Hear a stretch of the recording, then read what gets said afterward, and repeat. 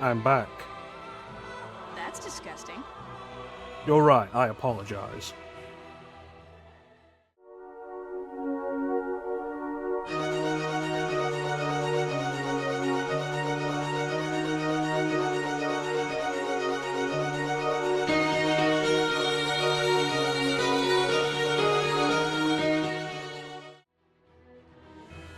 I'm back again.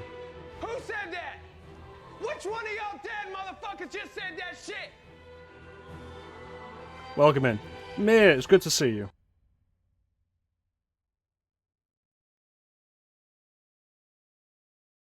What's gonna happen to us?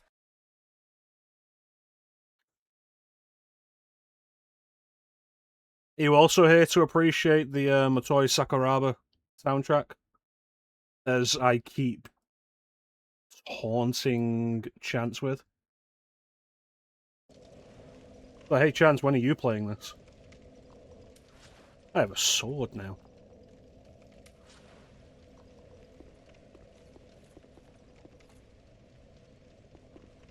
Ooh. You know, Sakuraba, that guy that Chance was like, I want to play all the games that he did a soundtrack for.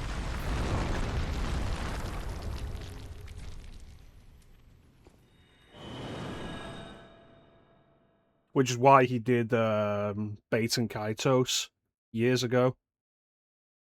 I think he was intending to do all Eternal Sonata for that reason.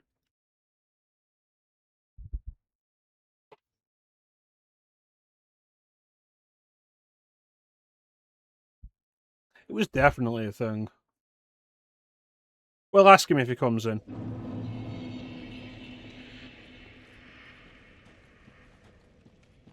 So how you guys doing?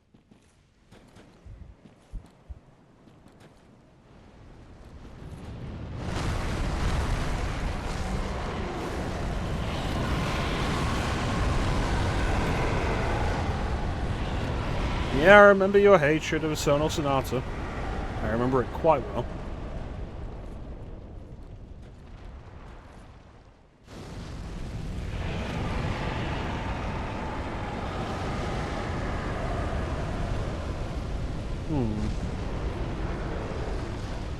This seems troubling.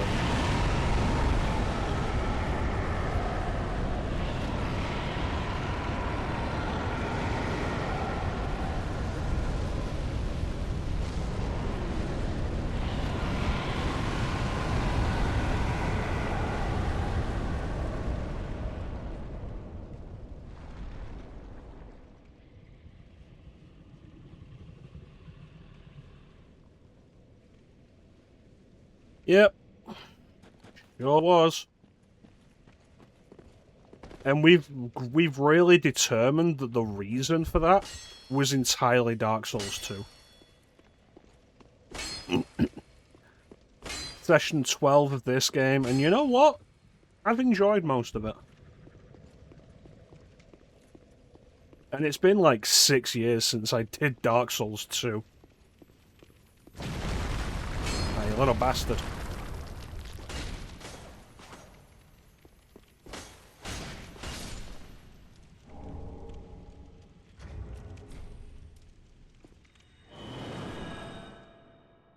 And like I was saying to Clem, because like Dark Souls is unfortunately kind of tied to the stream, the history of the stream.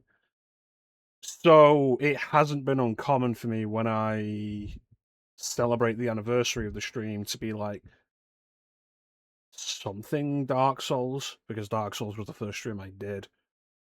So like we did a single session of Dark Souls Remastered at one point. Last year we were like, let's give Bloodborne a shot, and I hated it. And this year was like, I'd been speaking to Clem and I was like, should we... I'm debating giving Dark Souls 3 the full try and try to push through it. And then I'll be the only person you know who has streamed all of the Dark Souls trilogy. And Clem was like, fuck that, and decided to stream Dark Souls 2.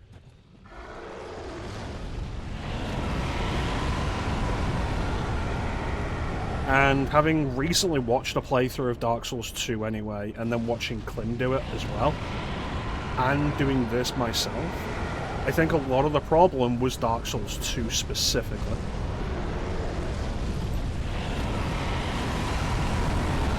I don't know what I'm doing with this.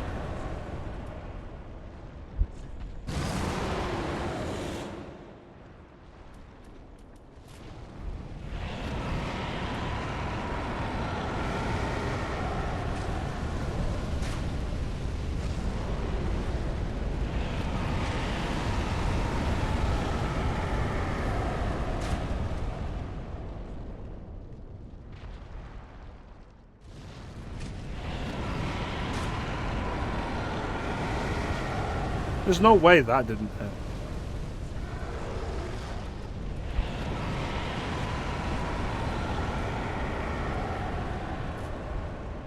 Yeah, like, it depends who you ask. Some people prefer Dark Souls 2 for some of the things it does, and hate Dark Souls 3. Some people prefer Dark Souls 3 and hate Dark Souls 2. I found myself very much in the latter category, where this is the real sequel that Dark Souls 2 probably should have been. And I've mostly enjoyed that.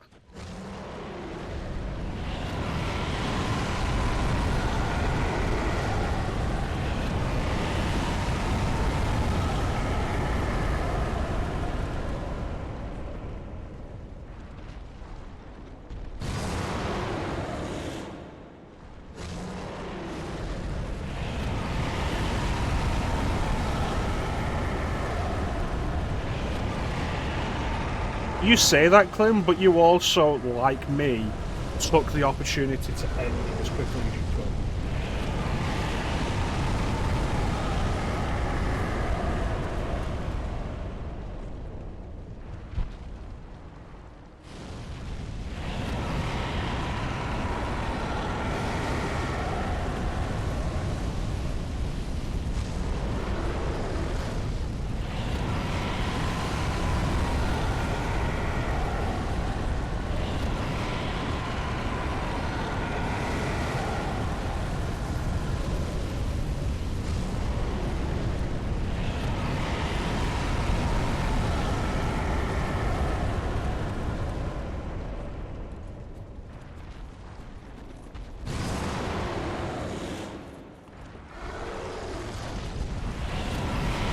My cunning plan worked. And people think I'm just a pretty face. I'm actually quite oh shit!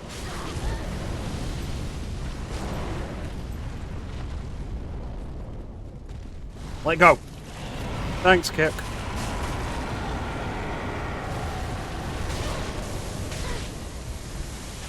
What the fuck is that?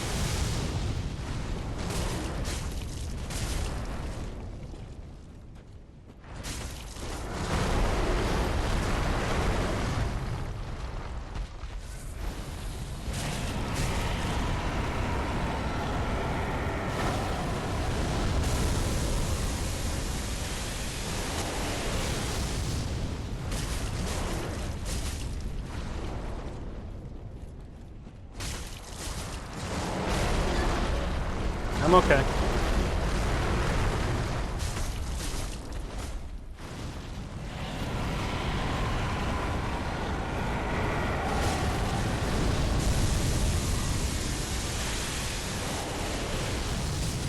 That is wild.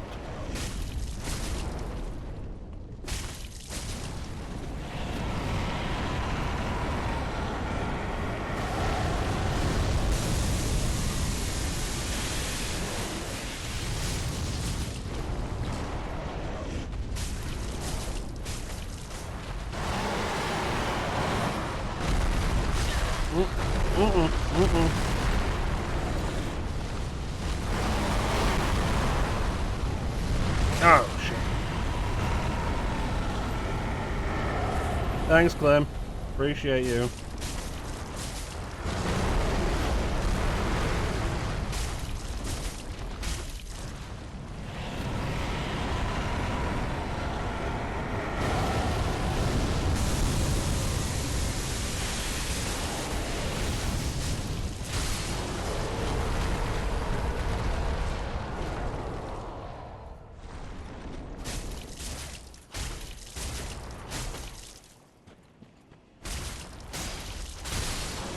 I'm still standing better than I ever did.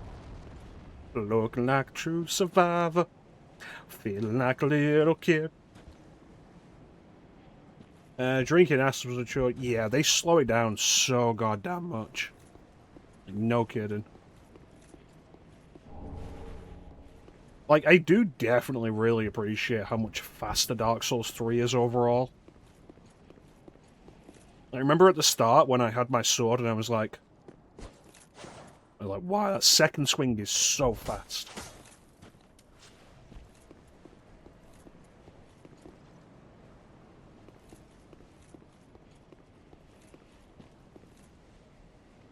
I don't think it's dead.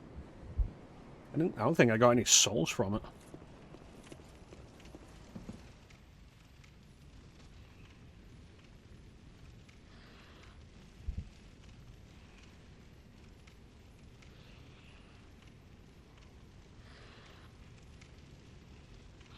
Definitely hear something.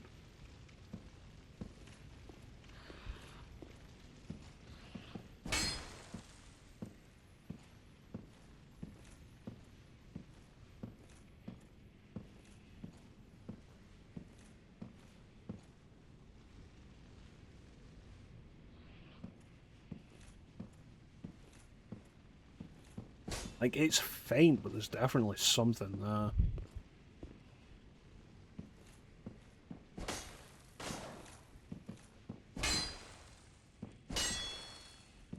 Like the regenerator breathing in RE4.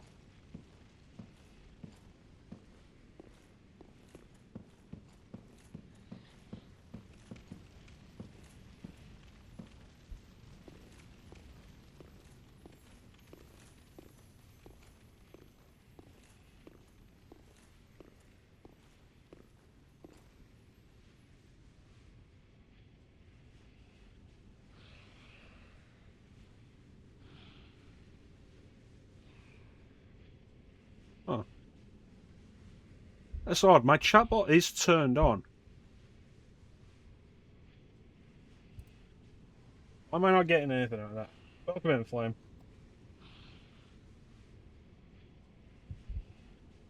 Didn't realise it didn't do anything for Clem either.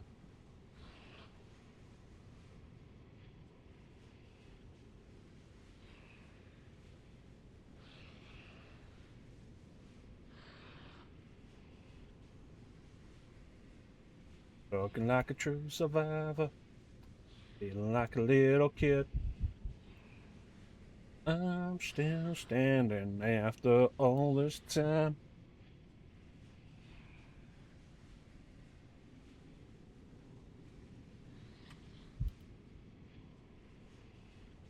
I always hate reauthorizing this. It worked fine earlier today as well.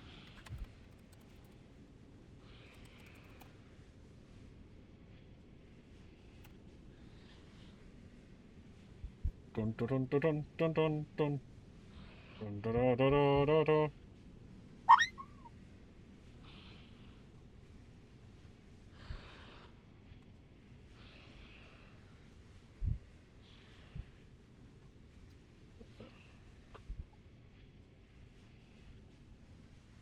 Good. Connect. There we go. I should really move it over to this screen so I can use it without. Alright.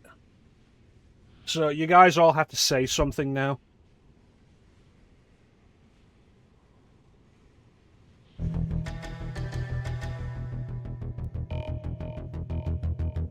There it is. Yep, my notification theme.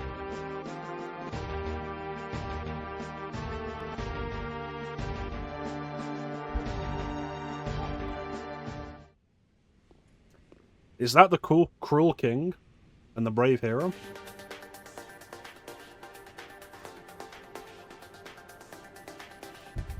Excellent. Yeah, the notification theme on my phone is the Final Fantasy VII Chocobo sound, which everybody at work hates. And I'm like, fuck you.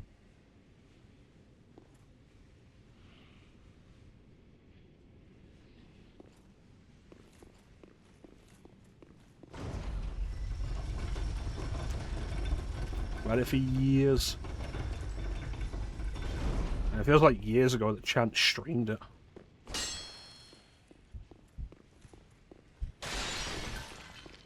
Yeah. I did change... Are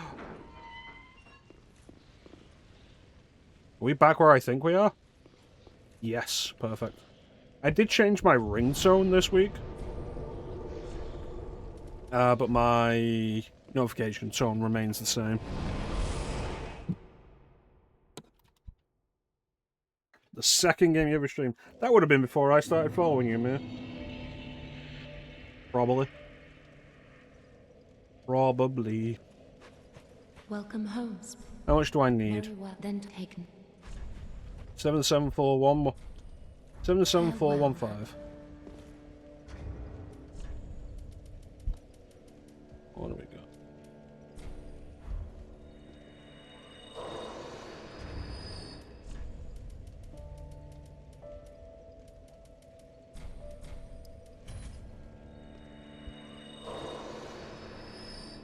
Perfect. Welcome home, Ash. Very well then taken. Yeah, I watched Chance stream it, and it didn't look like my kind of thing.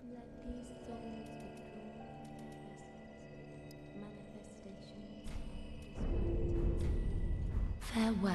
But I feel like I don't vibe with a lot of modern turn-based RPGs like that.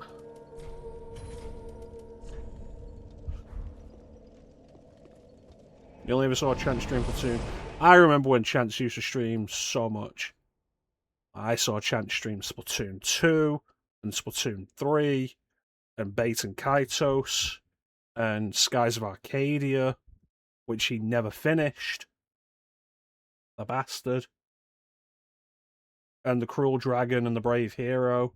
The Cruel King and the Brave Hero.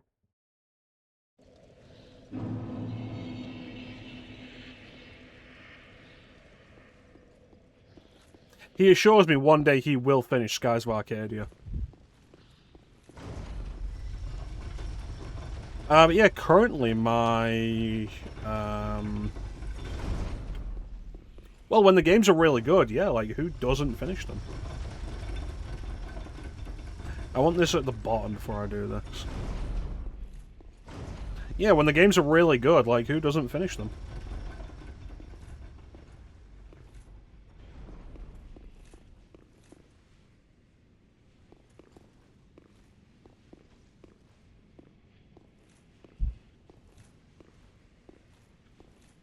I mean, I would never ask you to finish Eternal Sonata, man.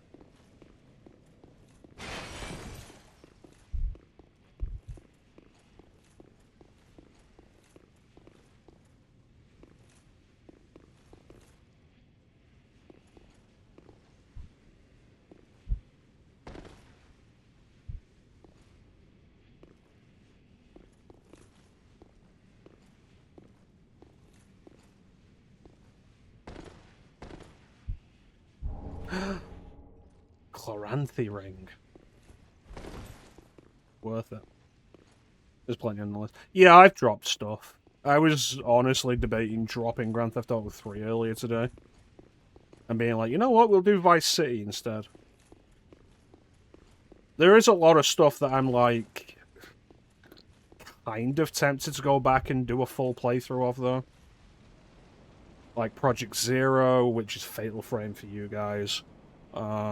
Alien Isolation, which is Alien Isolation for you guys. There was other stuff.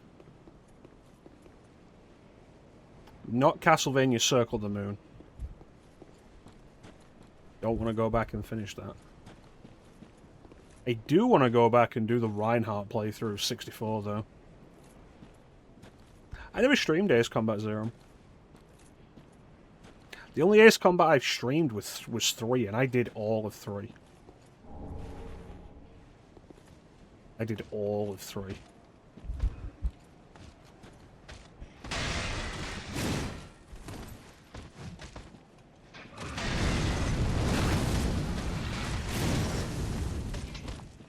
Got your back.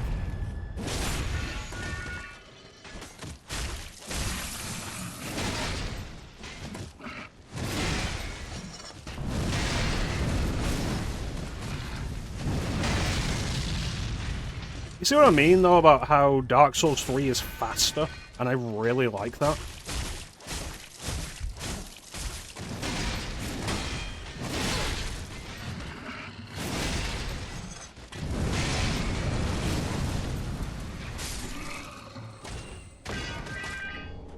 Ah. Paired swords. Yeah, I remember you were doing Ace Combat 5. You've got that clip of it, where you just suddenly died out of nowhere. I remember things. Some things. Not all things.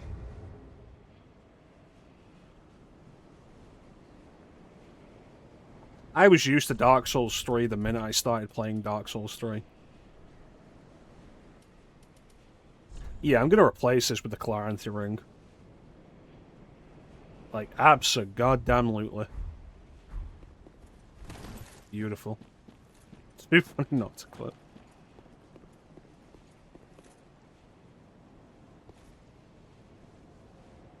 Yeah, I don't know if I'd ever go back to another Dark Souls game after this. This could well be my Dark Souls swan song. That said, I have said to Klim, like, if he gets Dark Souls remastered or Dark Souls 3 on PC, I will be down to do the seamless co-op mod with him as a playthrough. I would be super down for that. Do I have this? Hmm. Well, Bloodborne isn't Dark Souls. And after last year, I swore off Bloodborne again. Which is why I deleted it after finishing that attempt last year, and why it's back in my fucking library again.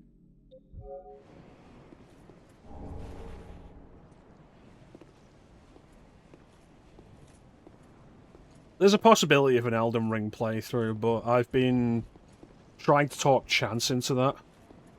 With Elden Ring being open world, I'm like, just by its nature, I'm less interested in that. But given that I've not played much of Elden Ring and Chance hasn't played it at all, I'm like, if you get it on a PC, we can get the seamless co-op mod, and because neither of us know like what's going on with the game, it would be a pretty interesting experience. Like Dark Souls 1 and 3 with Klim would work because we both know the game by this point. Like, especially Dark Souls 1. I know more about Dark Souls 1 than I really need to. And with this, like, I could go through this game again comfortably on co-op. The main thing I would want to prevent in a co-op playthrough is one person essentially carrying the other person and dragging the other person along. Because it's happened when I've tried to do Bloodborne co-op with other people who have played the game before and I haven't. Unknowing visitor, return from whence thou camest. The abyss runneth deep, by the king's decree. None may disturb our mistress's slumber.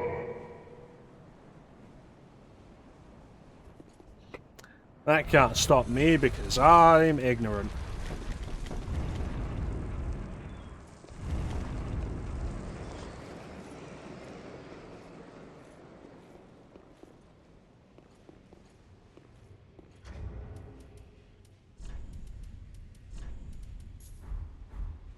Put this back on for a minute.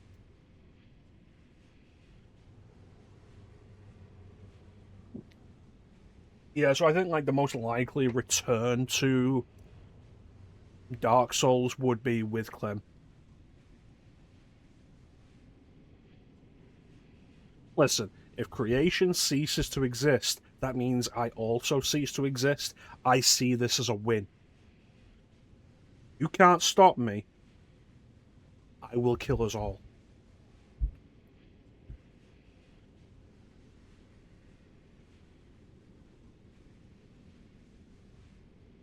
Yeah, it would take a minute to have a quick chat, though.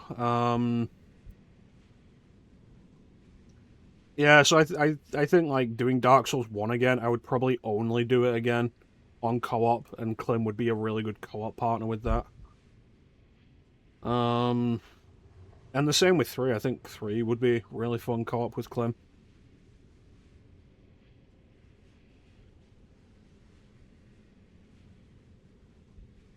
What about the SMT4 route where nothing exists in nothingness?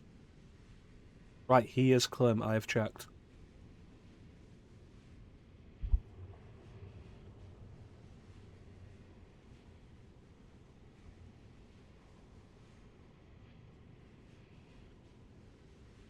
Yeah, I've been quite surprised with Dark Souls 3 because, like, with the exception of last session, where I may have just not really been in the mood and gotten, like, on top of getting frustrated with the way the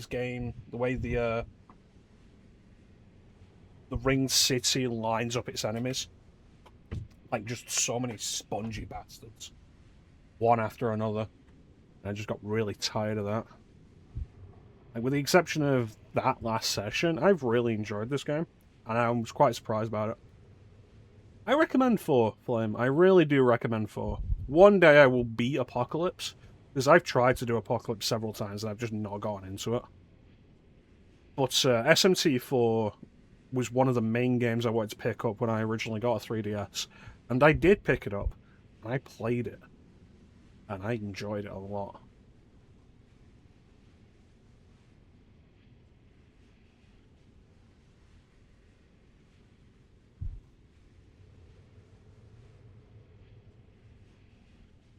I think looking back on it, from what I remember, my biggest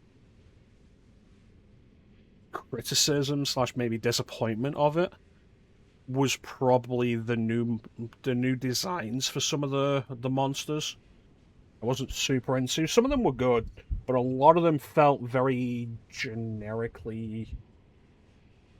Like, when you look at something like Final Fantasy VII Remake, or like a lot of modern games with the monster designs where they're over... Like, there's a lot of kiting, maybe?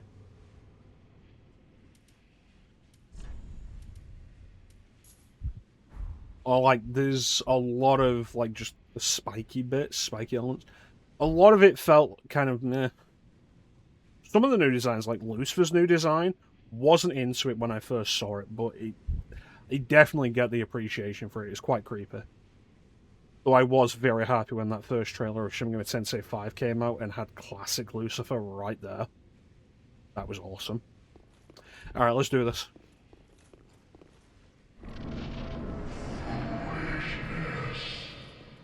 The king's decree is no trifling matter. I, Judicator Argo, shall deliver thee justice.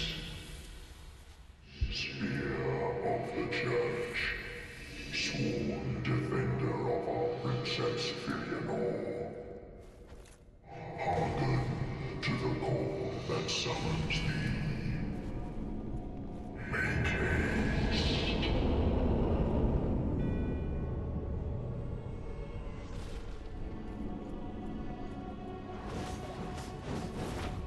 There's no boss health bar, and that concerns me.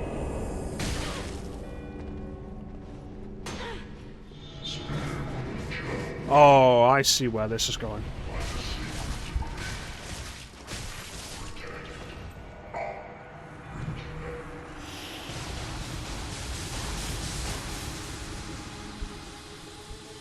Also, in my attempts to throw my fire bombs at the big guy, I wasted 2 Estus. Listen, pal, that is clearly a sword.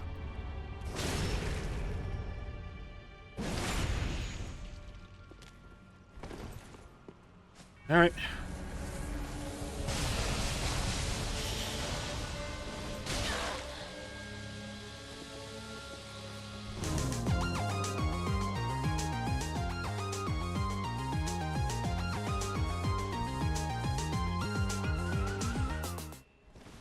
Hey, Ben. I'm glad I'm not playing online, because PvP in this game is awful, because the netcode's shit. It's like that, you bitch.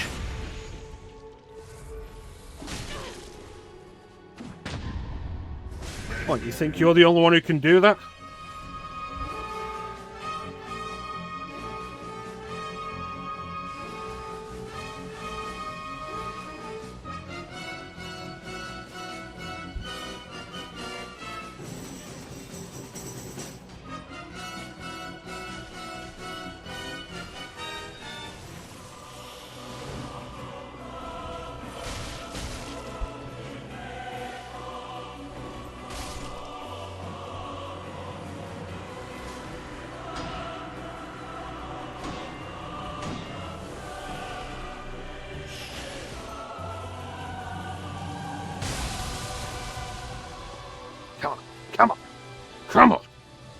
Thanks, Kick, for not coming out.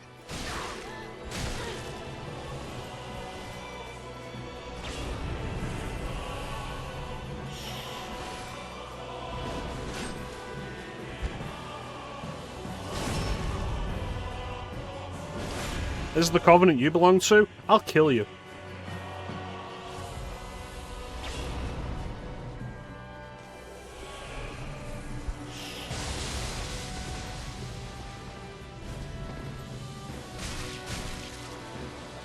Can't parry with a bow out, you stupid bitch.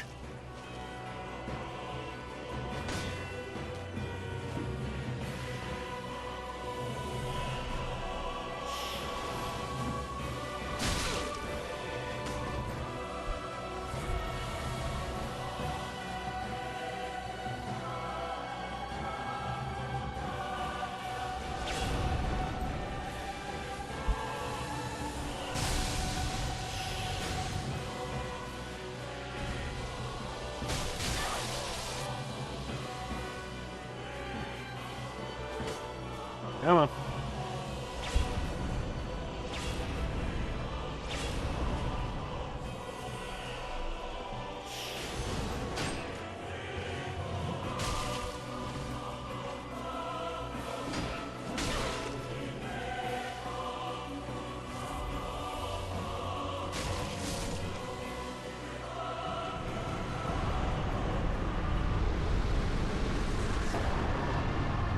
Let's try.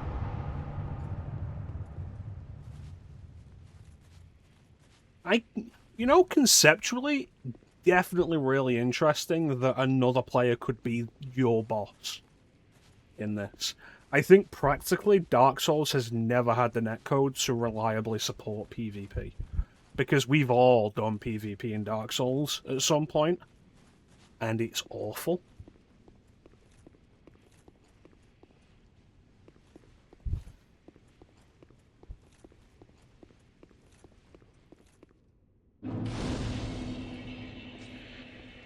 How you doing, Ben?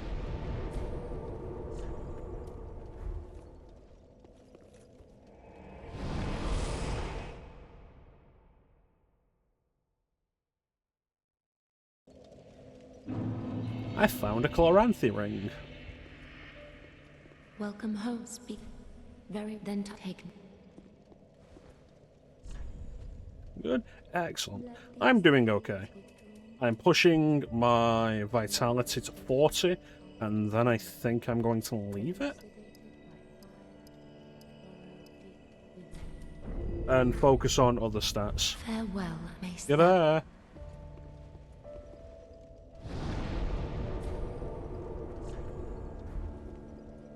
Yeah, I'm doing okay. I'm glad to be able to stream again after last week, which was... well, you know what last week was like.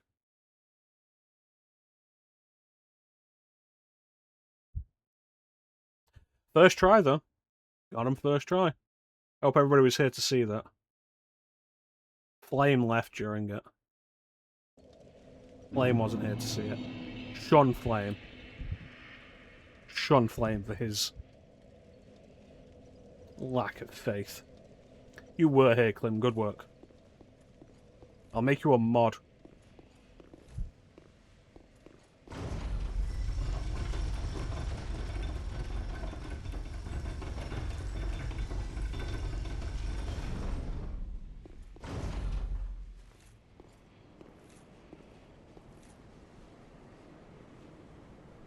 Man, if I go up there and Dracula's in there, I'm gonna be so happy.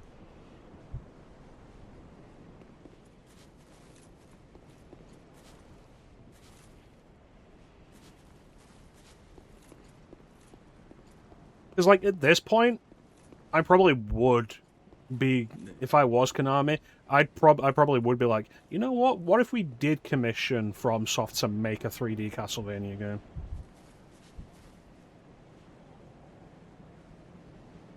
And never play it again. So you don't know what's up here.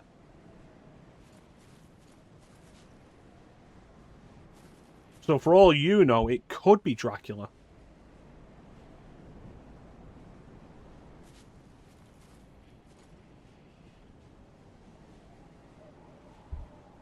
I've really not enjoyed being in this place. Like, honestly, fuck this place. I tell you, it's Dracula. I'd be happy if it was Dracula. Is it Dracula? Are we gonna fight Dracula? Rapunzel? Hmm.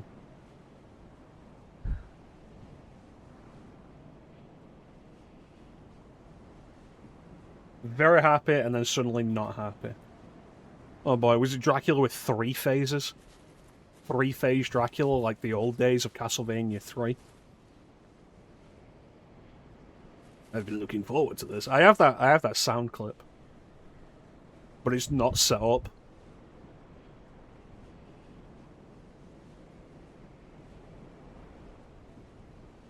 Going into theatre mode. Give me a second.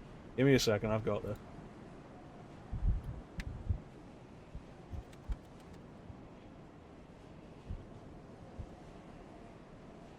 Because it's in a different folder from the regular sound alerts.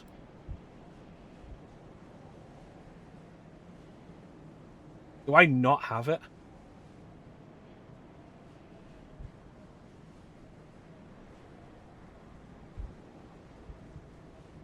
I don't have it. I should get it.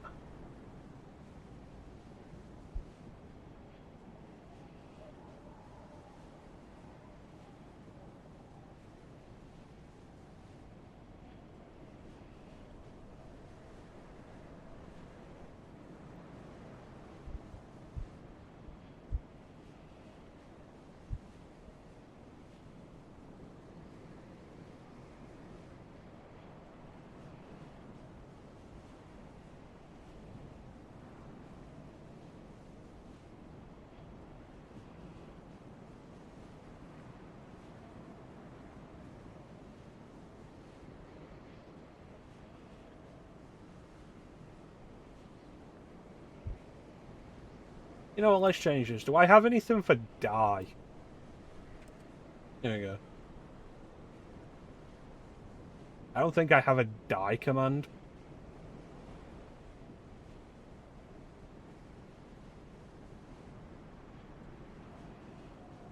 Giant dragon. Midnight? No, I don't. Minor? I do have die monster, but it's not exclamation mark die. Here we go. Now, young Skywalker, you will die. No, I'm not gonna keep that one.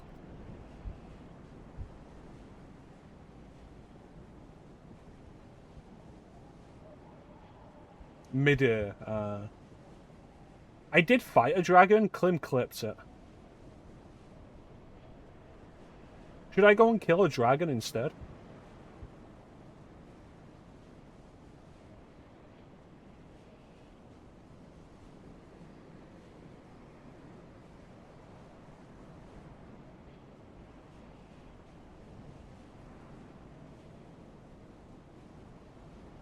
Here we go. Change it to exclamation mark hate. Your hate has made you powerful. There you go. That's perfect. Exclamation mark hate. Your hate has made you powerful.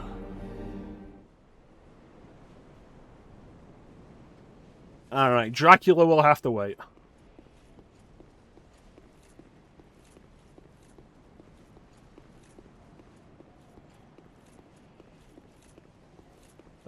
I'm gonna regret doing this, aren't I expect you'll get use out of that sound alert very soon.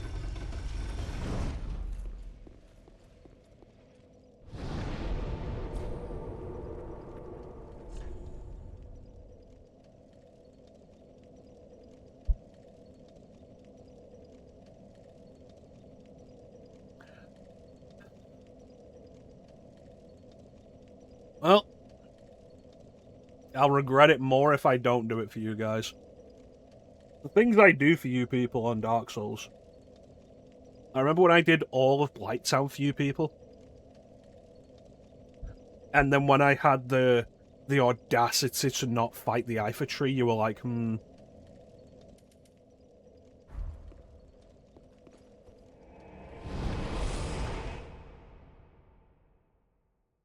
I love Dark Souls 1 Easter eggs. Because I remember Dark Souls 1. I played Dark Souls 1. I love Easter eggs that I can recognize.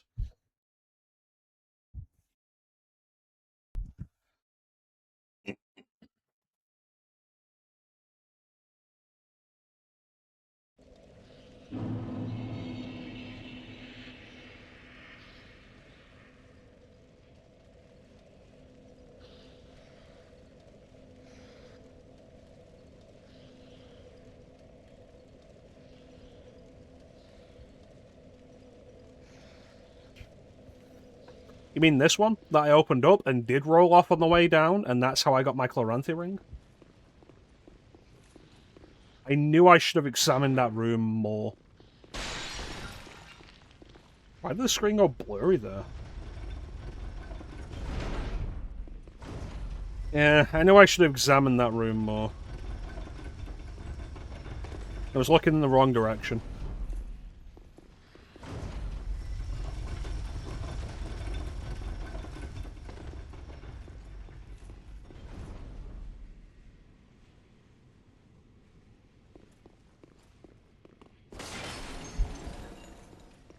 Boy. Boy, that felt risky.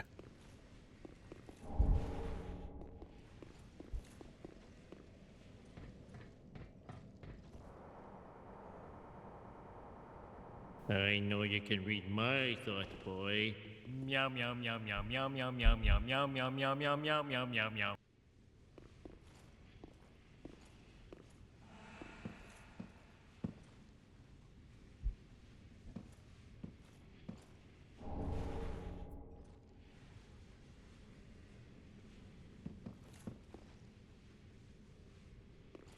You'll give me 3 tries. There's a sword there. That looks like a nice sword. Huh.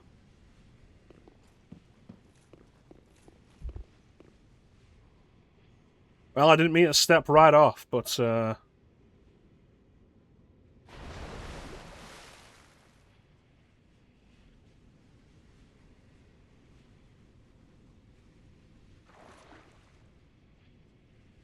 I wasn't going to summon. We've come this far without summoning.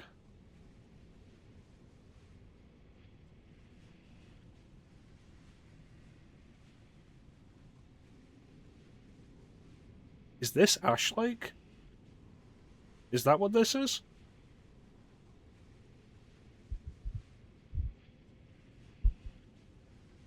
The summon makes it hard. I know that summons, they rebalance encounters for summons, so they do make them somewhat harder for it. What is this? Maybe I'll figure it out as we go.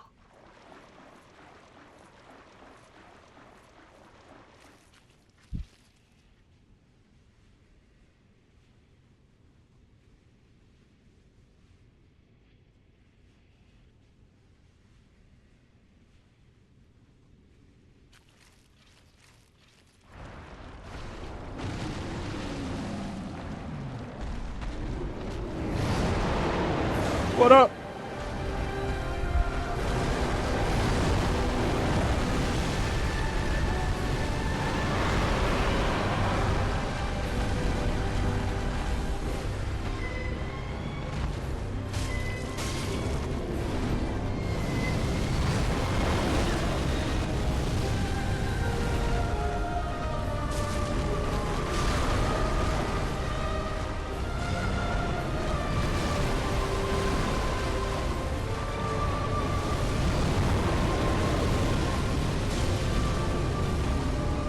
The crystals are interesting. Yeah, saw that coming.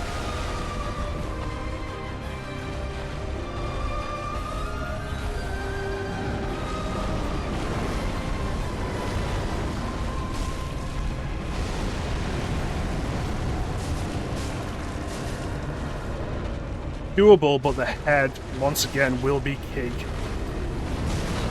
Which I don't think I'm going to get a good shot on.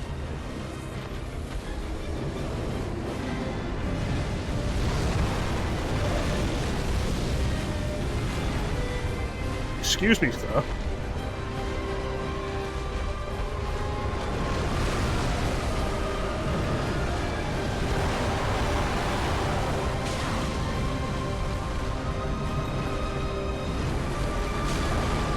Yeah, I knew that was coming.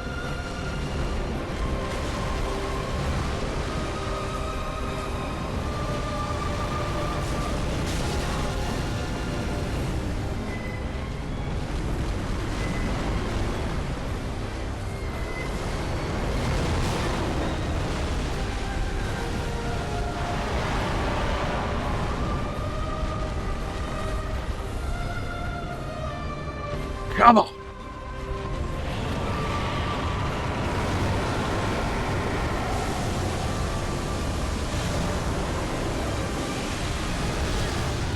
Oh, that's cute.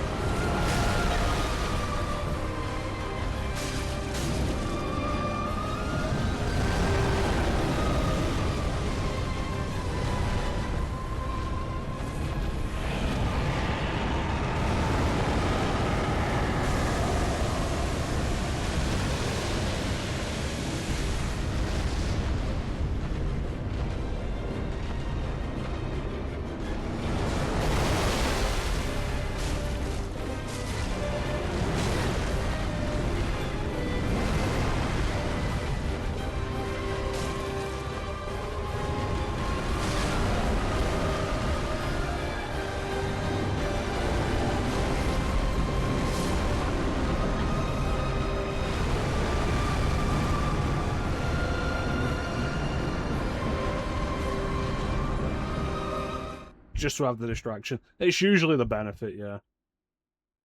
No, the laser I was already aware of. I'd taken note of it when I was fighting this thing on the cliffside.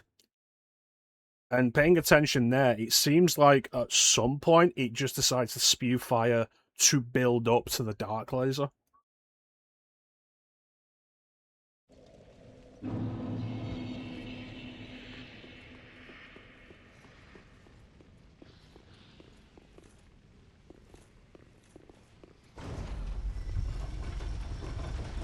That side.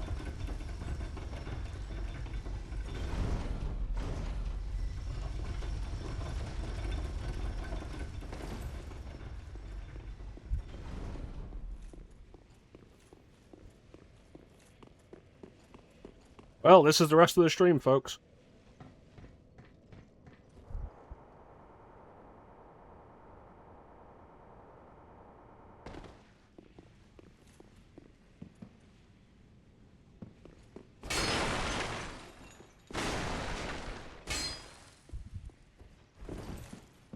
I want that sword. That looks like a nice sword.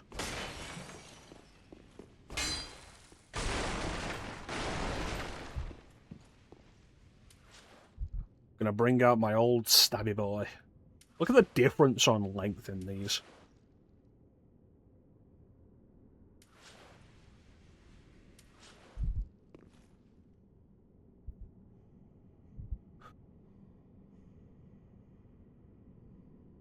Okay. Round 2.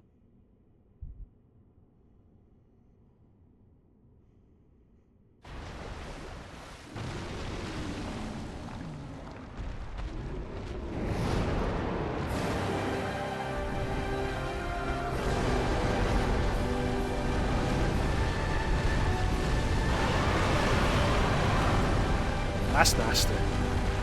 Like, I don't like that he's combining that with it. I don't like this combining the fire breath with physical attacks.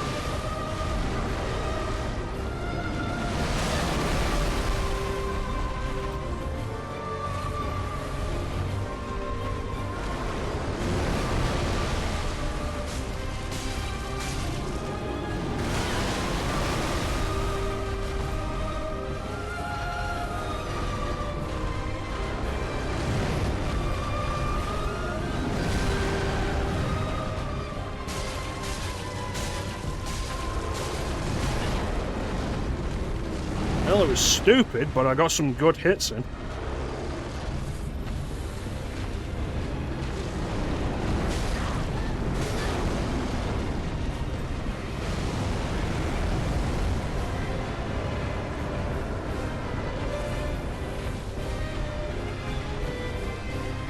I don't think stamina is actually going to matter that much in this fight.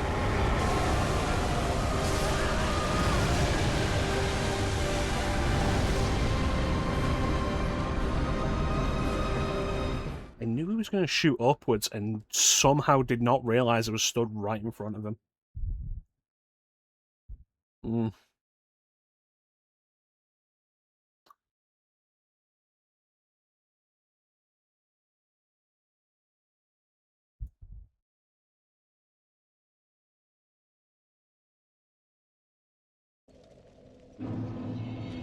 Yeah, so I don't think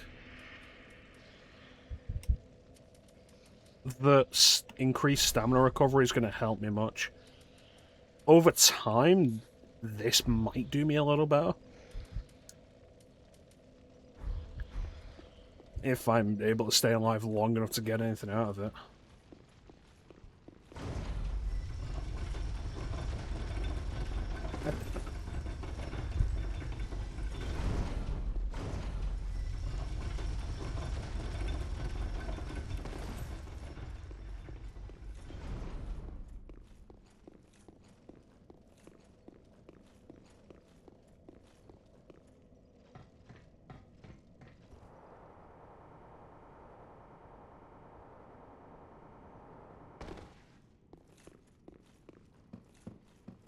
I lost my souls and I didn't even remember. I completely forgotten they were even down there.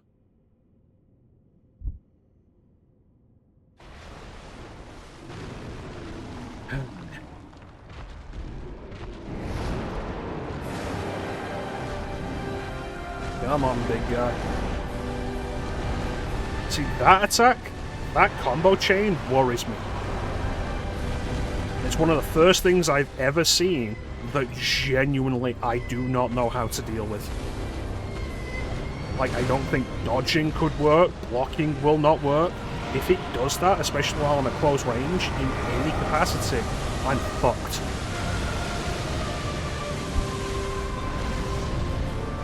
It was only like 11,000 souls.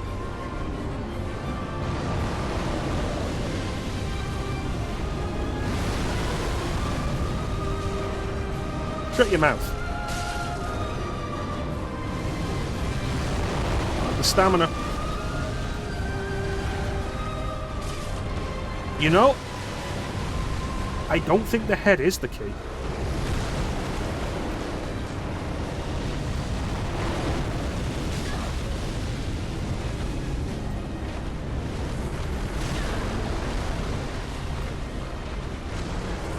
I think the head might be a mistake.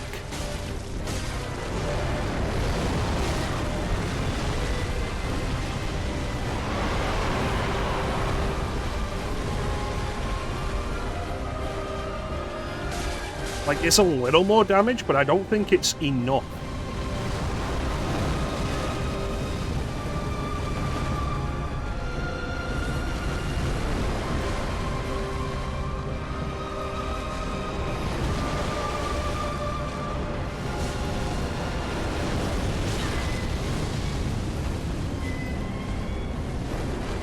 That said, given the danger of being anywhere but its head anyway,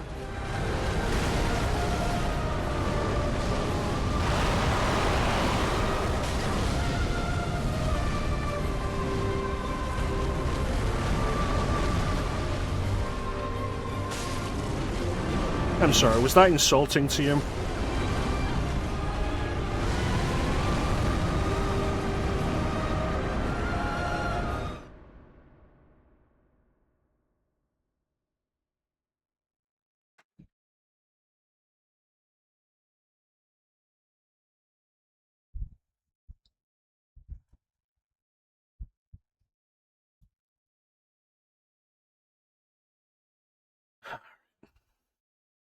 That's the 3.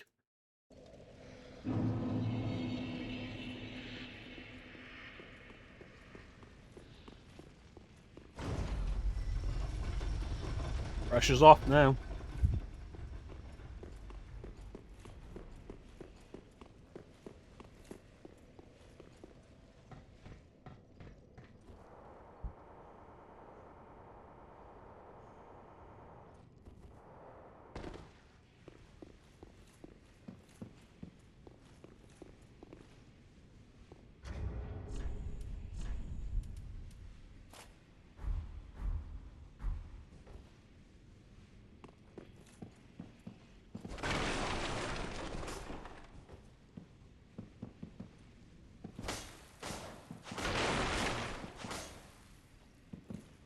Mostly vertical slices. Different to that. Might get more use out of it. Having the grass crest boost, not a bad thing. Estus want it. I'm not getting enough healing as it is.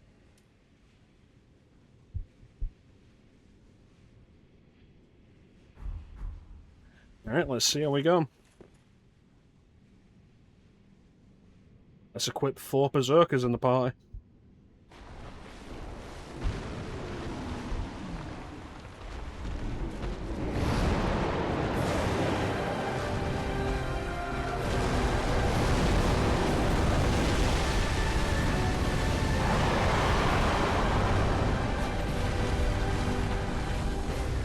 You missed.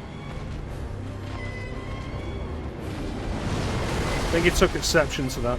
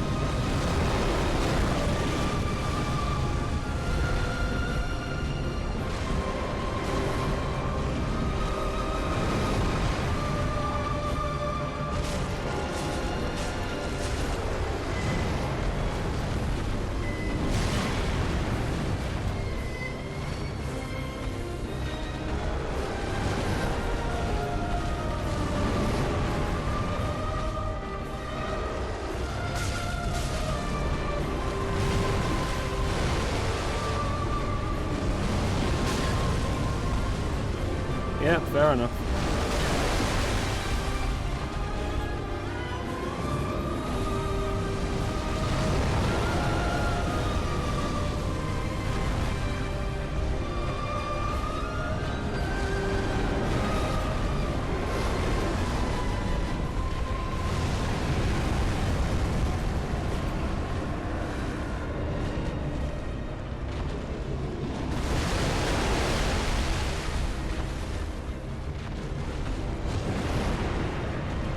You know, I feel like what makes the head worth it isn't the damage you do to the head, it's that it reduces the amount of attacks it does to you. Trying to attack the legs makes sense, but there's not really a good way to attack the legs and avoid its breath attack when it stands up and breathes down.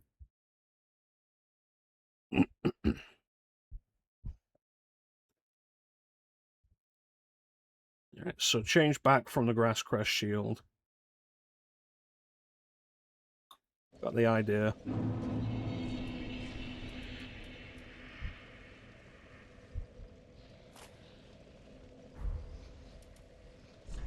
Stamina will be important.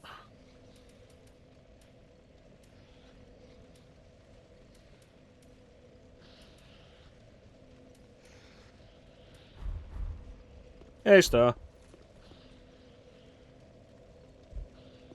You believe in me now? You said you believed in me before. No, we ended GTA 3 and now we're playing Dark Souls. Oh, Clem, you can't set me on this path and then not stick around for the conclusion.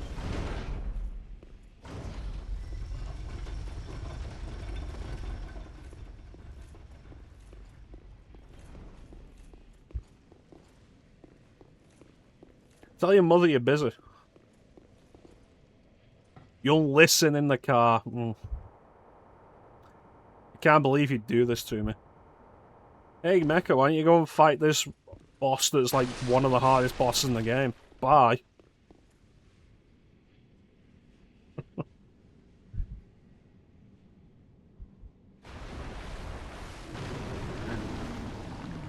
Bane also wanted it, uh-huh.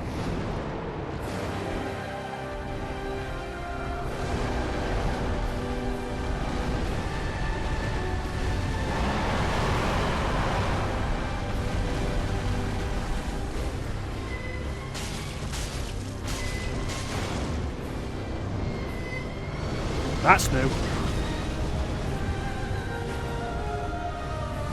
That was different.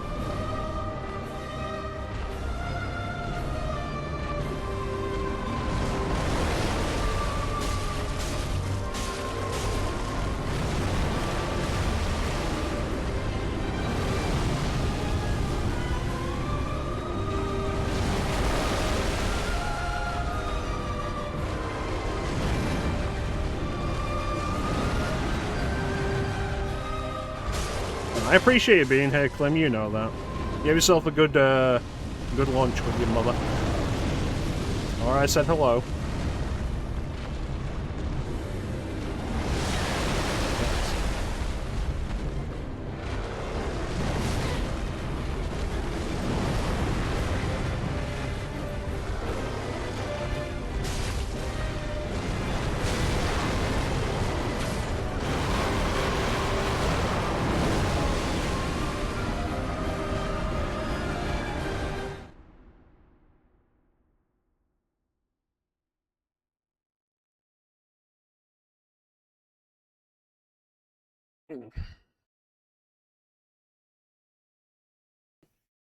This has been, like, so much of Dark Souls 3. Of, like, dying to bosses while still having plenty of Estus. Like, I feel like it was very different in Dark Souls 1, where a lot of times death to bosses was when you ran out of Estus. And in this, that really hasn't been the case. It's rare that you actually get down to 0 Estus. Or it's been rare that I've gotten down to 0 Estus.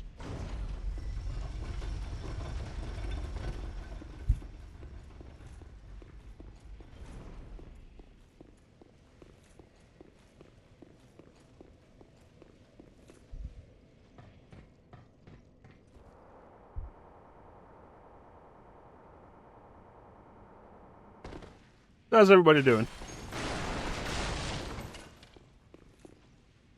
But we're going to do this again. Hey, it's Nelson.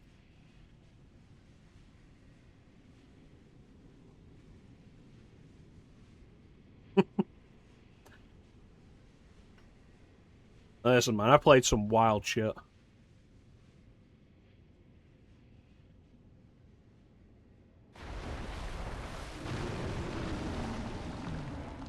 How you doing, Nelson?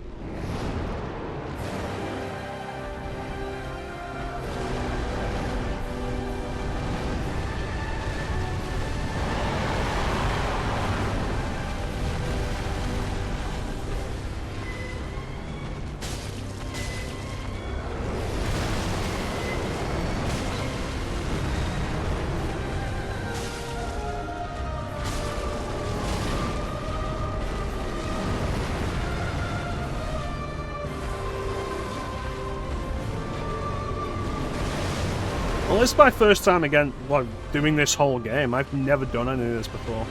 And I would have missed this. But my mods who have played this before were like, you should do this boss first.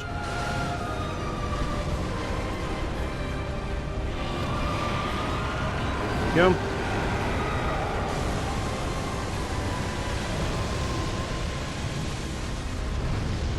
Excellent. I appreciate you being here, Nelson, especially while you're working.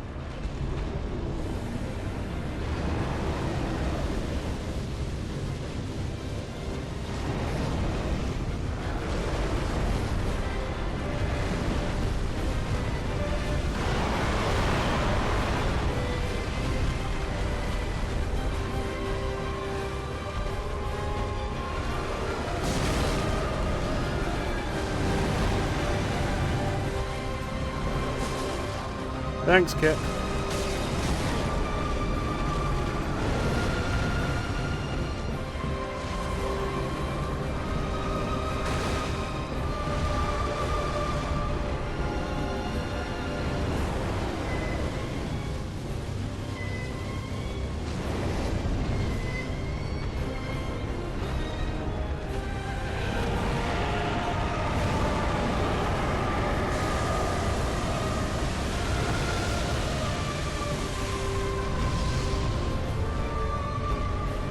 I've played a lot of games in my time, and I don't think any game really captures the same feeling of fighting a dragon as Dark Souls has.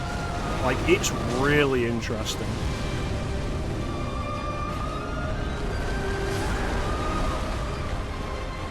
The Klimmobile.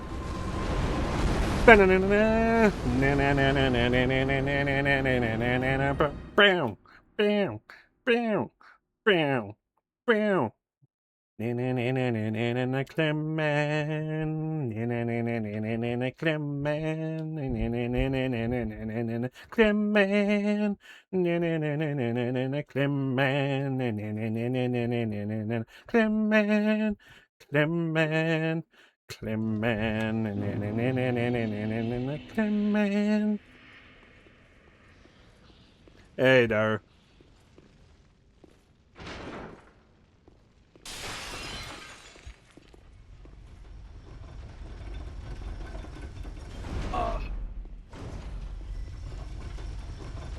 There we go. Made it. Well, we're doing this. I was all ready to wrap up the DLC, and I was told there's a boss that I haven't done that's a painful boss to fight. And so I had to take that challenge. And now this will be the rest of the stream.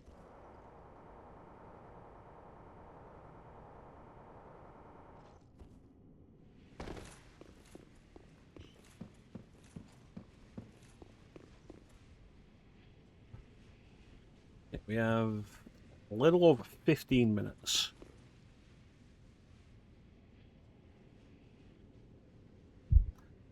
The highest life pool? Wow. Would not have realised that.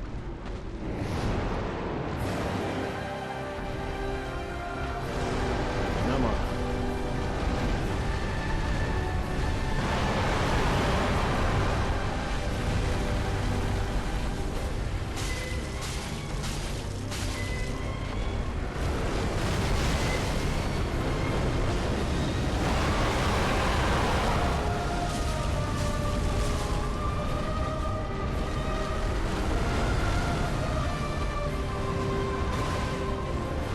That was the coolest opening to this boss fight you will ever see. The main boss is also hard. Good. I'd hate to feel disappointed after this. I'd hate to think that the DLC blew its load with an optional boss.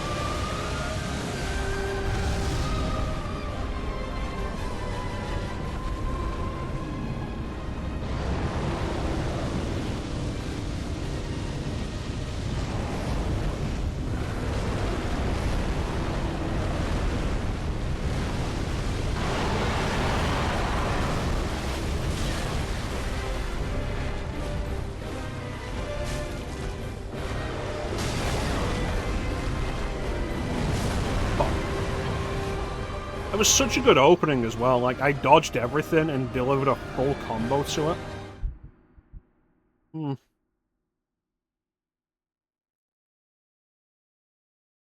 Game.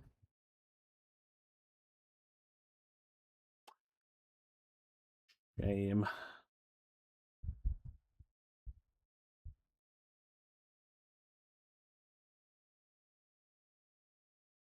I was all ready to fight Dracula as well. And go in there, I was going to kick Dracula in the dick again. Like the cheeky bastard he is.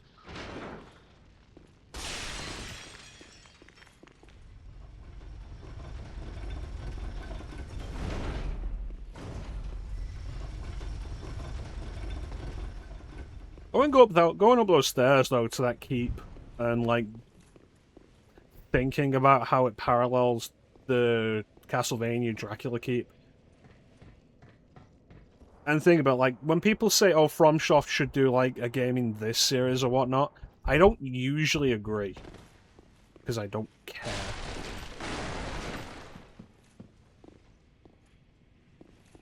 Like, FromSoft probably could do a really good 3D Castlevania game.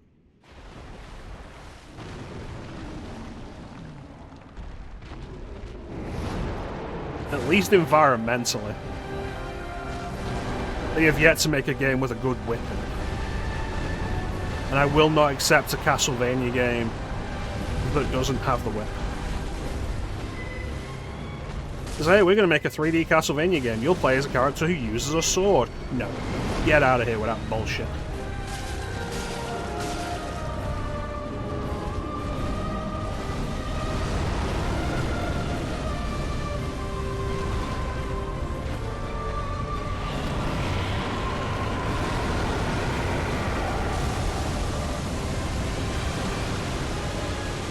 I still think the presentation of that breath attack is super cool. The way it really seems like the dragon's shooting fire out to push the fire out to get to the beam.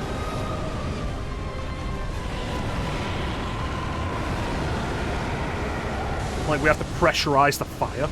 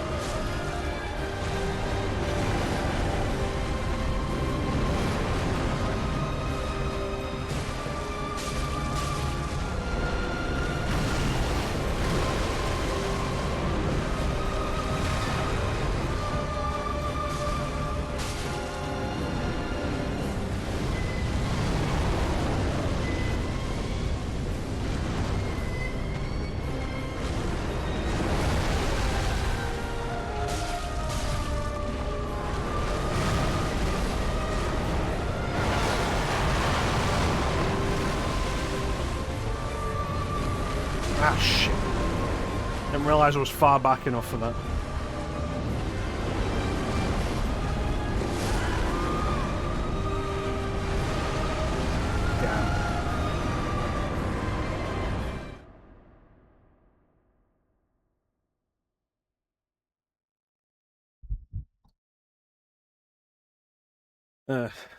Thanks, Nelson.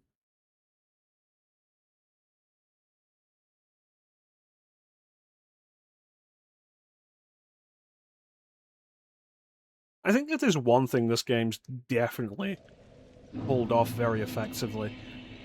Like, we're at 40 vitality now, and this is the best armor I have. Like, just all around. But it feels like generally I can survive, at best, like 4 hits from anything. And so it really has captured the idea of you being so completely outmatched without being gimmicky, in a similar sense as like a lot of other games where the idea is you have 1 hit and then you die. Alright, this is going to be the last try before the ad break.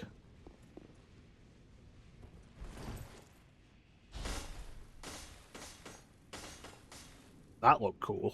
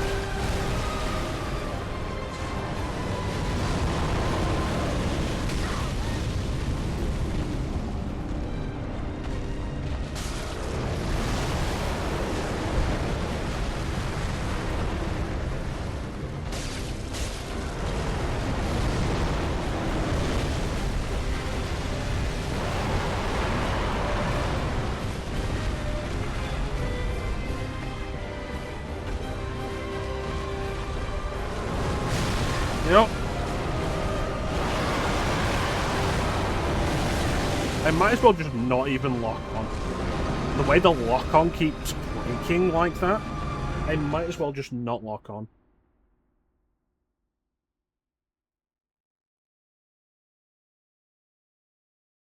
Mm.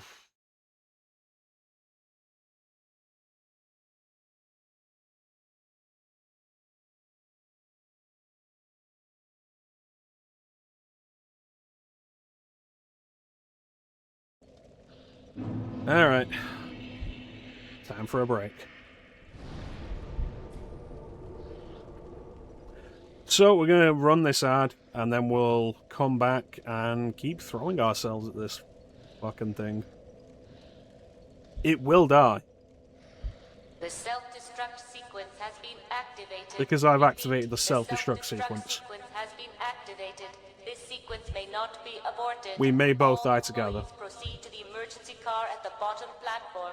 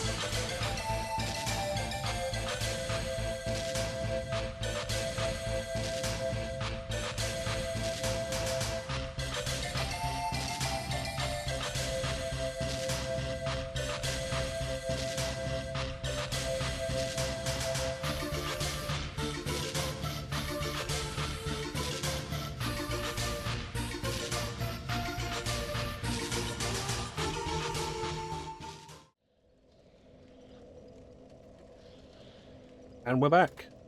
Failure.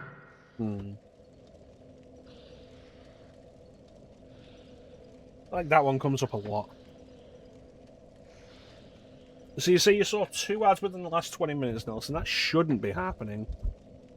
It's a big part of the reason why I have the ads set to run manually. It's supposed to tell me how long I have before ads will happen, and it disables pre-rolls.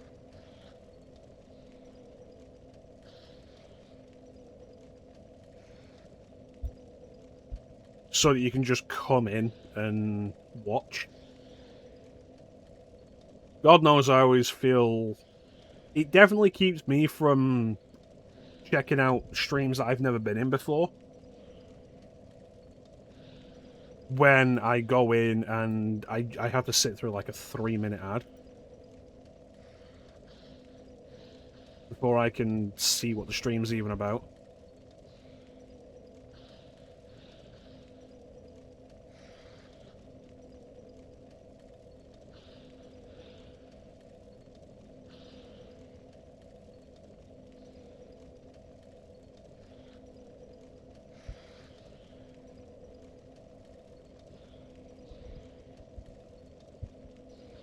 That shouldn't happen. Like, all pre-rolls should be disabled.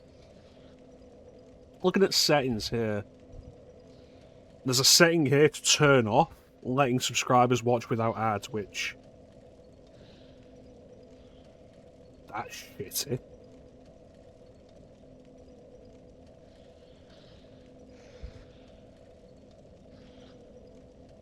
There we go. I'll turn this chat notification on. Chat notification when ad break is about to start. So now regular chatters can see it as well. So they know when the ad's coming up.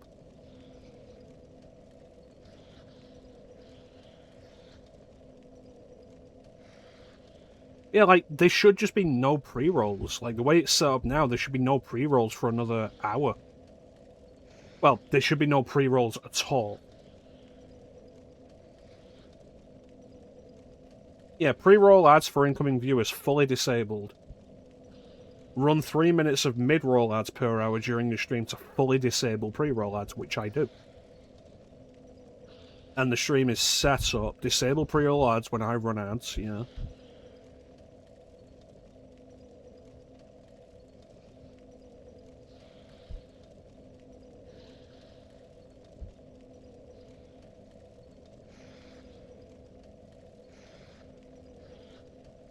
I don't like that. Let me know if it happens again, Nelson. Because there should be no pre-roll ads at all. It's why we have the brakes set up.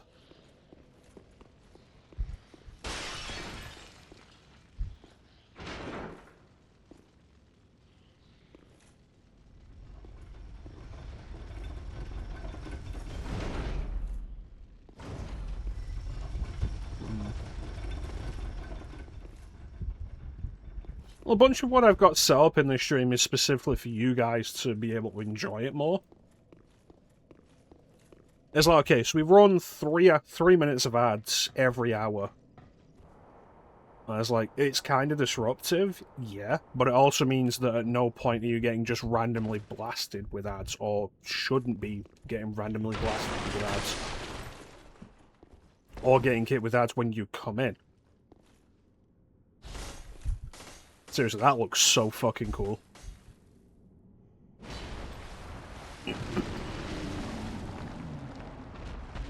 Alright, let's do this.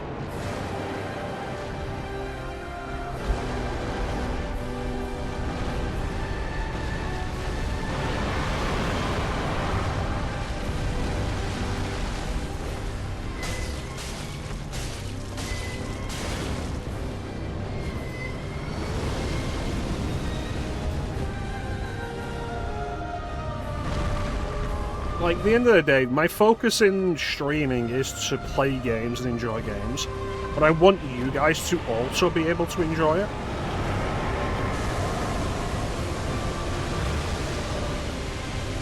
Because I enjoy having you guys here.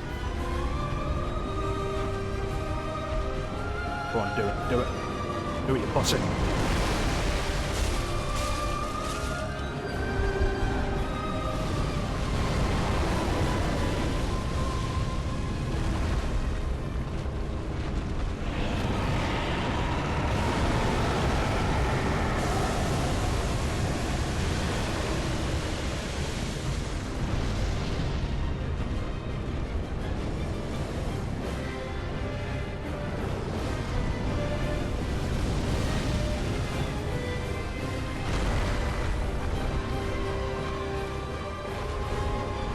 Come on.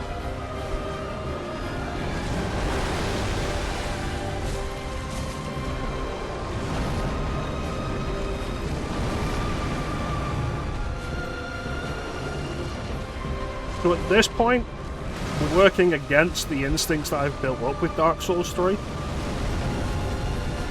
And instead of rolling into the enemy, we're rolling away from the enemy so I can try and keep its head visible to me.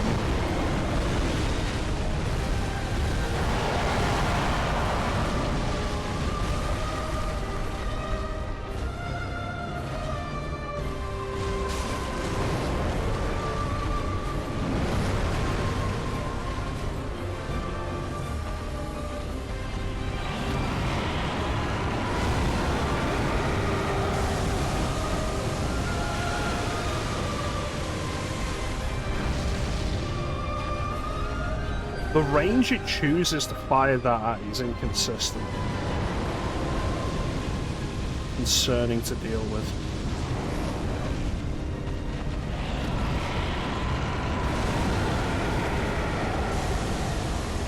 Vertical and then horizontal sweep. Sometimes that's closer, sometimes that's farther.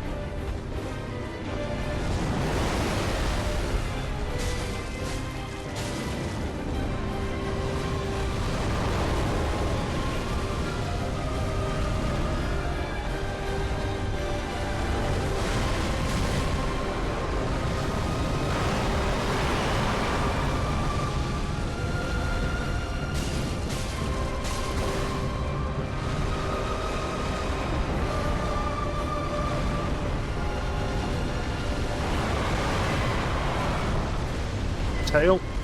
There it is.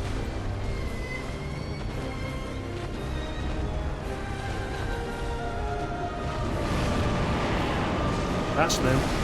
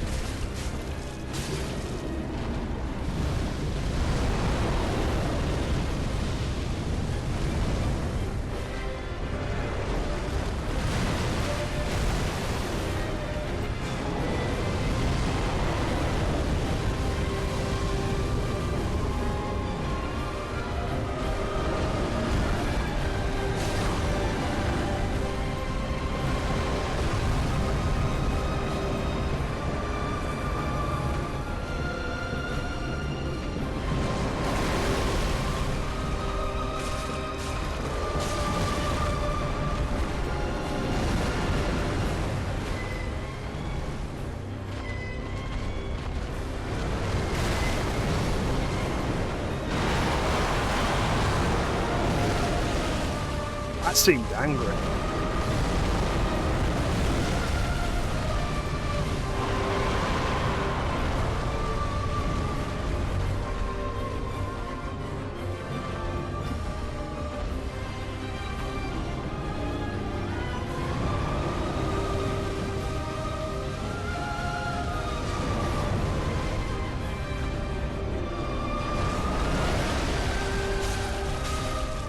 Why did the lock-on break there?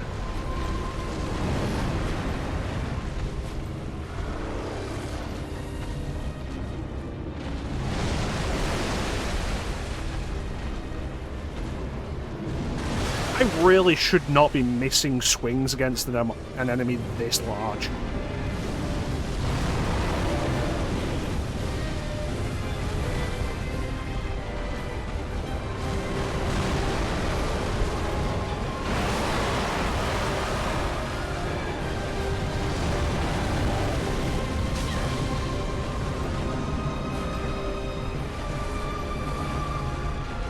Like, oh, you're aiming for its head and its head's a smaller piece of it. Its head is bigger than I am.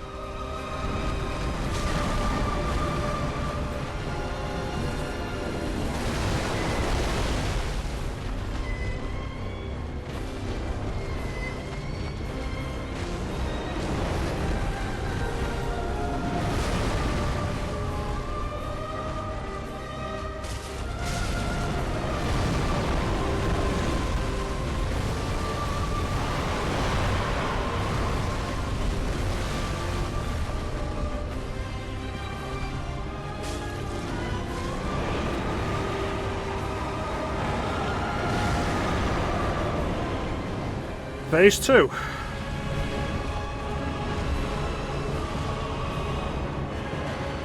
Ah, shit.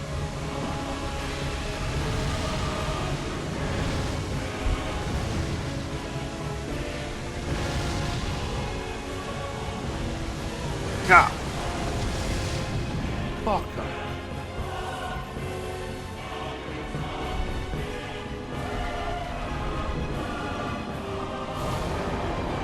Oh, fuck.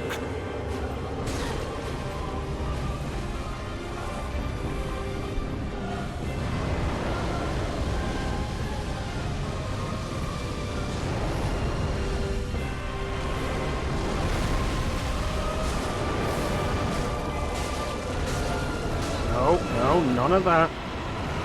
You take your darkness and you keep it.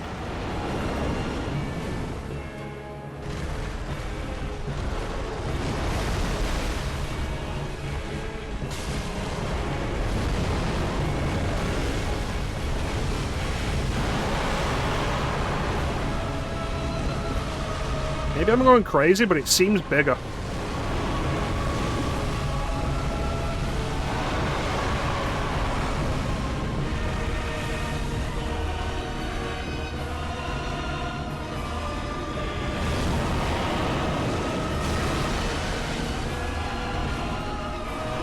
Well, this is it.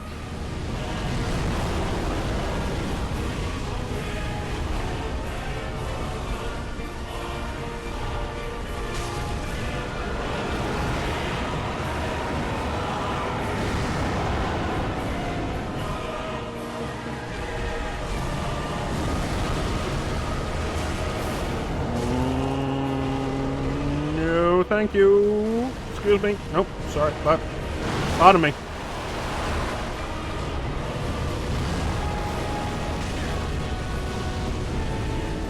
Yeah, I'm not doing this.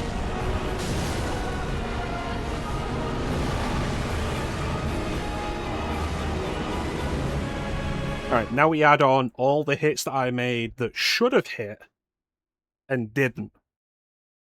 And let's work out if I should have won.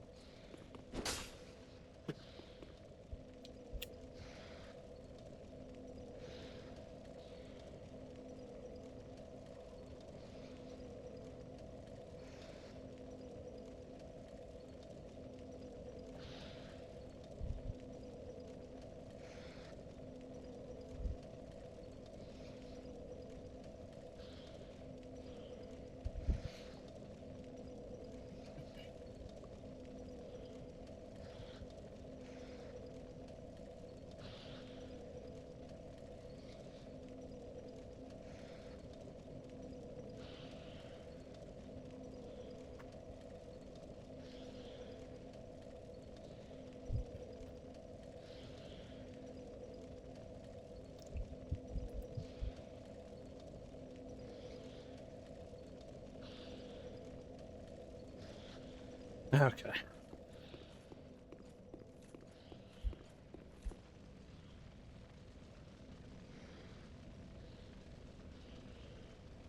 Yeah, I could not have done this in the heat. Like, it's a lot cooler now when I'm feeling myself getting overly warm doing this.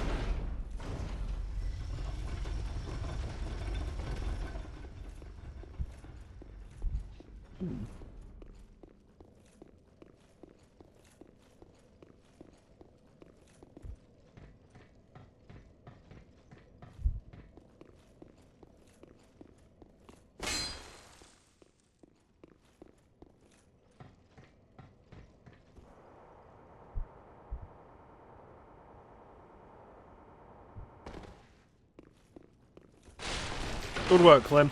I made it to the second phase.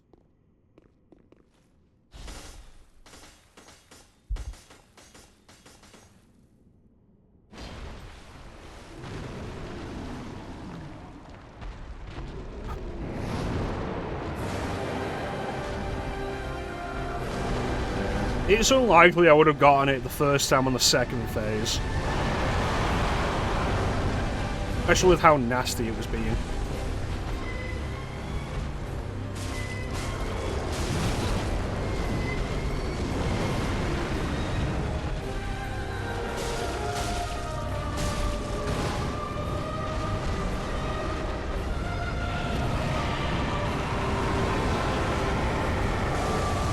This direction.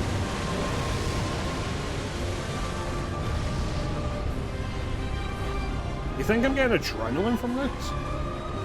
That feels concerning.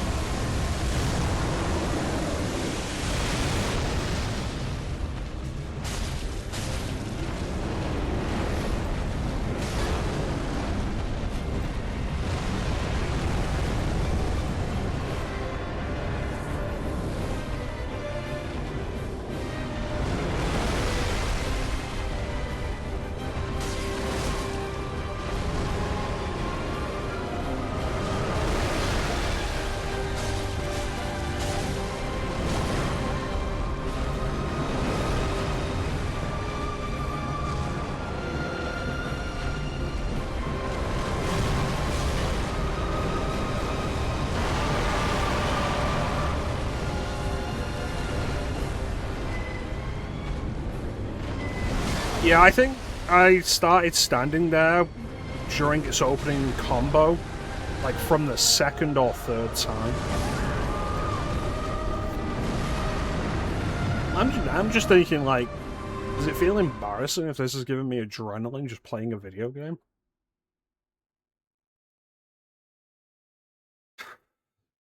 I think, like, impressive is one thing, but this boss just has so much health and hitting it is such a problem that it's just a sheer numbers game that I could not possibly have won.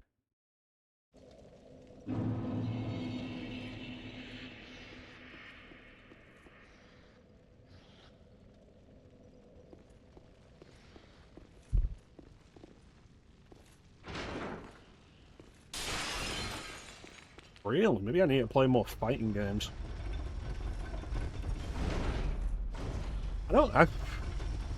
It's been so long since I've seriously played fighting games.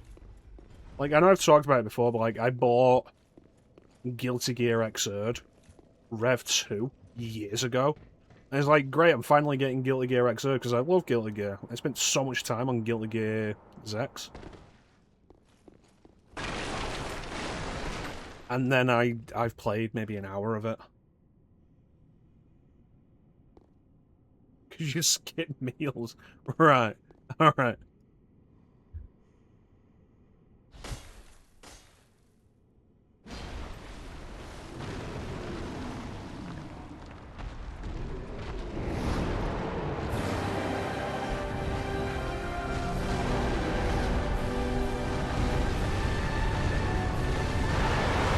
There's definitely a thing of, like, with how big this thing is, I should not be missing it with any swings.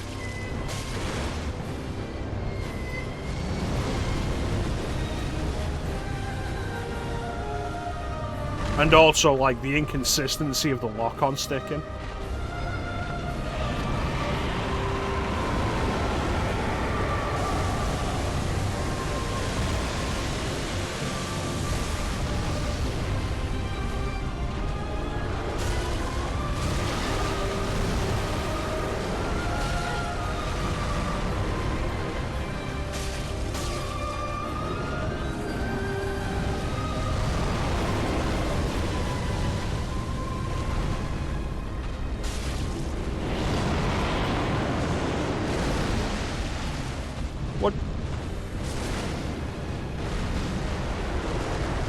What do you think I was going to get?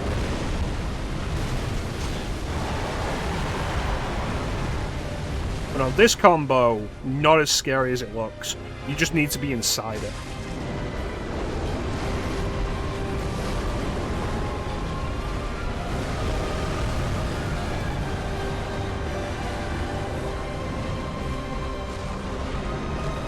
What gets me with the lock-on break is how inconsistent it is.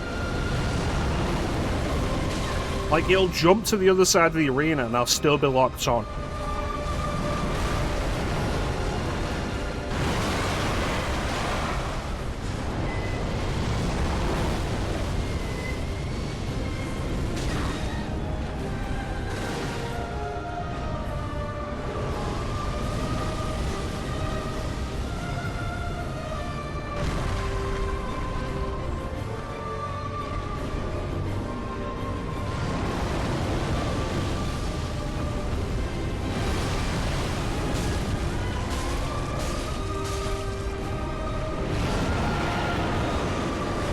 Listen, pal, the longer this takes, the more comfortable I'm going to get with hitting you in every stage of your attacks.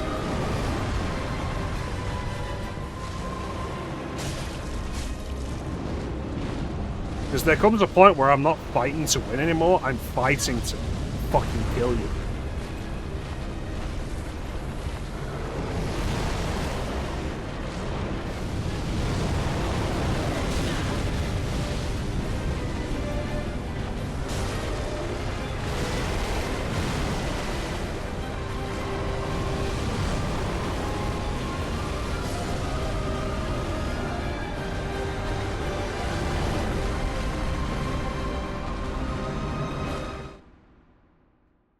Well, the combo itself feels dangerous and widespread, but, like, roll into his range and there's nothing he can do with it. And it seems like he's locked into the whole thing. Yeah, I have been considering switching to a big sword. I'm not getting huge combos off anyway. I still have my big sword. No, I don't. We have to go back.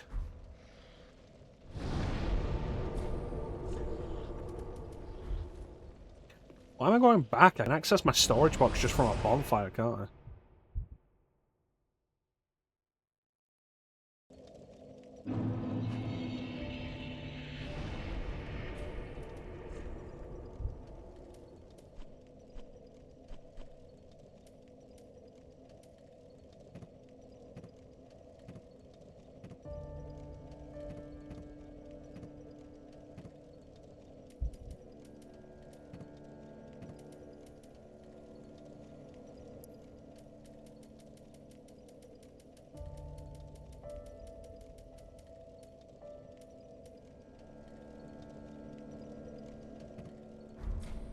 There we are, the Astora Greatsword.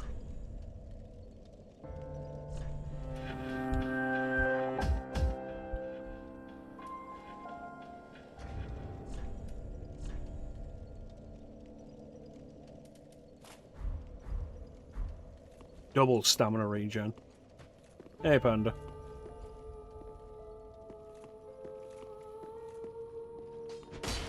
The issue with this is, again, I had this thought with the fight with the High King, the High Lord, Vodnir, with Big Skelly Boy.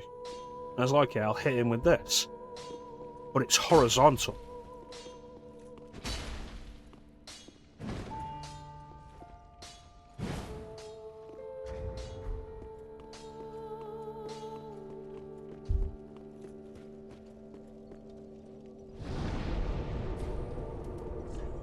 How you doing, Panda? Let me see, what is this? Ultra Greatsword? What about a regular Greatsword?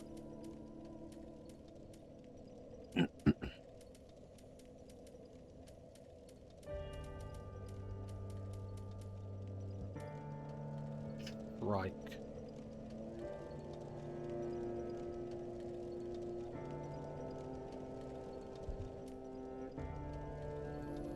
Standard thrust strike. Let me work on this. Just pull them out of the box, it'll be easier that way.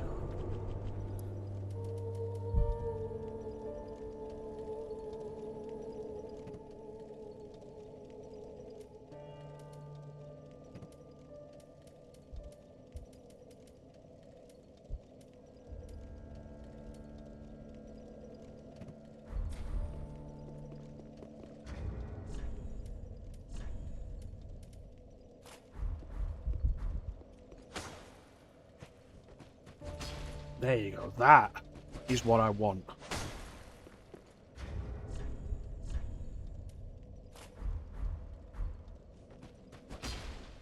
Oh, is the Black Knight sword going to be my MVP again?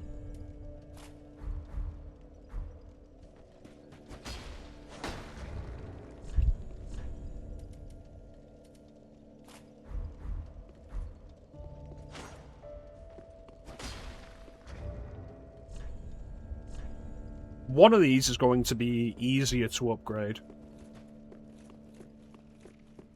So I'm thinking I'll go with the Black Knight sword. If I've got enough Titanite.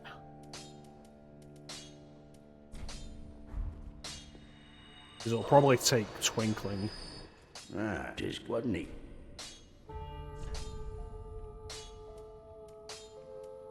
Yeah.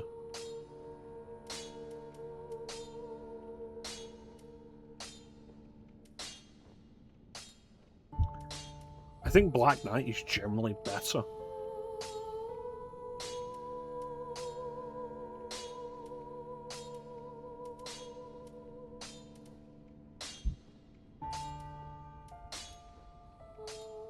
Scaling isn't as good,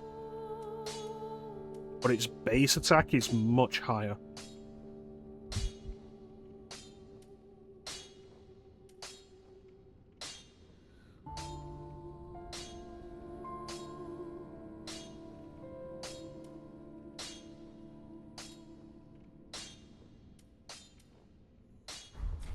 Pretty be careful. Yeah, the difference in scaling, I think, will be made up with upgrades. But the difference between the base attack is like 173 versus 139, and the difference in scaling is 6. And upgrading the Black Knight sword will increase the scaling anyway.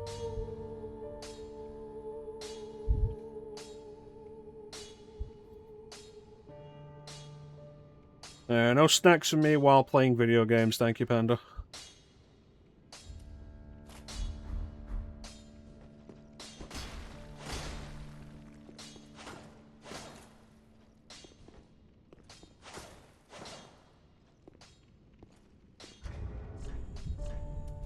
I do honestly want to go with the Wolf Knight sword for a store, for Artorias.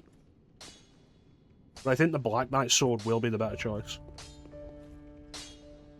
Just wasn't.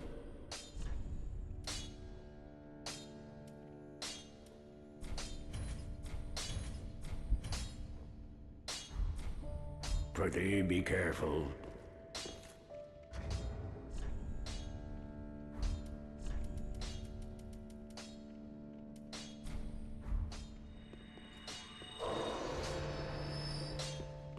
Just wasn't it?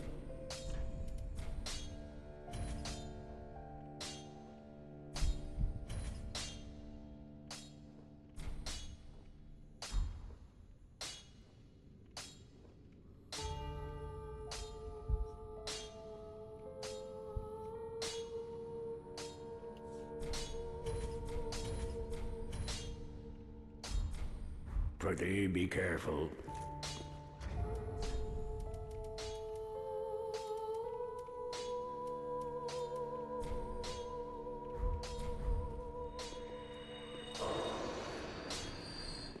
Just wasn't he?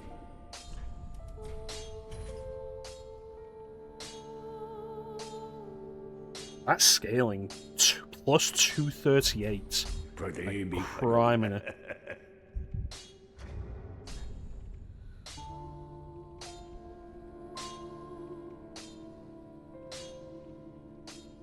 $302 plus 212. Just wasn't he?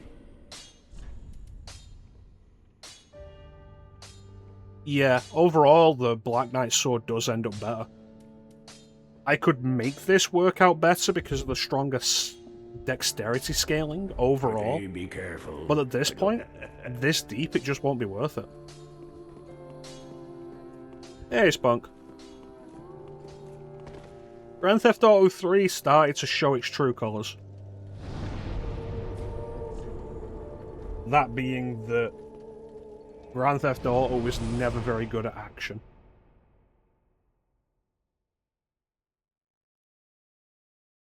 We kept going with it though.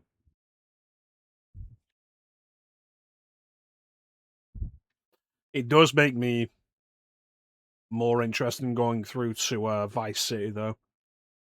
Because Vice City is also definitely funnier. There's more overt humor there.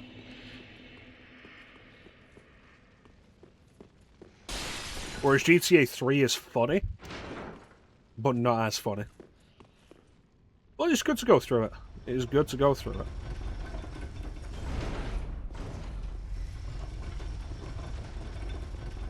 So, if you remember my original playthrough, which I think only Bane... I think Bane was the only person who was with the stream at that point, because it was my very first stream. I killed the first Black Knight in Dark Souls, when I did Dark Souls Remastered for Switch, which was my first stream. I killed the first Black Knight on Deadburg, and it dropped the sword, and I spent the rest of the playthrough with that sword. So this is, like, really a strong callback. Yeah, not a lot of people have played all the way through 3, it seems. I didn't. I've played further now in 3 than I ever have before. Because I didn't have a PS2, I had an Xbox. And 3 and Vice City came to Xbox together. So it was like, yeah, I think Vice City.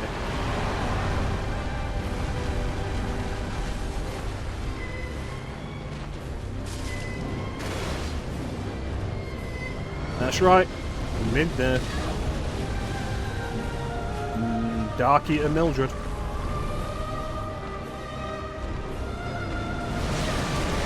Alright, wasn't paying attention. That one was my bad.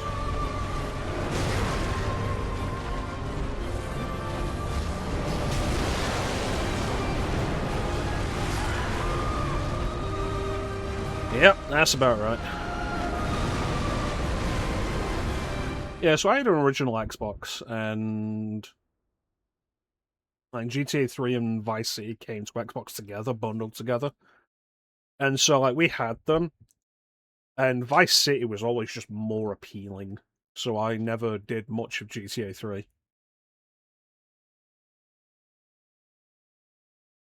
And I've now played further into GTA 3 than I ever have before.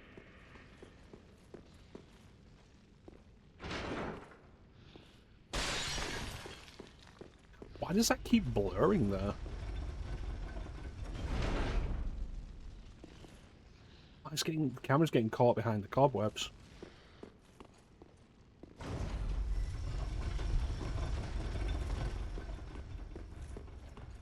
Nah, everyone knows I died. This isn't even a boss that I found on my own. I was directed to this. I was about to finish... I think finish the DLC? It felt like there was nowhere else to go. Unless there was another pathway in that keep.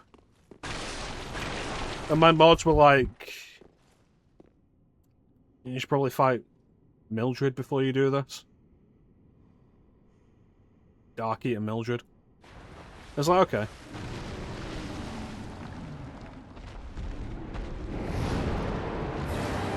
And here we are.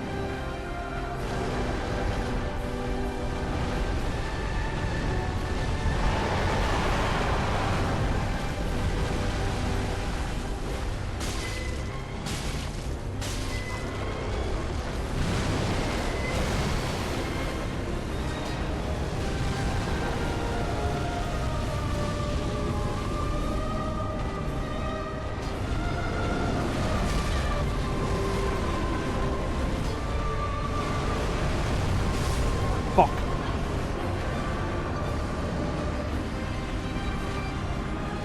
The attacks are better, though. Getting him in the head's over double the damage now.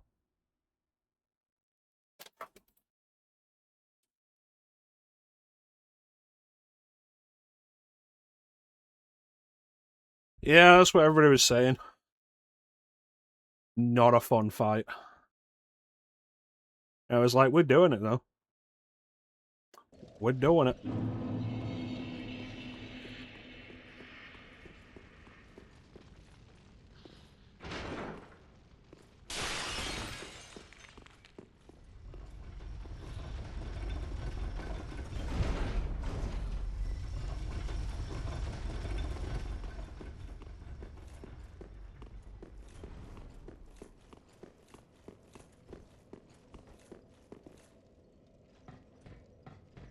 I'm not a very experienced two-handed player.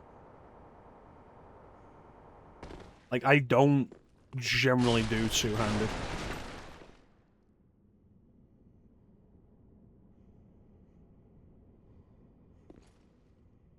Clem's muted me, so I don't say anything out loud for the restaurant to hear. That would be potentially, let's say, frowned upon.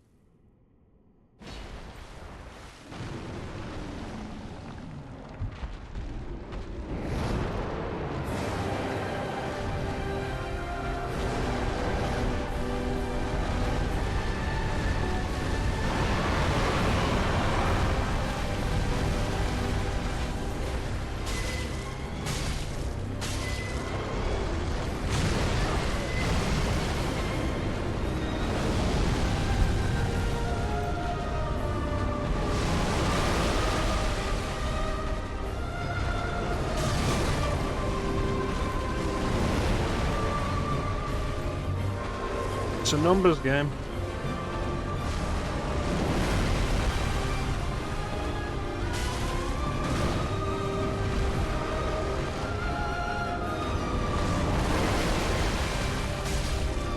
Thanks, Kip.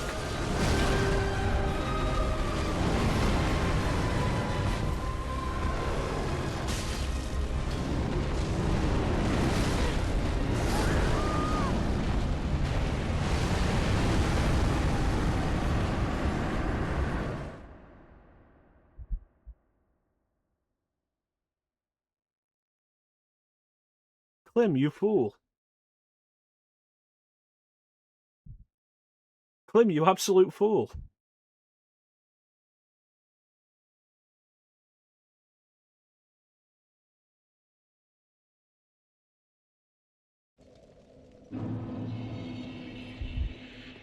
This kind of thing is always why I check, like, details of meeting multiple times in the lead up to stuff.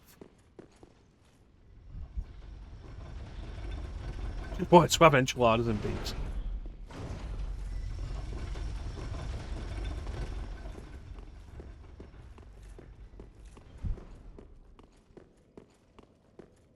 Like, what was it? I was out on Saturday for dinner to celebrate a friend's promotion. And I'm like, okay, what time is it? Where is it? What are the directions here? And, like, I'm checking all of this even as I'm on my way to the place.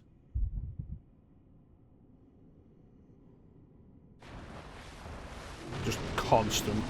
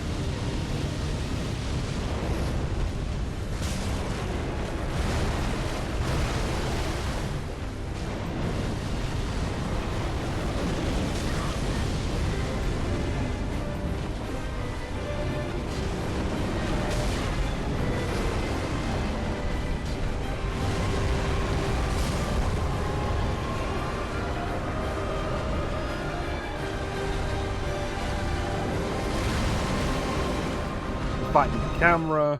I'm fighting the boss. I'm fighting the fucking kick.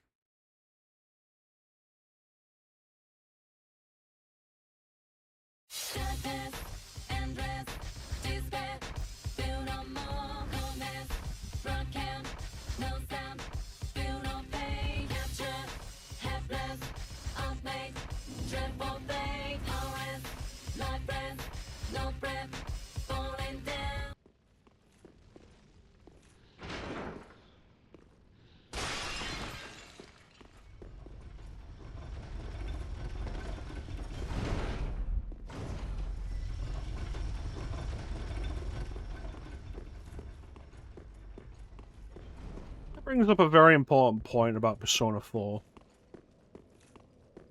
Like, with Persona 4 Revival coming out, and it's like, I'm not interested in it, but for anybody who is and hasn't played Persona 4, be very aware, do not look up anything about it, because at its core, Persona 4 is a murder mystery. And that mystery is carried out throughout a significant portion of the game. If they're including the golden content, probably like 2/3, 3/4 of the game is the mystery. So, like, do not look up anything about it.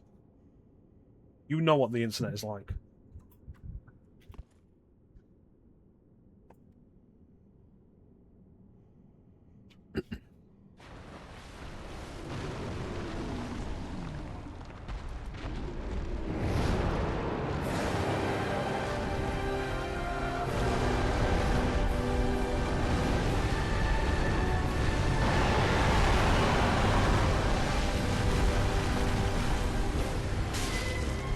Thanks, Kick.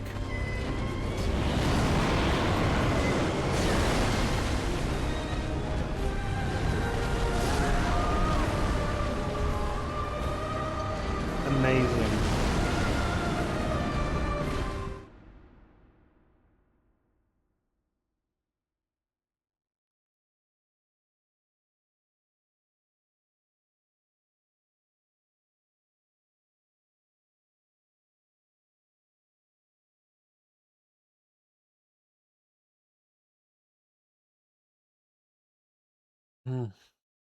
Alright.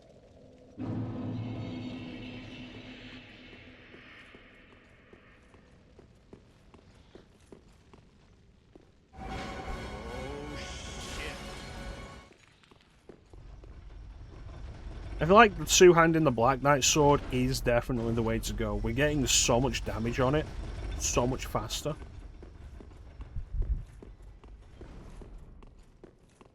And the vertical swing is definitely helping.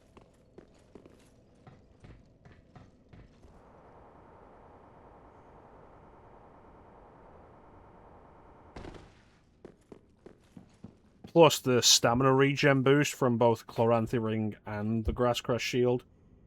Very much appreciated. Very useful.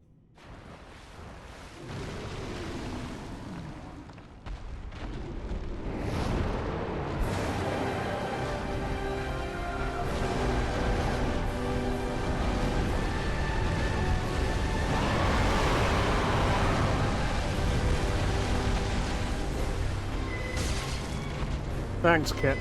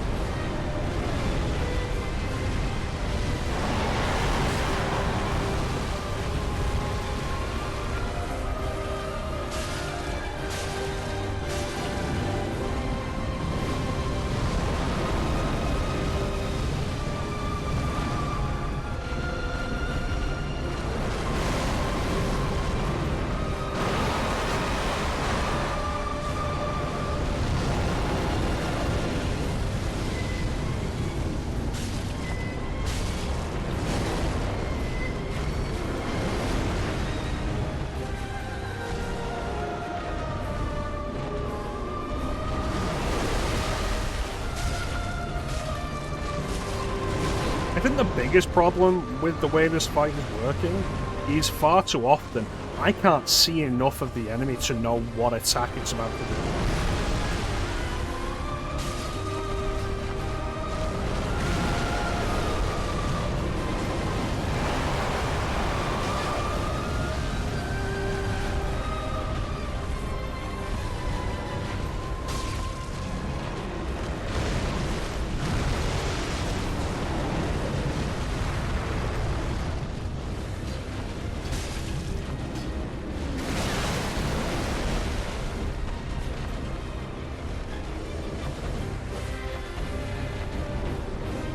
Do it.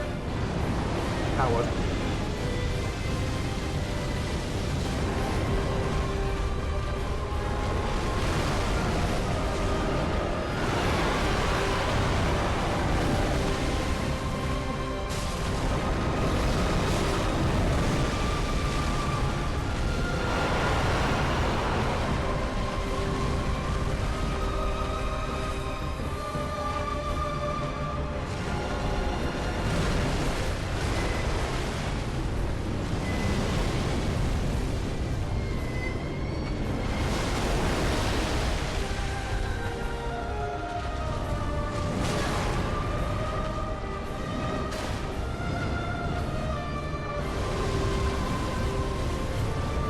That's the real problem with the lock-on breaking whenever it feels like.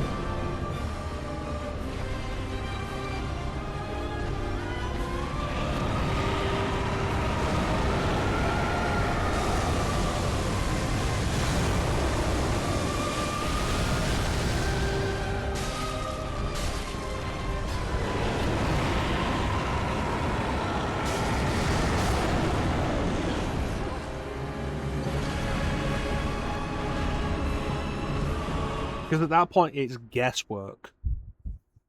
You're trying to guess what it's doing, where it's moving.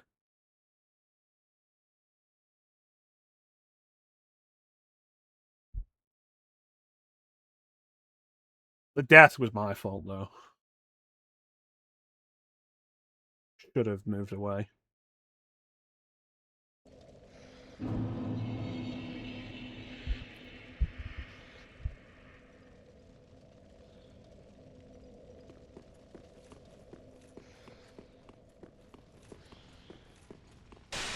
I didn't pay attention properly the first time I got into Phase 2, so I didn't realise that its transition to Phase 2 was an explosive attack. And so my thought was get it to Phase 2 and then immediately start attacking while you have the option, because it's worked for other bosses for me. Like, was it Pontiff Sullivan? I was able to get a lot of good damage in during the transition to Phase 2.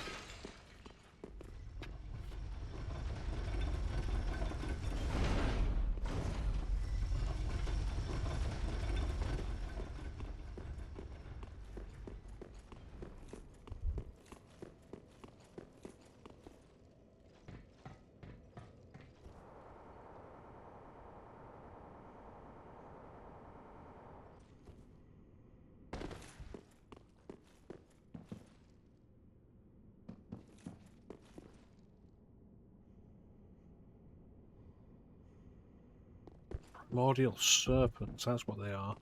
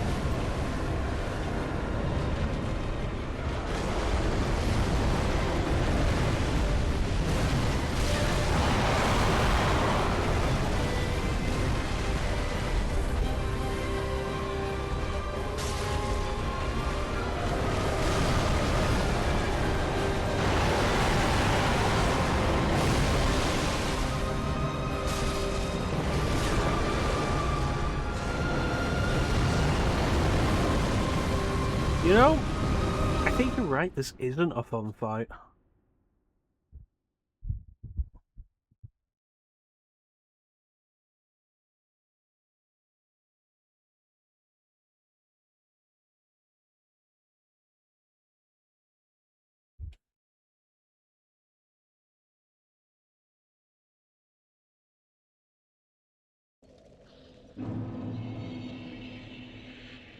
At least you also can't aim the lock on any other part of it like you could with other larger bosses.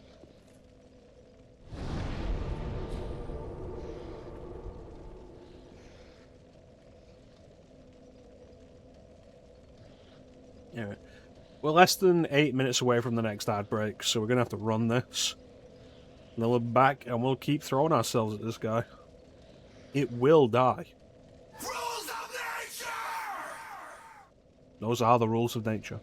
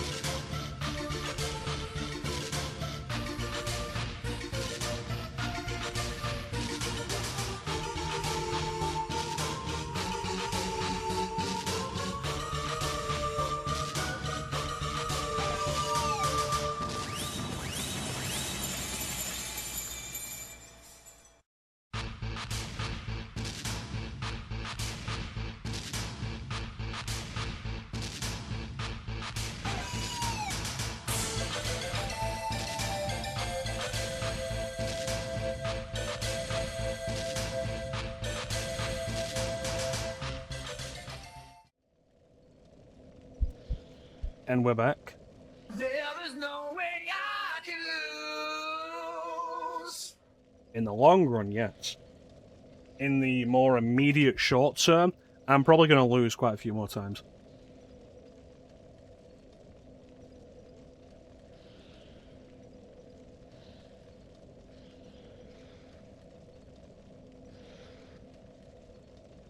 But that's Dark Souls.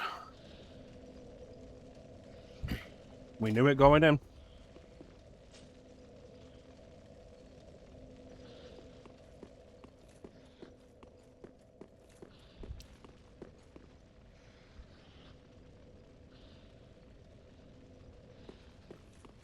How you doing, Panda?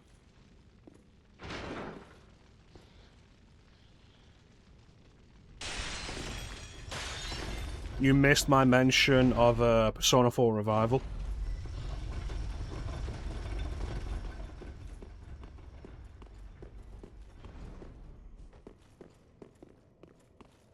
Yeah, we'll do this in reverse.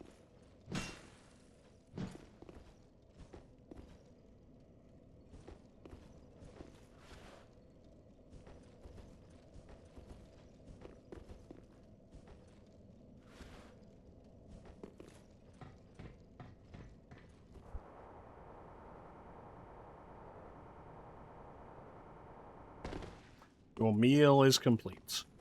Good work, Clem.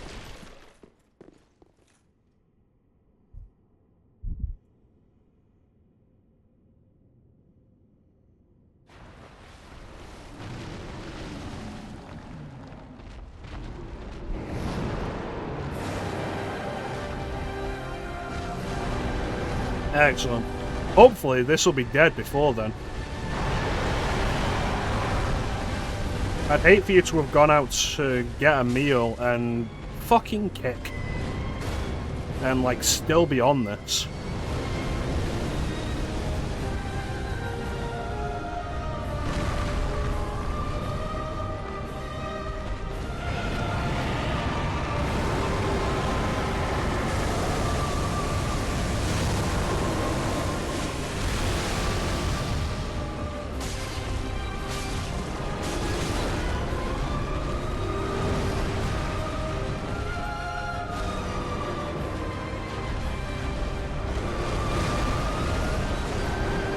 I think at least some of it might be challenging for the wrong reasons, though.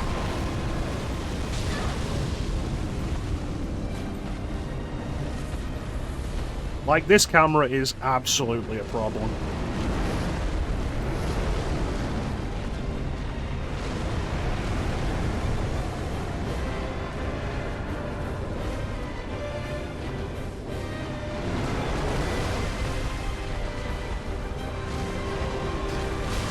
He'll be here when you get back, Clem.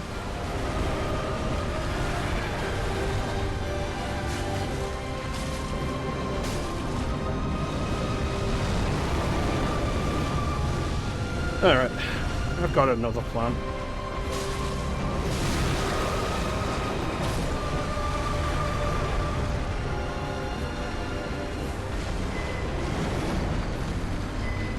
I have another plan.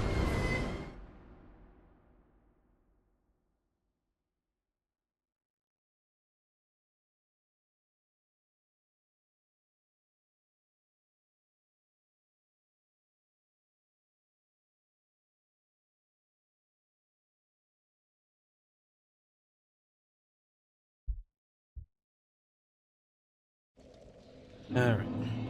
Let's do the thing. The goal is to kill this thing before Clem gets home.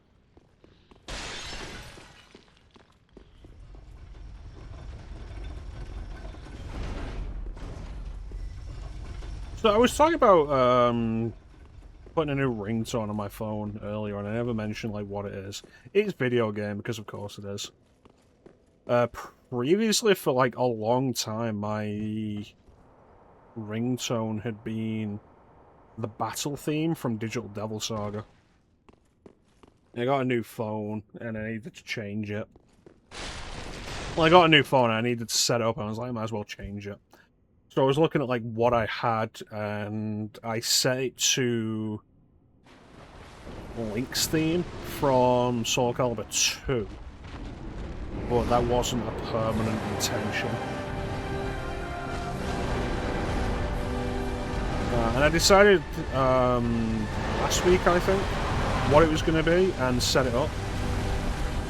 And it is Iron fucking kick. Iron Blue Intention. Specifically the original rendition from Castlevania Bloodlines.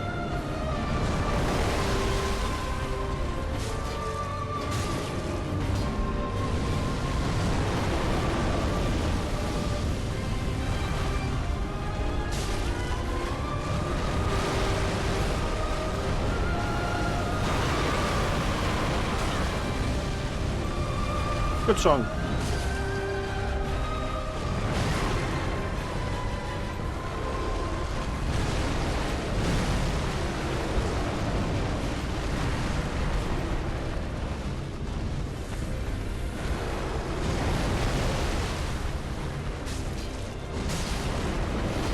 It was quite underrated.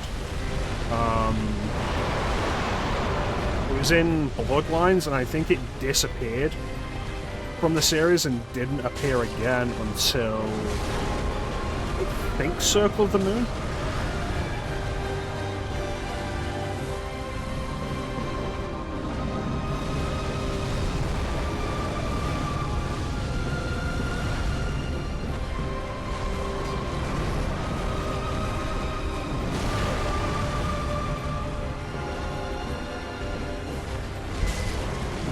And then got another reprisal in Portrait of Ruin, which made sense because chronologically, Portrait of Ruin is a sequel to Bloodlines. It's a good track.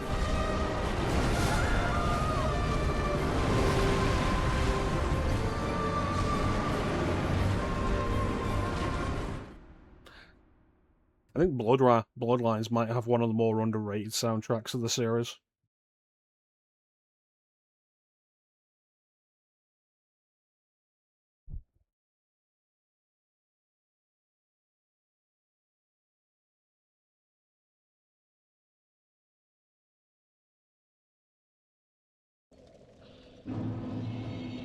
Yeah, I definitely think you guys were right. This isn't a good fight.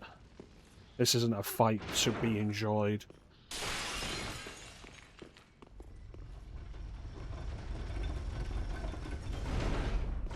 Majority of it just spent trying to keep the camera in a position where I can see what he's doing.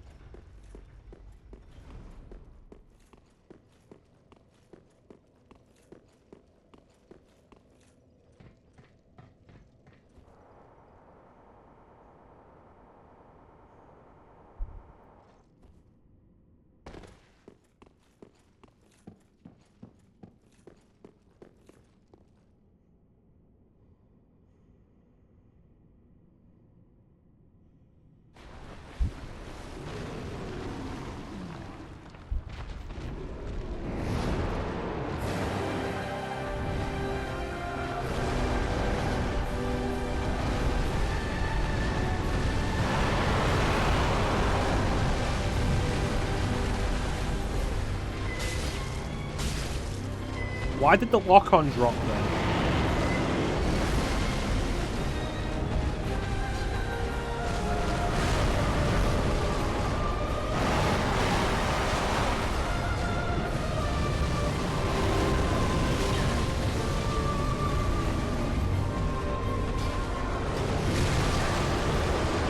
Might as well just fuck the lock-on.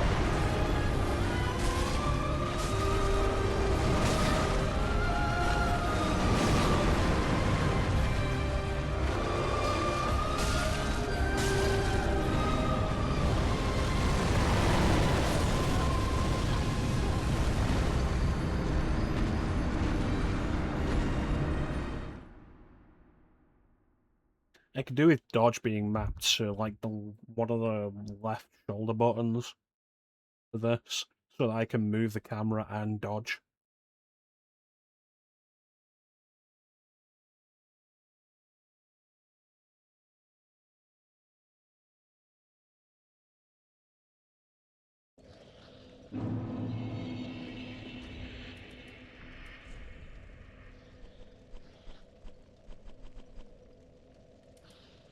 Yeah, you can't do that. You can't map any of the controls in this.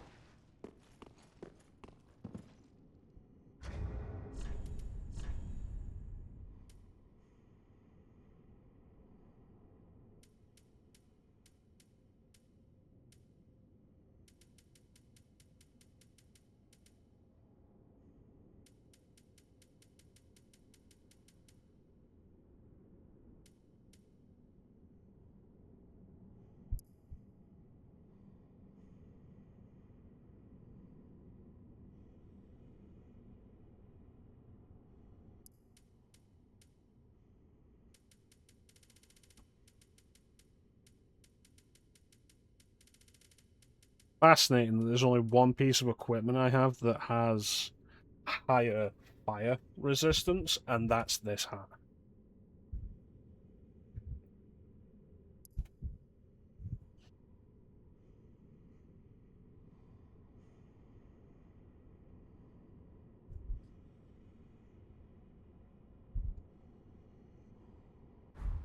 Well, no point in changing now.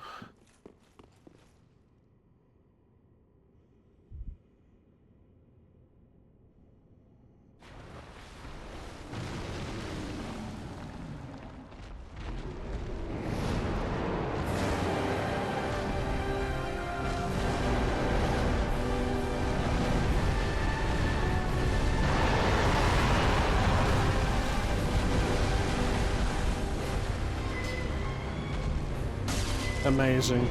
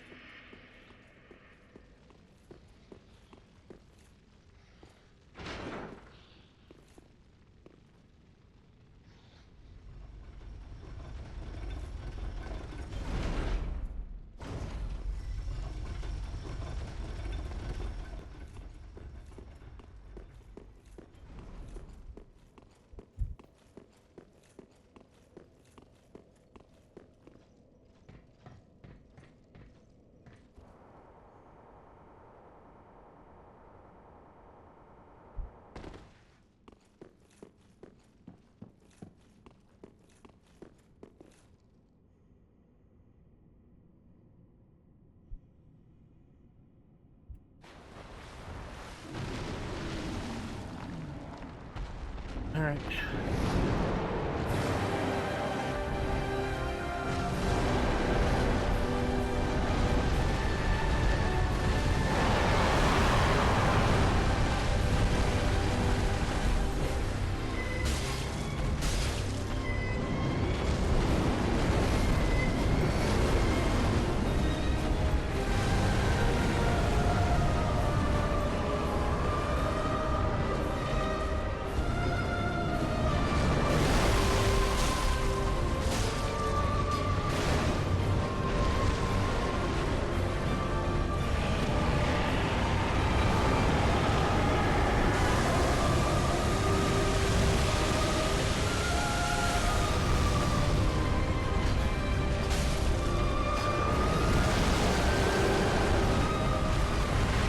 If the lock-on stayed on while I run underneath him like this, it would make dealing with its fire breath attack that it does to counter you running underneath it a lot more bearable.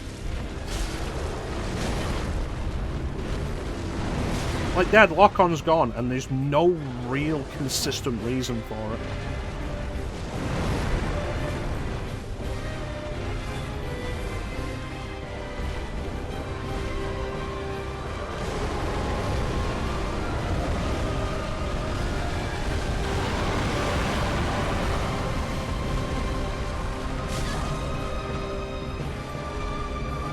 Amber with a raid. Welcome in.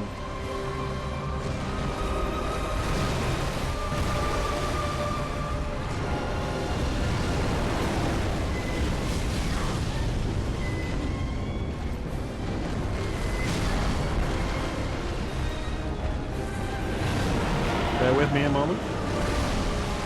I'm just dealing with one of the hardest bosses in the Souls series, apparently. Welcome in, Ranky. Thank you for the resub, Amber. Fucking camera.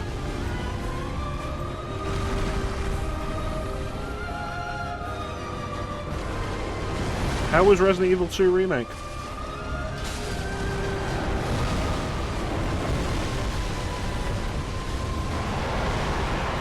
Thanks for the follow, Ranky.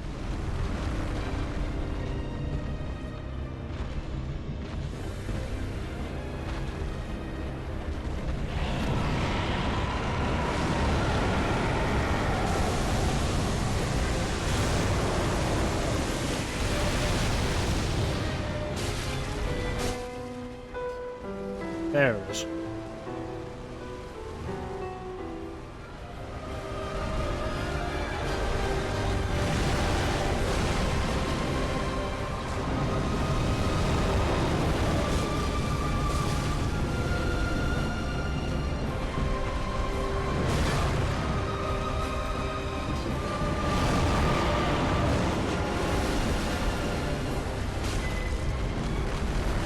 Good but annoying. Nice.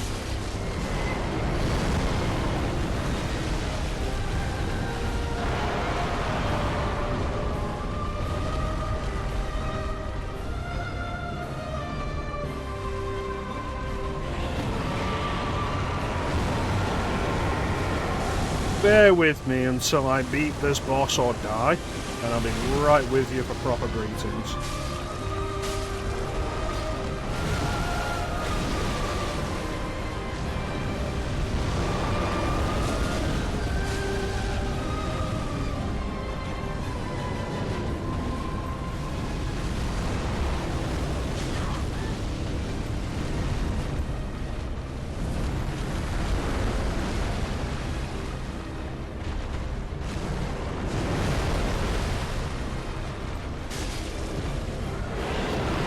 Phase 2.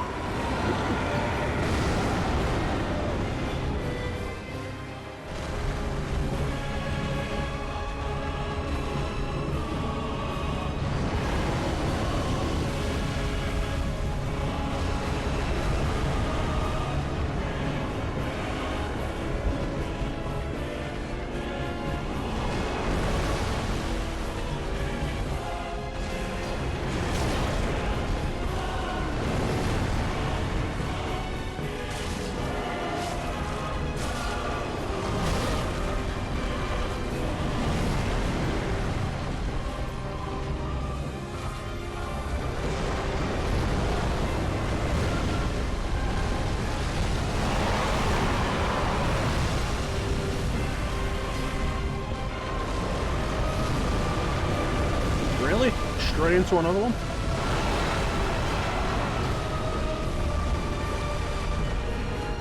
I assure you this game is quite fun.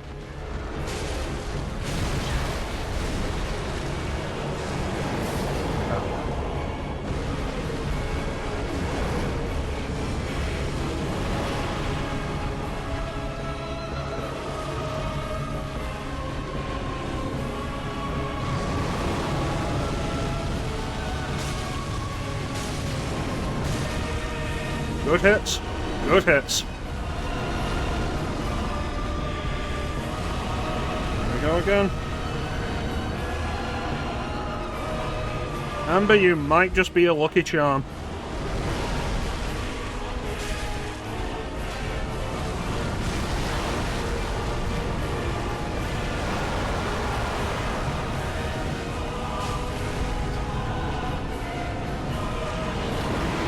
Oh dear, dear. No, no, no, no, no, no, no, no, no, no, no, no, no, no, no.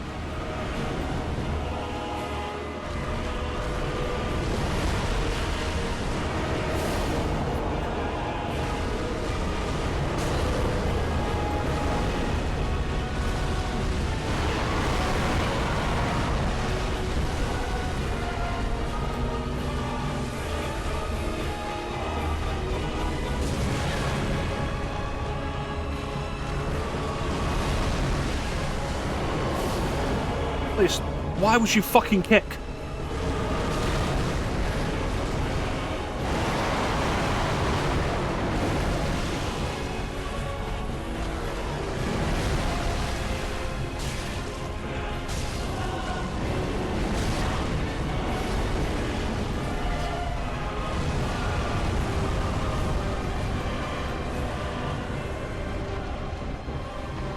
Come on.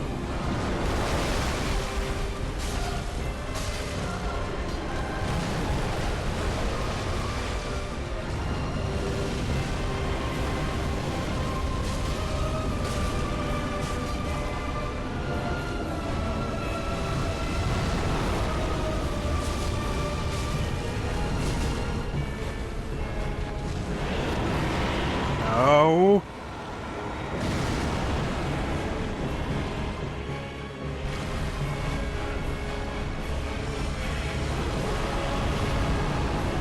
Be a bitch.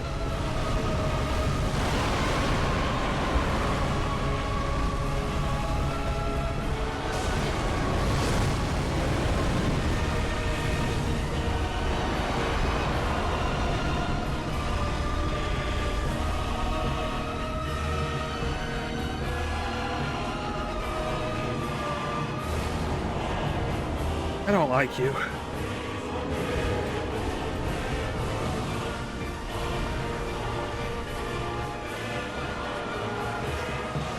Yes.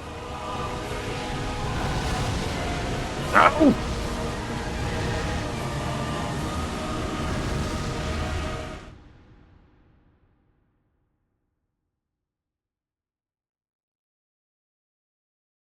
God damn it. That's the furthest I've gotten in that fight. We're that close. And I'll let it get too far away from me.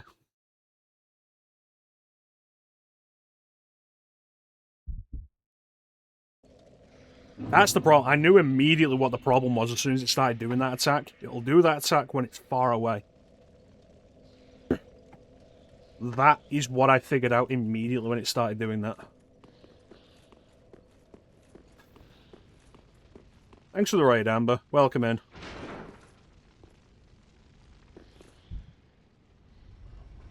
No, Amber raided, and during the raid,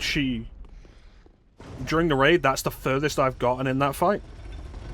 I think that counts as her being a lucky charm.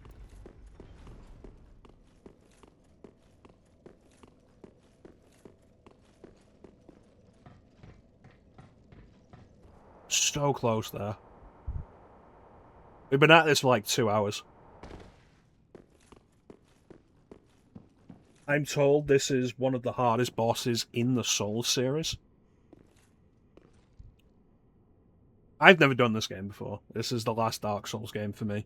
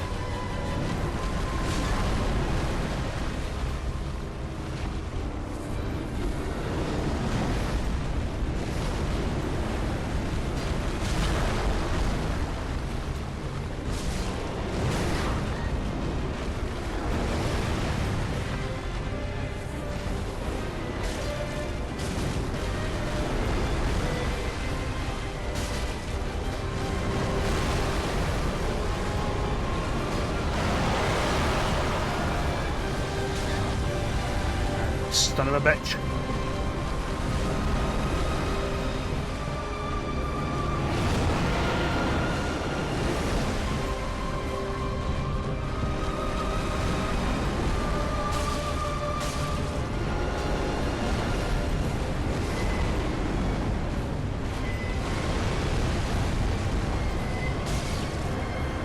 Fucking kick.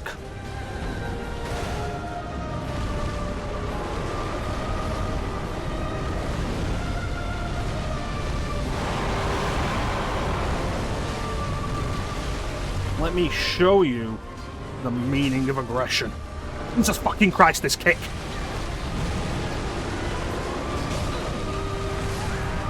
Wonderful. Once again, let's chalk up another death to the garbage input of the kick.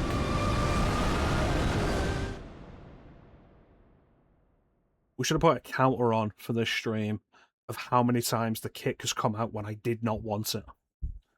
And then how many times the kick didn't come out when I did want it. It has been absolute fucking garbage.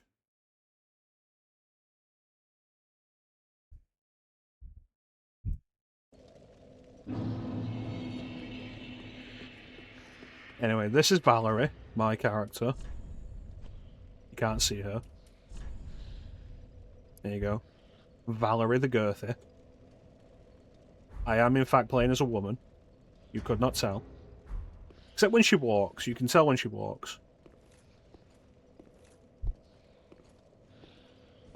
This is a gender equality stream.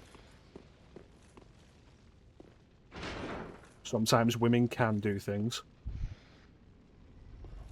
Sometimes those things are killing monsters that would fell lesser men.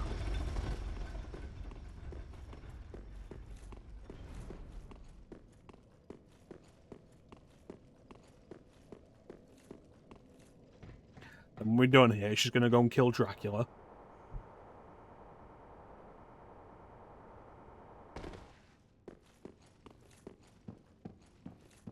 So annoyed because we're not going to get as close as we did that last time. For ages now. I can feel it.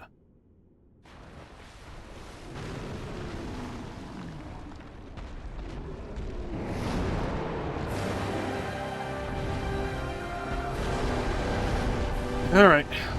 Come on, you stupid motherfucker.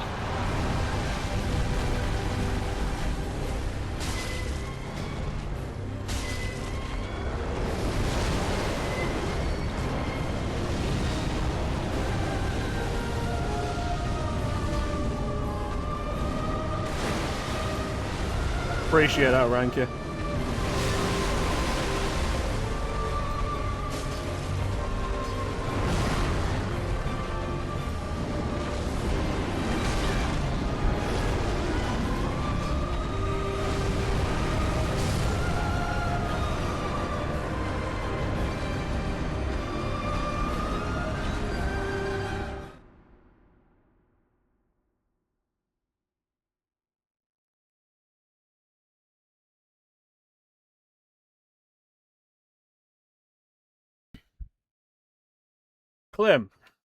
Climbo, Climarino, Clim with the trolley, or Bane, because like you've both done all of Dark Souls 3 before. What would we say is the hardest overall boss of Dark Souls? Like, not Bloodborne or Demon Souls or like Sekiro or anything, just the Dark Souls trilogy. What would we say is the hardest boss?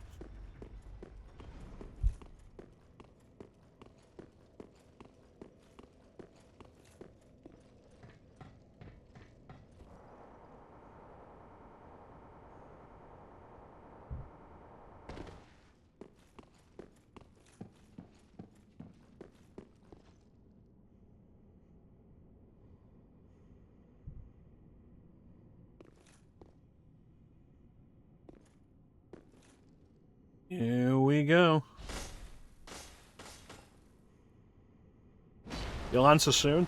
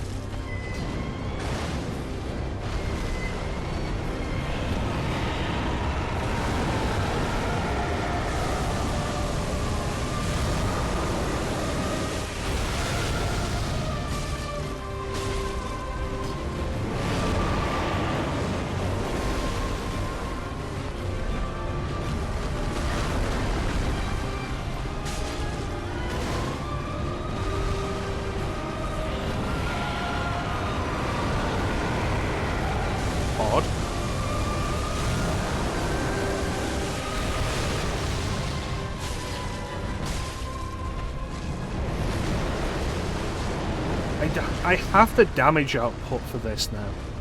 Like with the Black Knight sword, especially with the Black Knight sword's vertical swing, I've got the damage output to deal with this. And I just need to last long enough.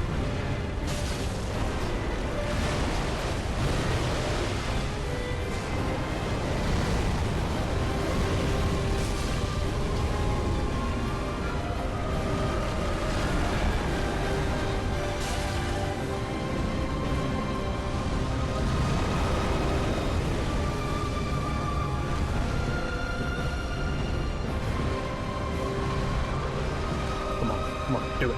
Do it.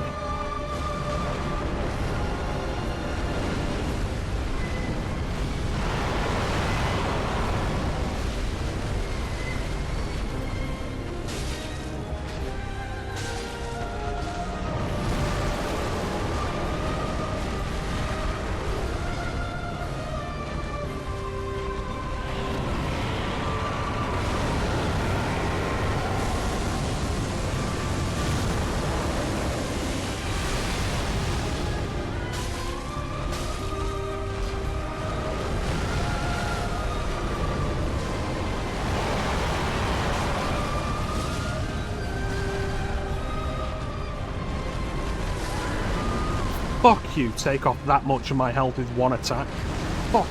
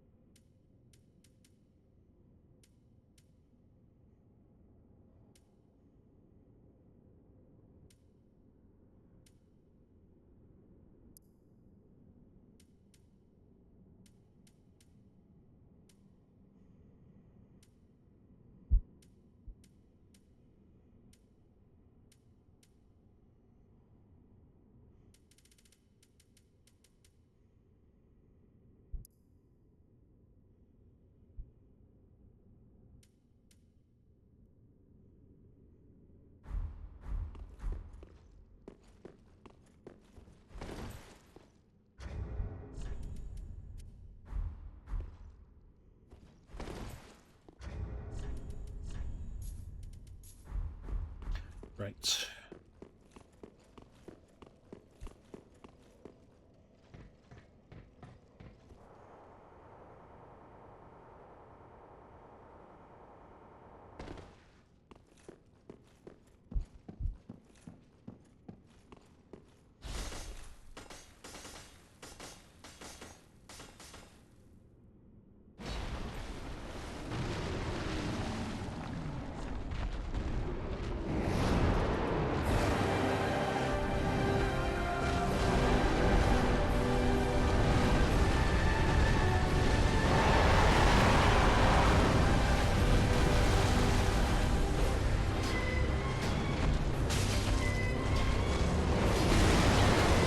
Yeah, imagine how much damage I could have done there if the lock-on had remained locked on.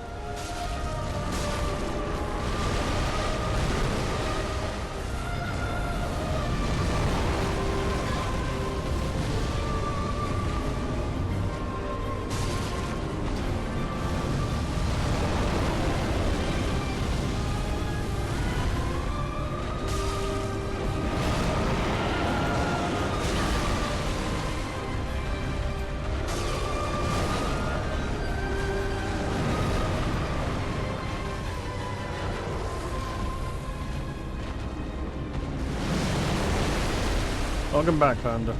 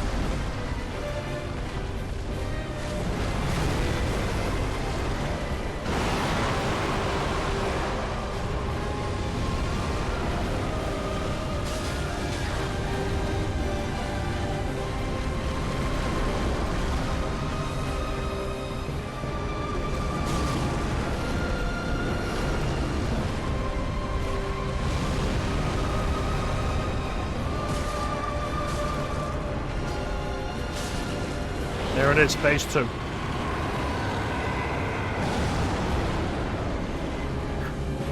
Fucking come on.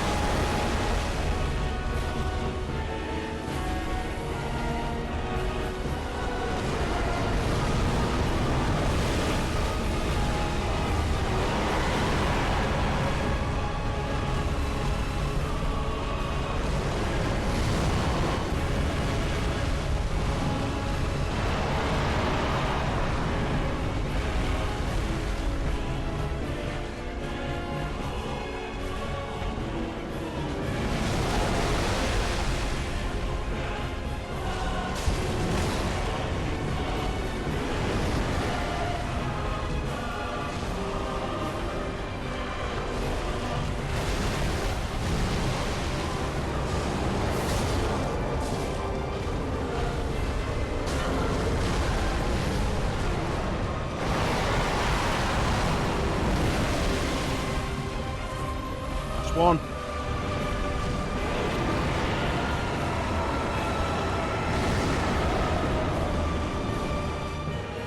Wonderful.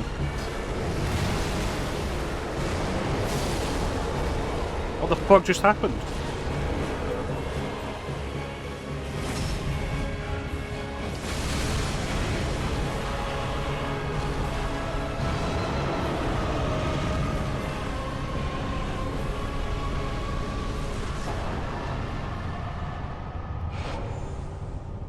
Why did that not happen last time? Your hate has made you powerful. Why did that not happen last time? It had more health than last time we got it down low.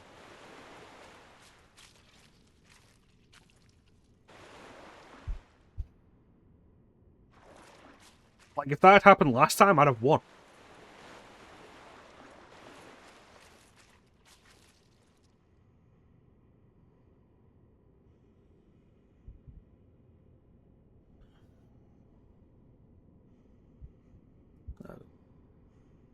It's done.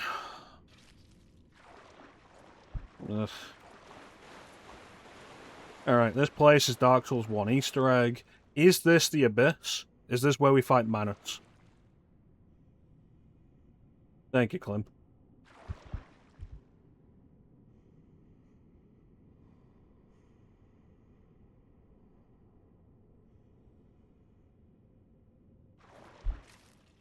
Did we drop down from Ulasil?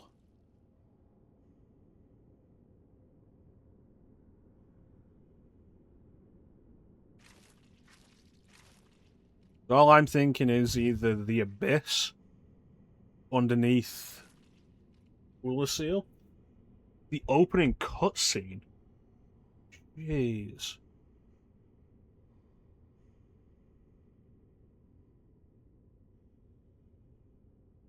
I would have not gotten that. Let's be fair, we watched the opening cutscene like once. And then we don't watch it again when we replay Dark Souls.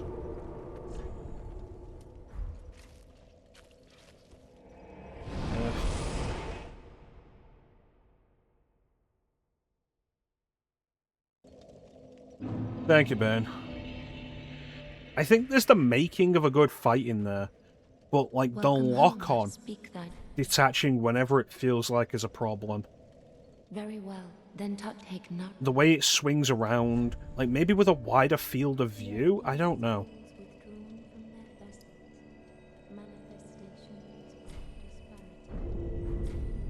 Farewell, Ash.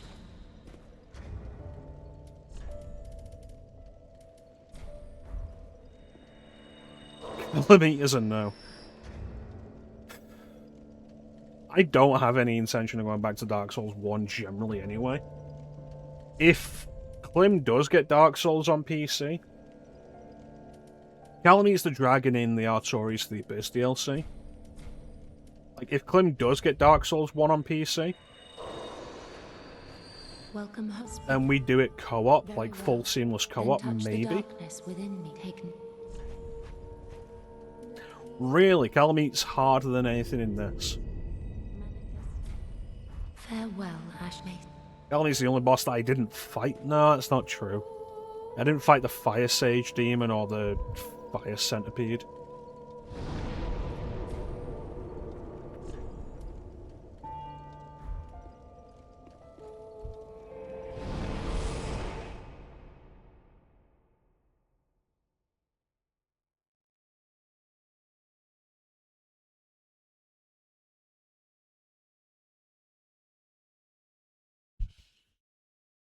But yeah, when we did Dark Souls, just like, I feel like dealing with it. So I didn't. I did Artorias, I did Manus, and then I just left the DLC.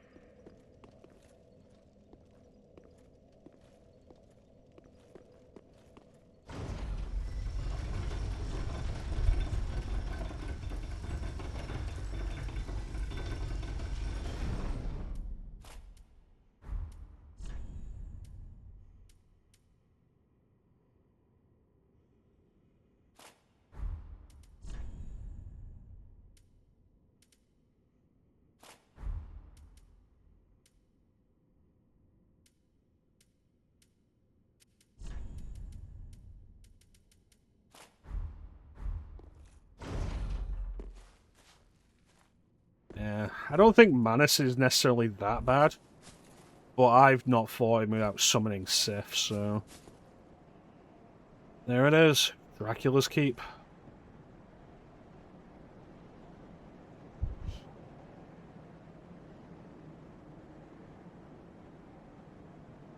Honestly, no idea who you're even talking about. Did I fight the Thuum Knight?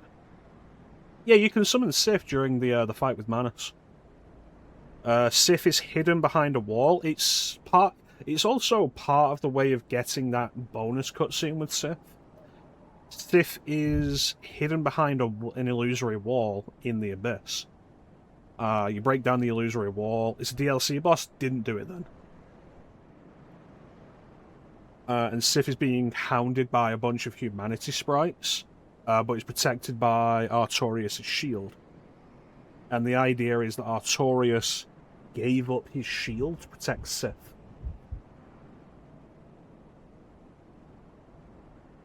And so, like, you destroy the humanity sprites and Sif disappears, and you can then summon Sif into the boss fight with Manus. And if you do this before getting the Covenant of the Abyss from Artorias' grave, before the Grey Wolf Sif fight, Sif recognizes you in the cutscene and laments that it has to fight you.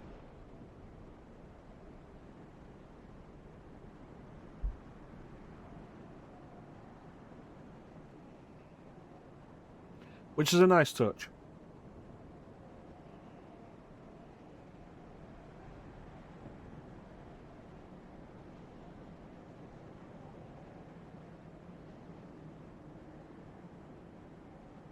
I think we've got like less than 12 minutes until the next ad. I think we're gonna run the ad before we go in there. Because Dracula has a habit of not going down easily. Listen to the woman, John. Calm down. Just calm down. Calm down. Just calm down.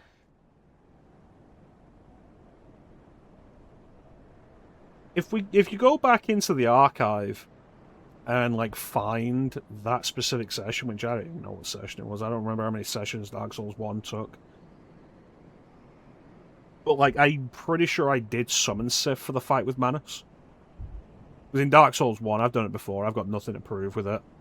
So I was using summons. I used Solaire for the Bell Gargoyles. I definitely used Witch Beatrice for the Moonlight Butterfly. I used Slayer for Ornstein and Smo. I probably used Tarkus for the Iron Golem. That might have been it, because I don't think I got Solaire for the fight with Gwyn.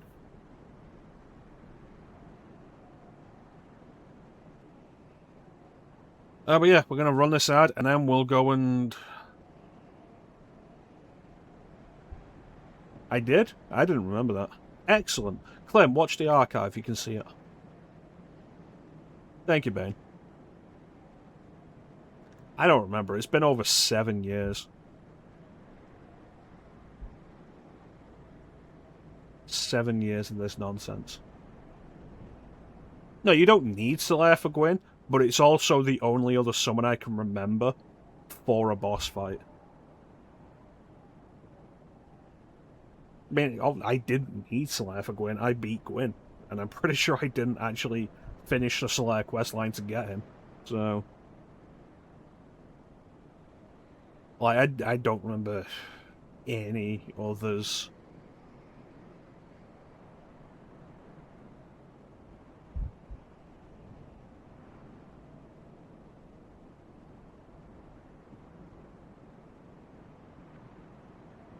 Yeah, I don't remember any other summons available for boss fights in Dark Souls 1 outside of that. But yeah, we'll run this ad and then we will go and deal with Dracula. Almost Lautrec. I've never used a summon for the Gaping Dragon, though I have been summoned for the Gaping Dragon.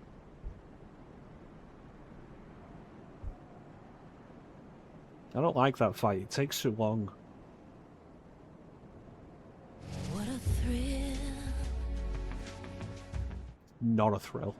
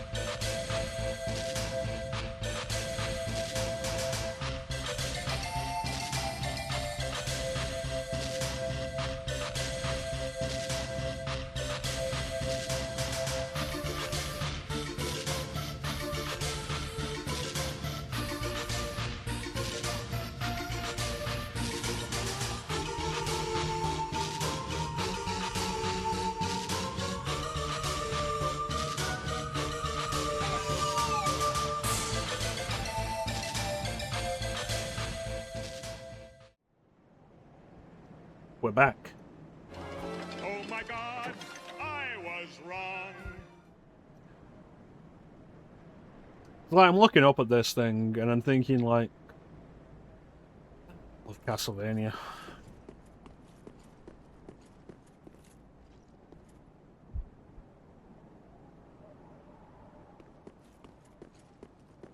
I'm thinking back to Castlevania 64, which I think was the last time I ran up the stairs to the Castle Keep in 3D. I think the last time I did a Labyrinth of Innocence was before that. Because, like, it's different doing it in 3D versus 2D. I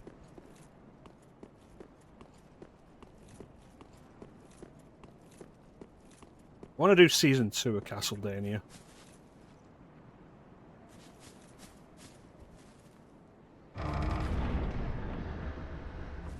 Fucking love Castlevania.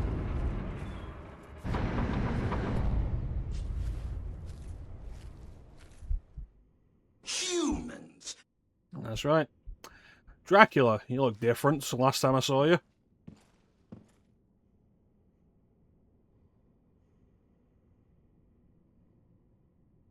Why, in any part of this, would your immediate reaction be to touch whatever she's holding? Like, especially given that she's still breathing and everything. And it's like, hey.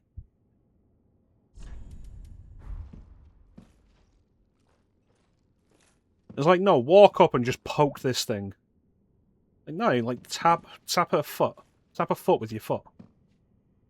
Like, hey, you awake? Exactly, like, do something with her. Like, Dracula, you're a lot hotter than I remember you being.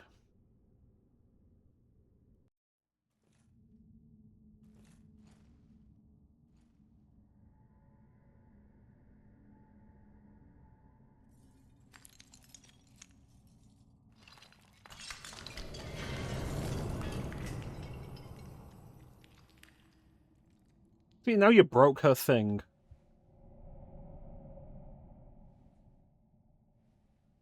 You're gonna wake up and she's gonna be so mad.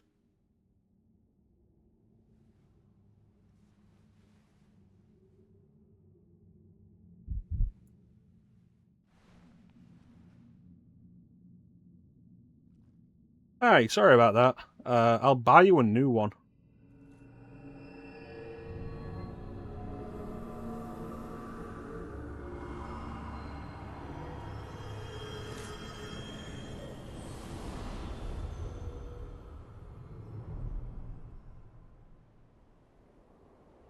Well, now I'm worried.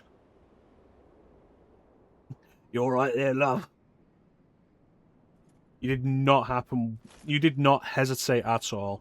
Oh my god, Clem. You killed her.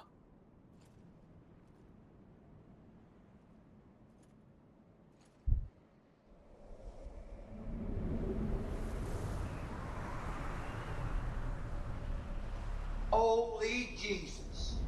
What is that? What the fuck is that? Well, I think I've been here for a while.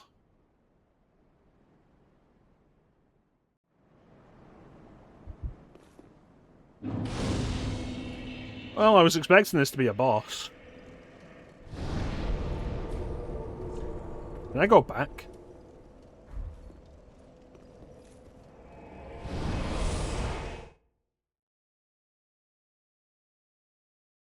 Allegedly the end of the world.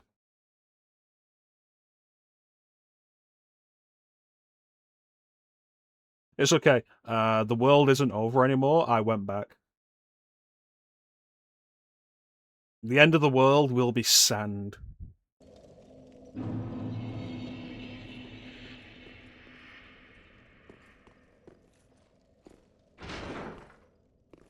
It's okay, I saved the world.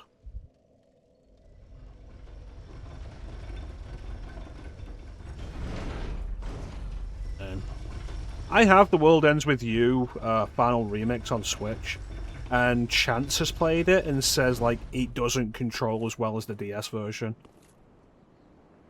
But I have no idea how I would, like, stream the DS version.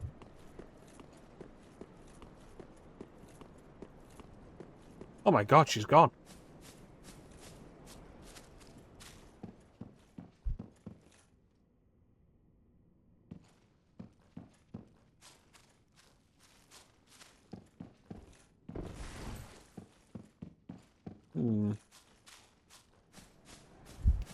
I'll find you, Dracula.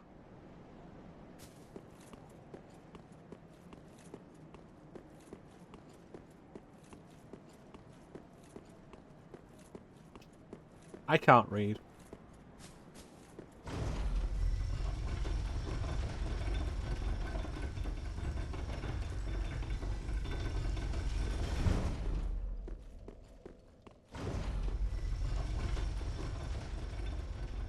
It is wild to me that, like, I don't think any of these pits, maybe one of these pits underneath an elevator has actually had something in.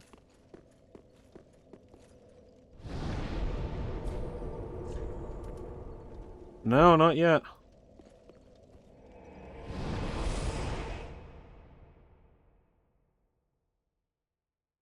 Also lore-wise. Stop running from my destiny. You're right. I have to go and fight Dracula.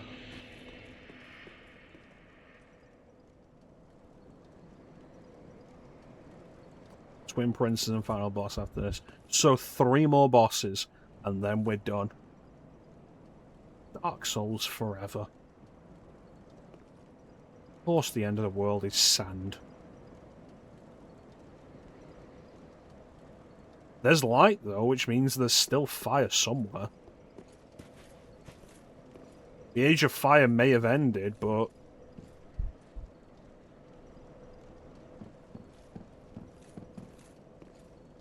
there's a sunrise.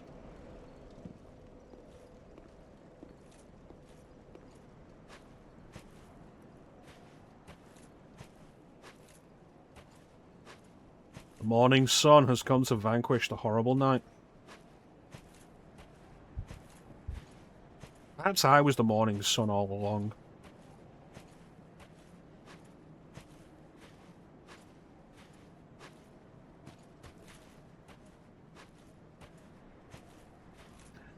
So the ringed city enveloped in sand. Oh, Filianor. Help me, please. The Red Hood is come to eat us. To eat our dark souls.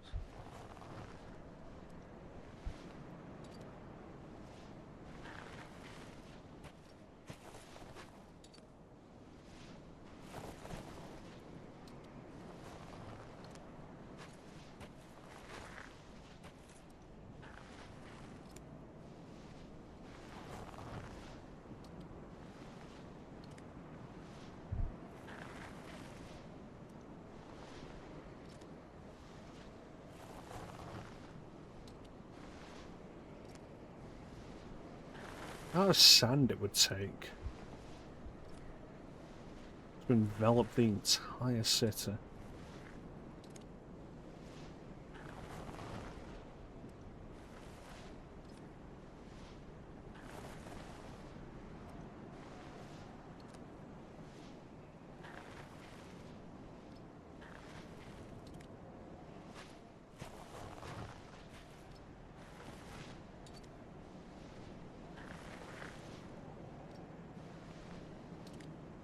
That's one leg.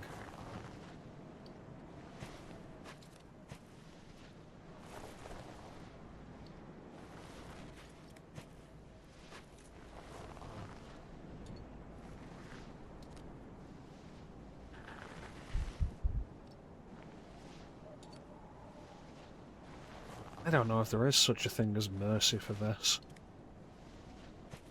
He's so close to his goal, and we kill him before he can get there. God knows how long he's crawled. Or we let him get there, and he sees that his journey was meaningless, and there was no hope.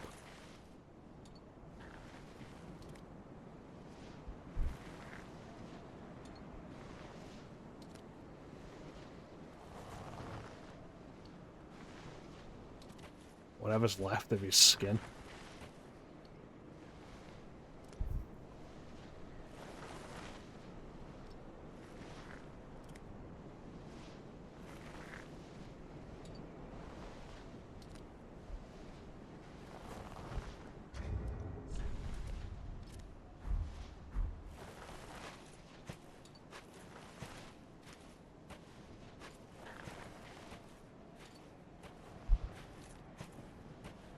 I wash myself with a rag on a stick.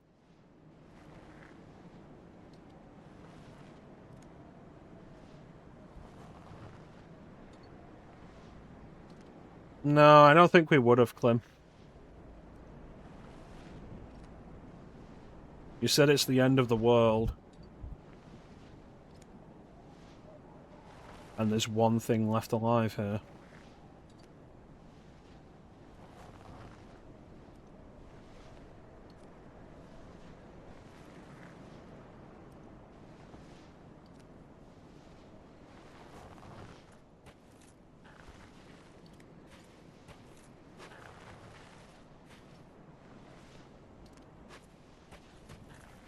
Look how close he is.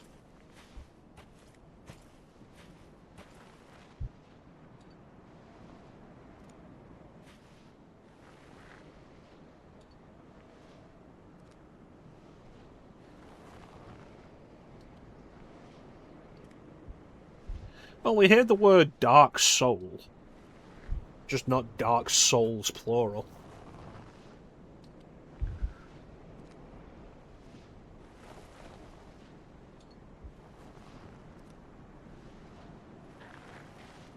But the dark souls, according to lore, are humanity. So we hear the term dark souls, just under a different name.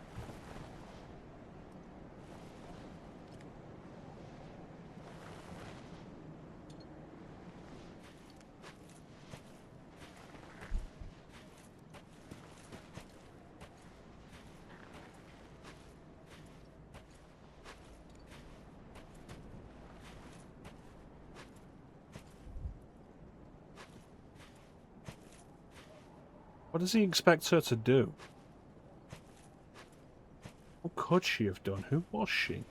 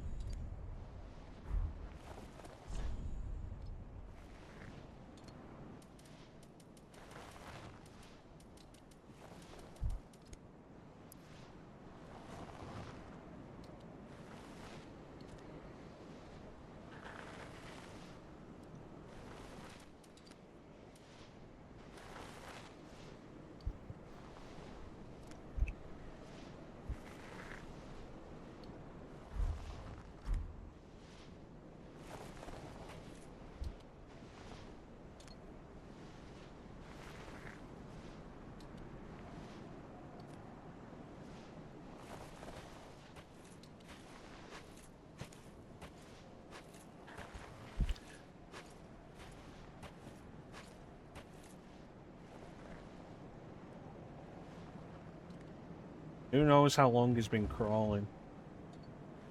She's clearly been dead for a long time. Likely his quest was pointless before it even began.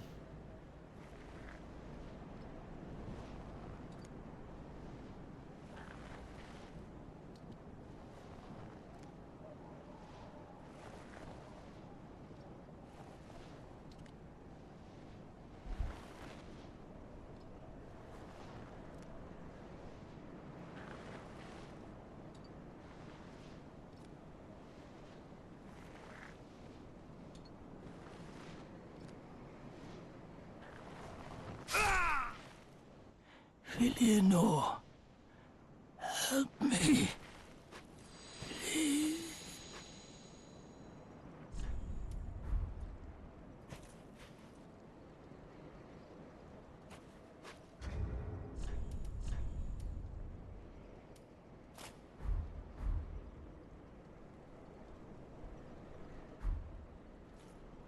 He died.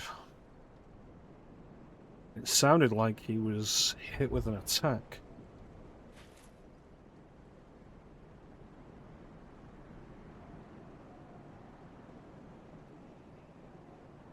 It looks like it has disappeared, Nelson. Which, given that the winds are still blowing, makes sense. All evidence of our existence lost in the wind. It is. Like, it's absolutely covered his tracks. Look at this, you can't even tell the specific spot he died in anymore. Was it this, maybe?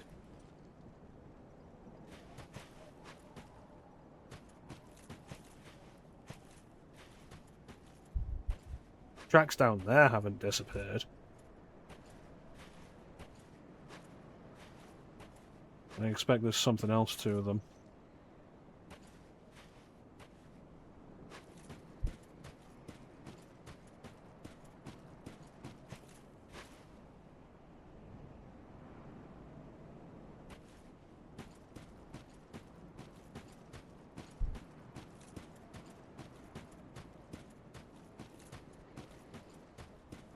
Lothric stood quite a ways above Anor Londo.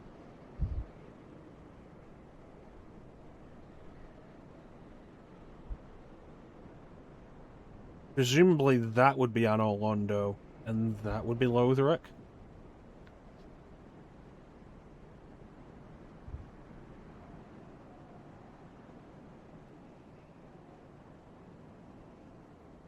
but who even knows?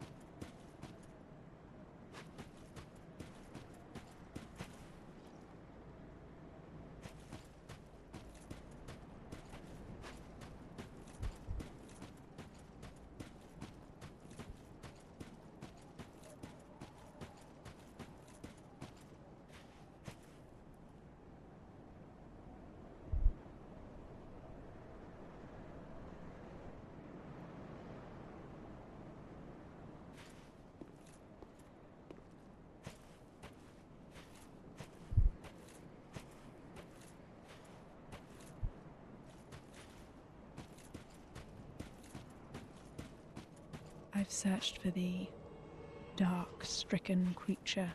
I am Shira, daughter of the Duke, descendant of gods, and trusted friend to Medea. At once, I am the honor of the gods, the glory of fire, and the fear of the dark. Thou shalt not go unpunished for thy treachery, thy profanity, and thy shameless yearning. Lady, you talk too much.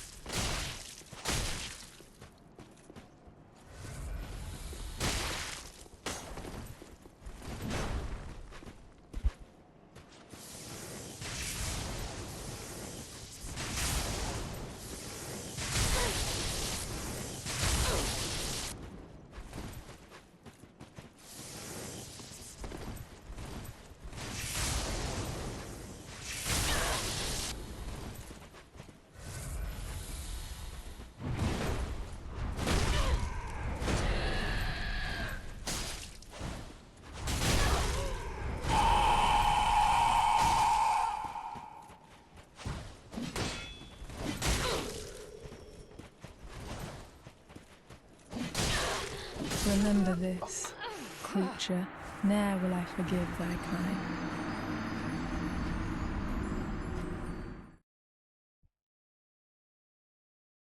So, what, she would be the hint towards Medea? She would direct you that direction? Kill Medea for he's tainted by the dark that he once fought?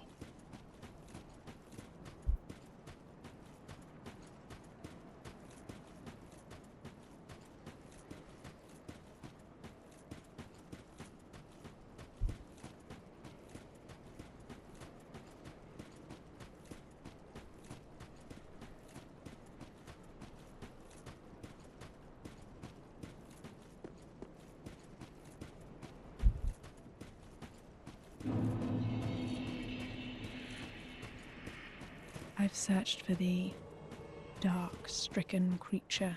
I am Shira, daughter of the Duke, descendant of gods, and trusted friend to Medea.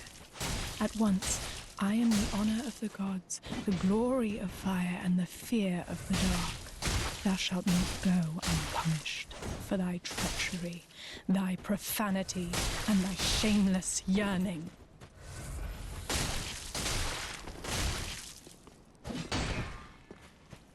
Remember this, creature, ne'er will I forgive thy kind. Wait, was she the lady locked up?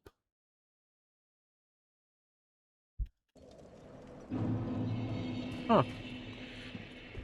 I'd completely forgotten about that.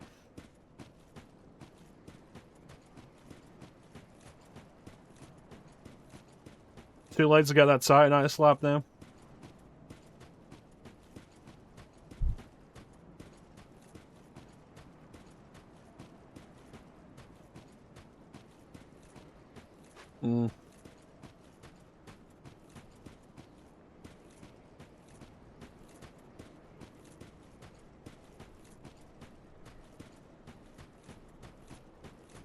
So she blames us for killing Medea, despite the fact that she set us upon him.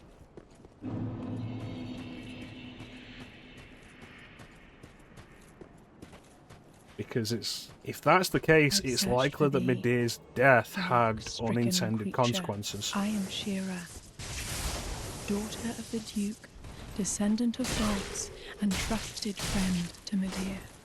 At once, And yet you I am sick the me honour upon of the him. gods, the glory of fire, and the fear of the dark. Thou shalt not go unpunished for thy treachery, thy profanity, and thy shameless yearning. Well, given this is the end of the world, time travel involved once again, it would suggest that the ending outcome is always that you have killed Medea. And after this, you would go back in time and presumably do it if you haven't already done it. Because time travel is bullshit.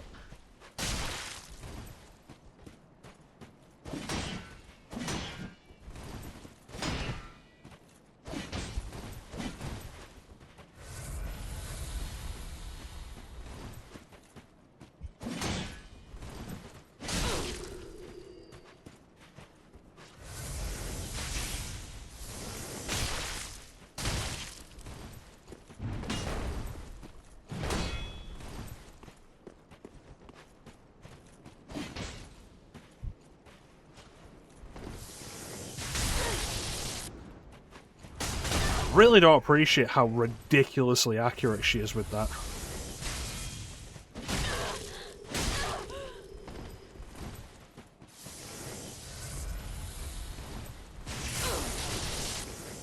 Remember this, creature. Ne'er will I forgive. Jesus thy Christ, crime. woman, shut up.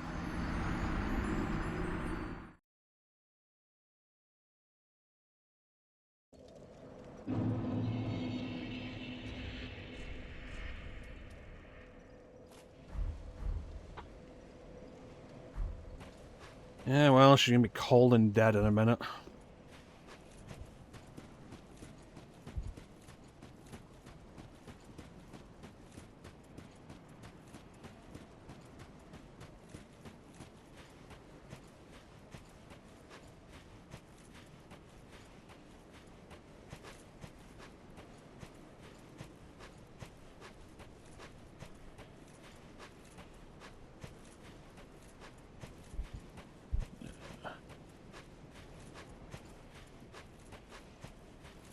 No, in a world where you've got women as large as Guinevere, why would I fall for that?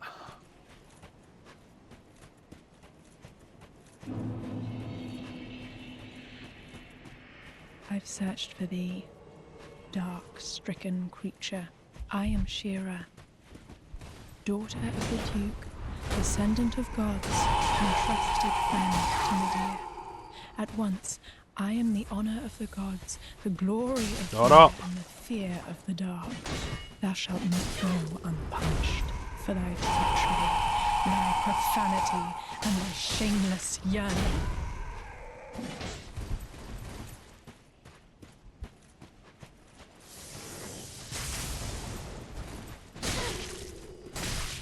Why is she able to swing something that large faster than I can swing my regular sword?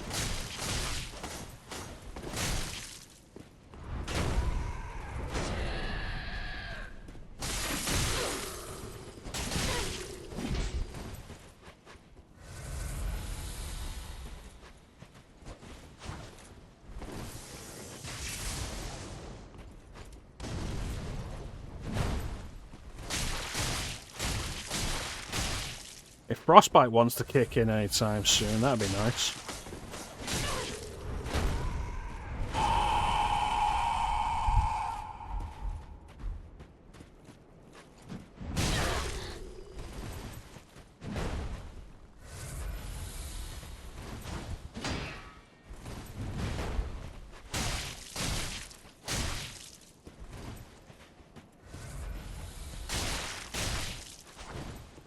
Yep, if there's one thing I am very much appreciating about the Black Knight sword, it's how good it is at breaking poise.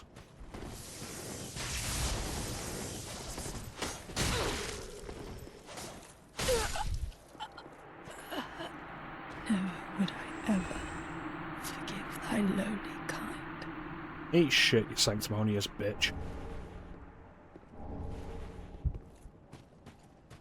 Thank you, Nelson. Yeah, there really is. Like, it's definitely been something... Thank you, Clem. It's something that's been frustrating me for quite a while about... the ice blade I've been using. Like, it is terrible for dealing with poise.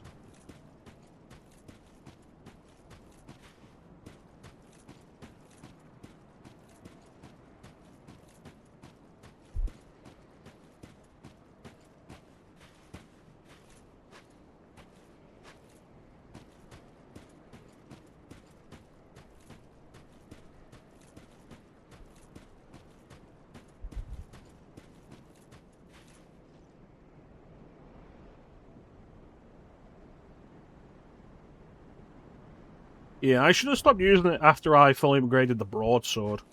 Because, like, just numbers-wise, the broadsword does more damage. But frostbite, as a thing, like, just the extra damage that does, I was holding on to that. Well, if we're gonna do this...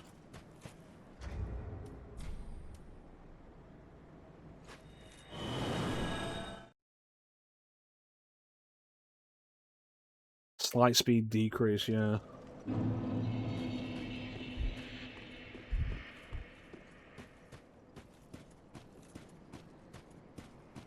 Oh, might as well go with the classic now.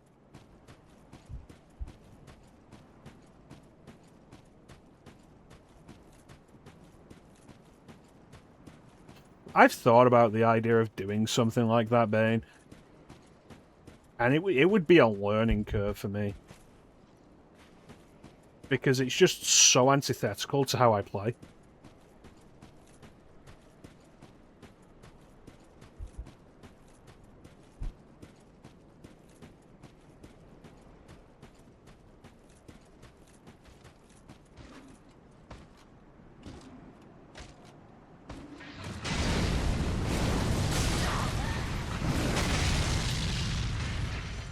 Only 2 people left in the world and you want to fight.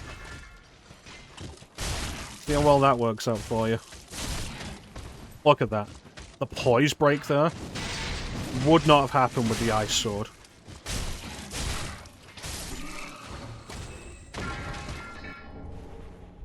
Absolute value. He's literally just around the corner.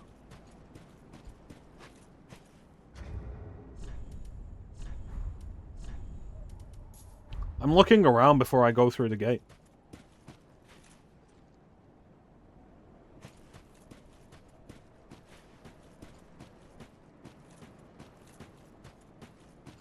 Like, there's the tower. Literally just came around, turned around. Around the corner.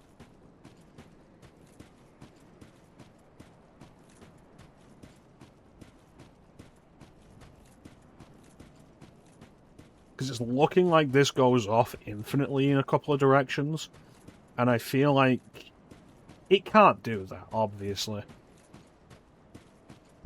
But those directions where it looks like it goes off infinitely, like, I'm wondering, like, what the barrier actually is. And is it just death?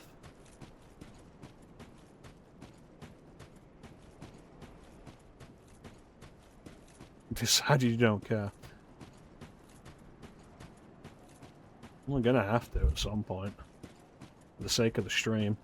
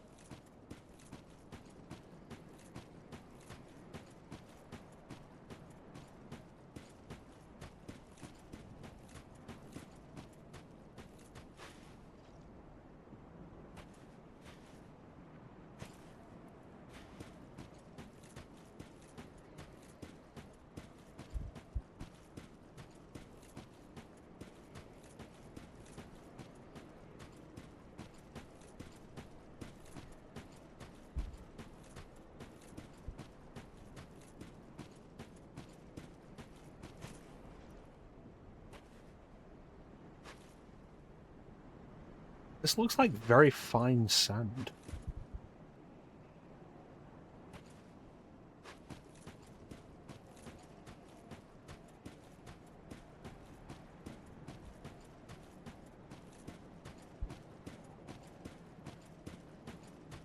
Yeah, that makes more sense.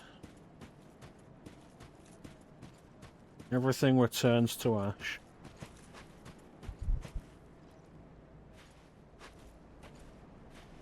That would explain... It would explain how enough of it is coming to existence to bury the tower.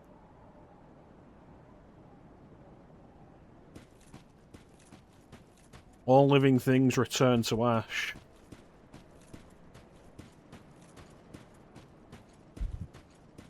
Things keep coming into existence.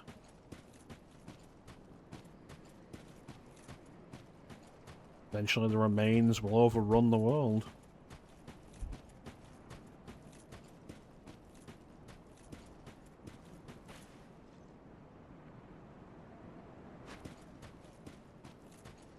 Stand upon the culmination of existence.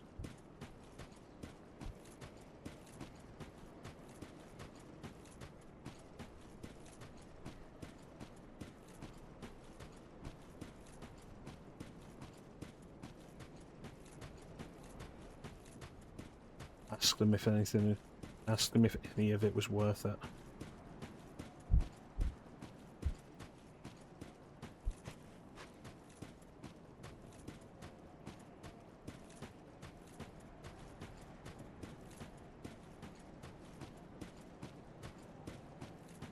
No, it doesn't look like there's anything else here.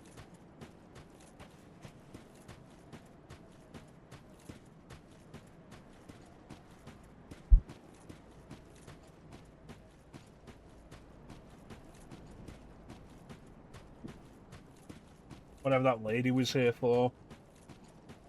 However she got here, presumably time travel herself.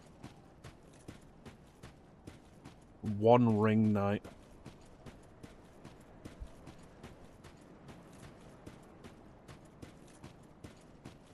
And whatever we're here to fight.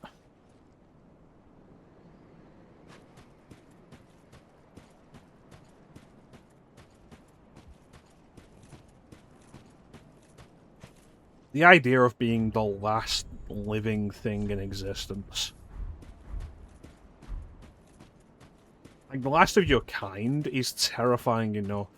The last living thing. And knowing it.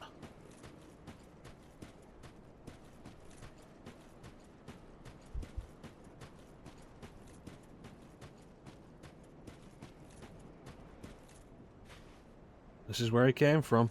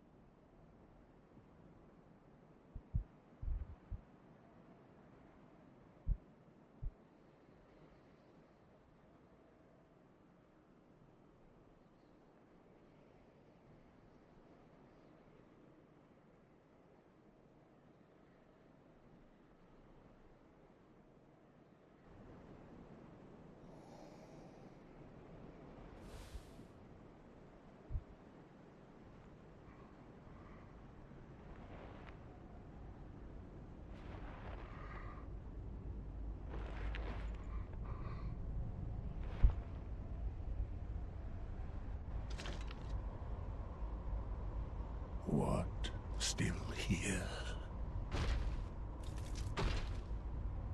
Hand it over, that thing, your dark soul. Oh my god, Hamlet! I just saw a fucking vampire!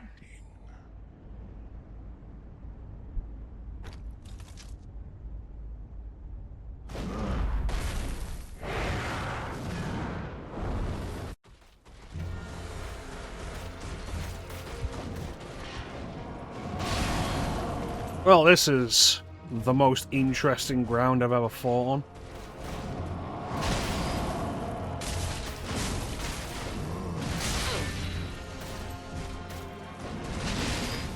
Thanks for coming in, Amber.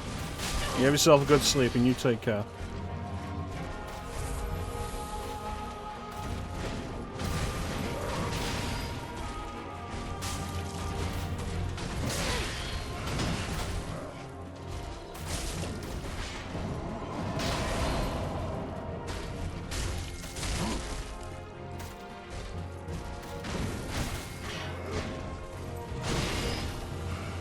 Reminiscent of Artorias to an extent.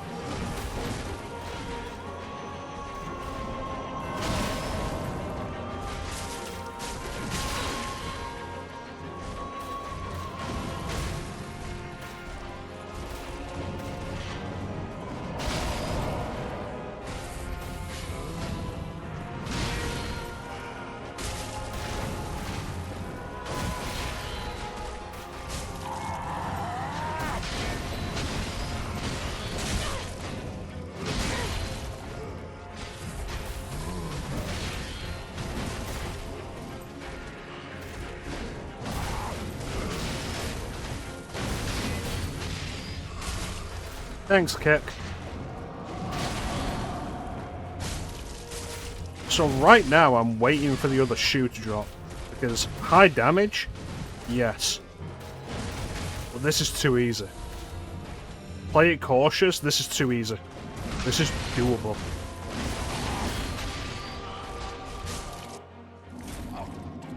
Here we go.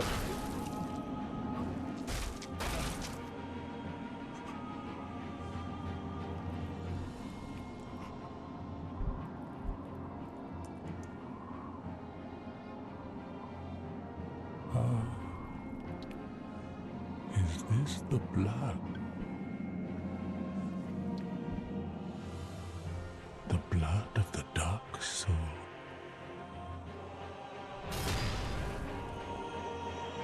Well, that was a little janky.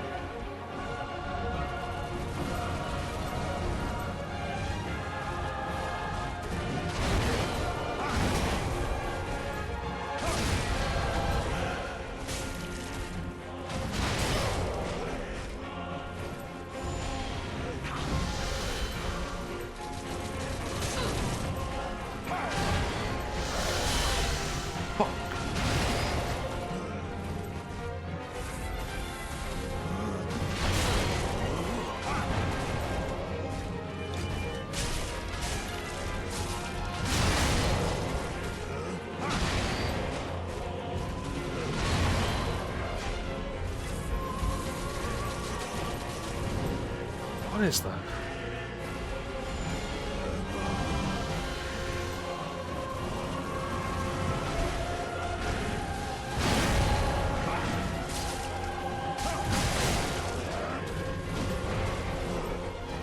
Is it his cape?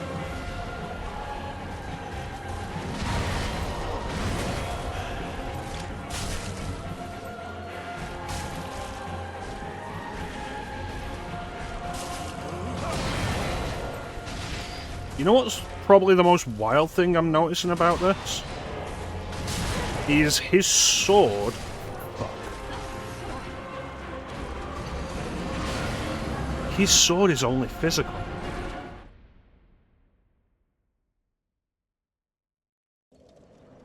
And I don't know what the last thing I fought. Jesus Christ.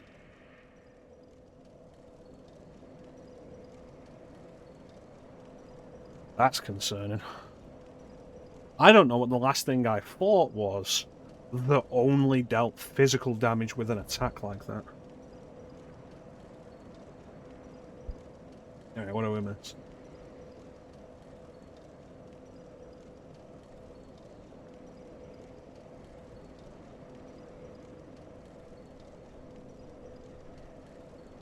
John Dark Souls.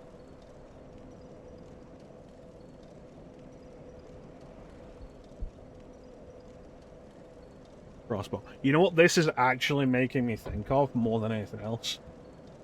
That Miyazaki finally got his guts representation. Big sword like that, hood and cloak, rapid fire crossbow.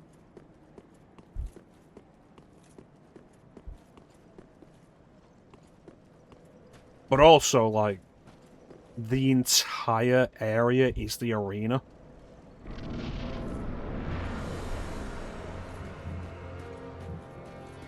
That is fascinating and terrifying, and I hate it for the sake of getting my souls back.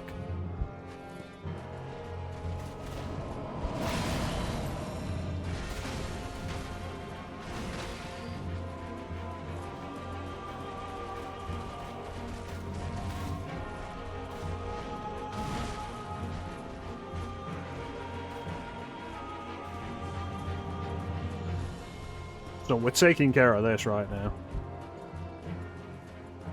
Where did I die? Right there. A boss arena this large. Like, I love it conceptually. I'm going to take care of my only restriction.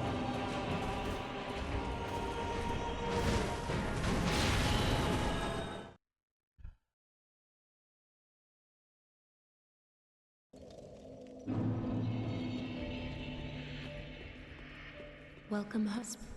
Very well. Then touch the dark taken. 83, 74, 7. Farewell, Ashen One.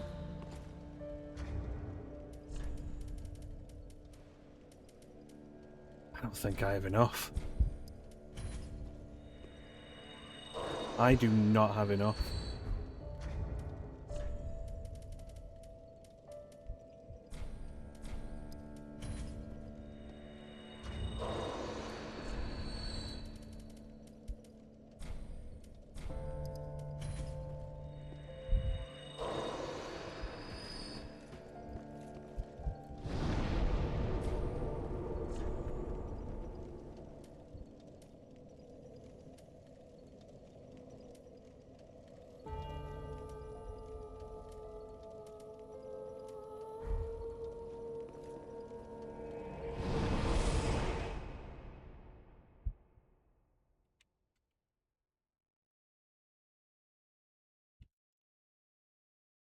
Alright.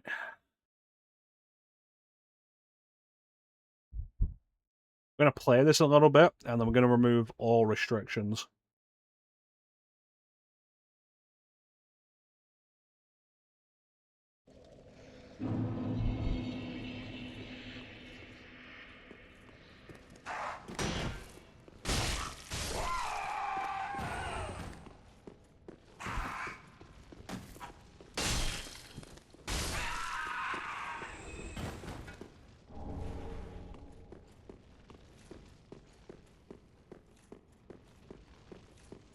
We're going to get enough souls for this. We're going to spend them, and then we're going to let whatever else we have go.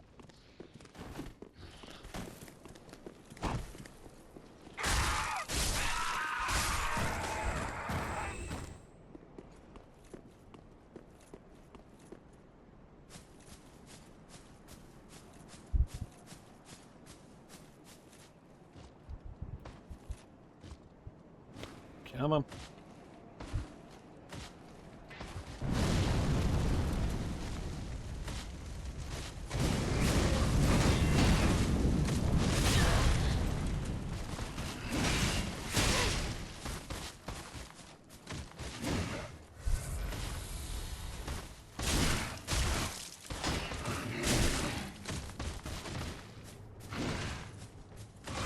There, we absolutely see the value of breaking poise.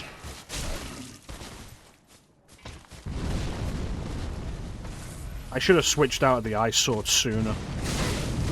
Frostbite was a crutch I relied on for far too long.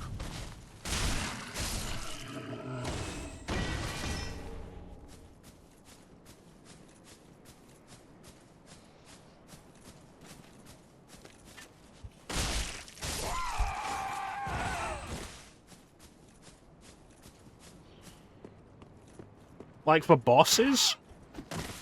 Not necessarily a bad idea. Because you're not likely to break boss poise anyway.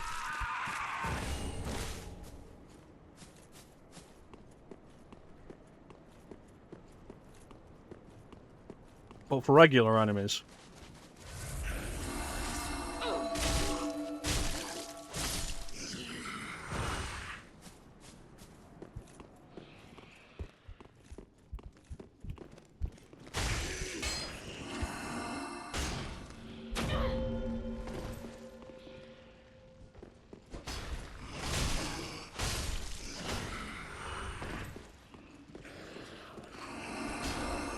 Cool, if lock-on could lock on when I'm pressing the lock-on button, that'd be fucking grand.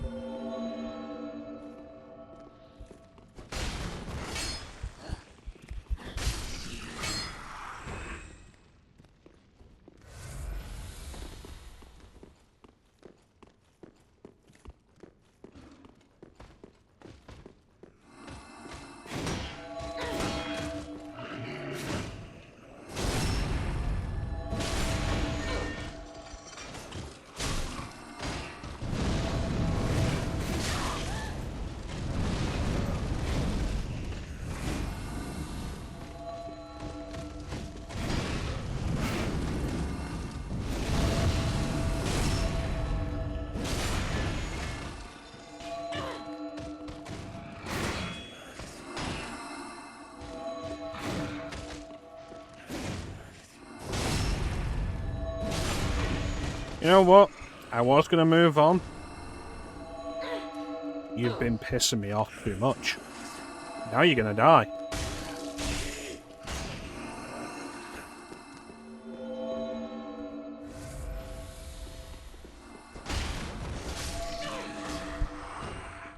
I don't think I forgot about you either, you slimy prick.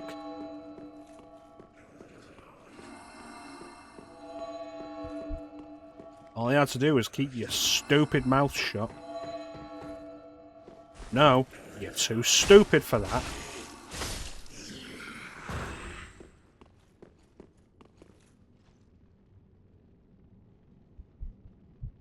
Excellent, thank you, Bane. We're almost there. We almost have enough souls. I knew doing this run would be a good idea. Because we've built up souls so fast. And these doors are open now because we killed things.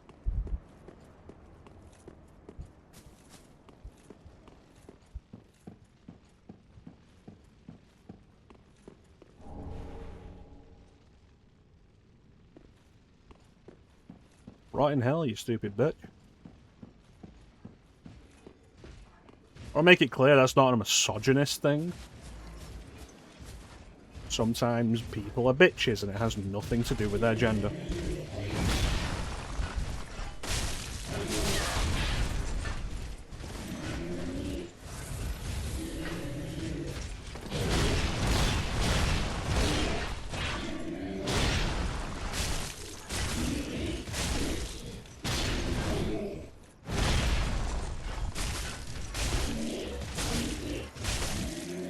Look at the value of that poise break.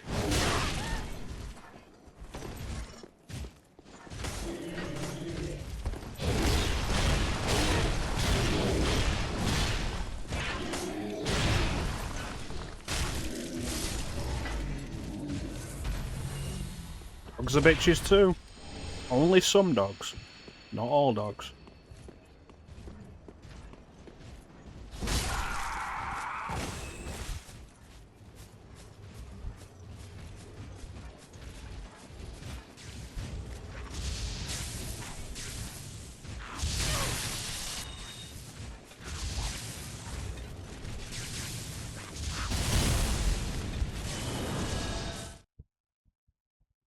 Alright, so this should be enough, if I remember the number right. Welcome, husband. Very then taken. I did remember the number right. Let these souls I remembered it. be drawn from their vessels. Exactly right. Excellent. I'm happy about that. Elucidated by fire, burrow deep within me, retreating to a darkness beyond the reach of flames. Farewell, Ashen One. Mayst thou thy peace discover.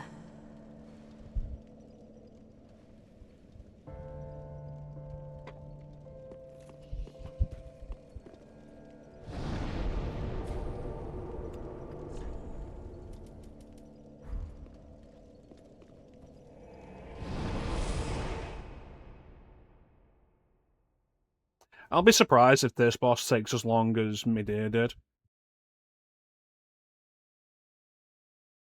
I think I have most of it already worked out.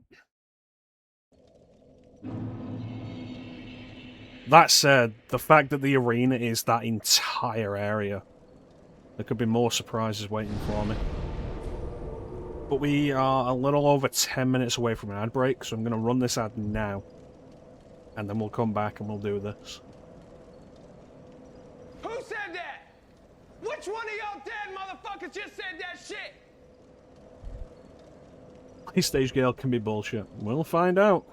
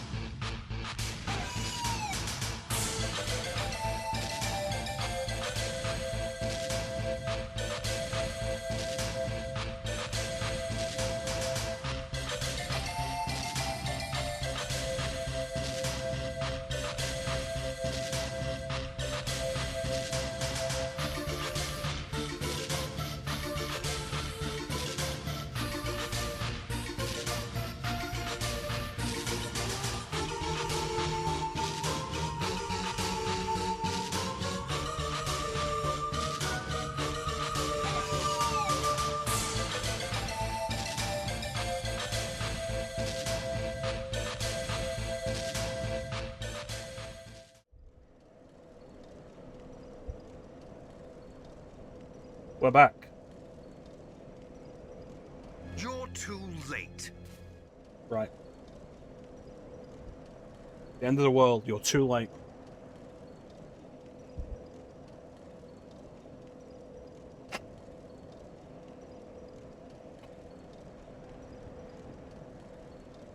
This is probably 2 o'clock. There we go, that's better.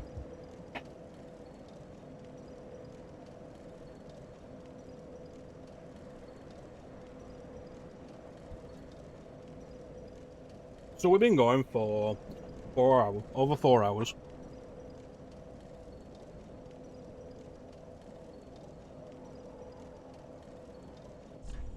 Where did we start? We started here.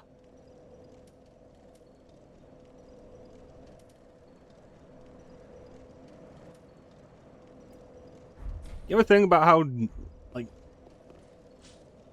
late game in Dark Souls, it feels like you spend a lot of time on not a lot of progress?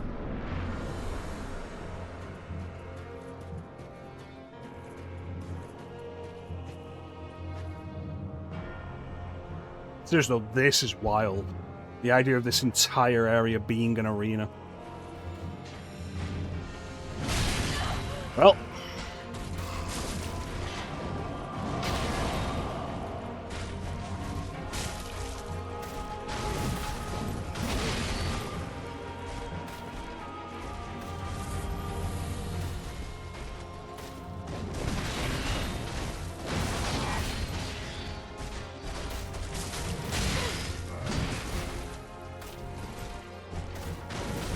Yeah, it's been so long since I was attacked by somebody who their physical attack was just physical.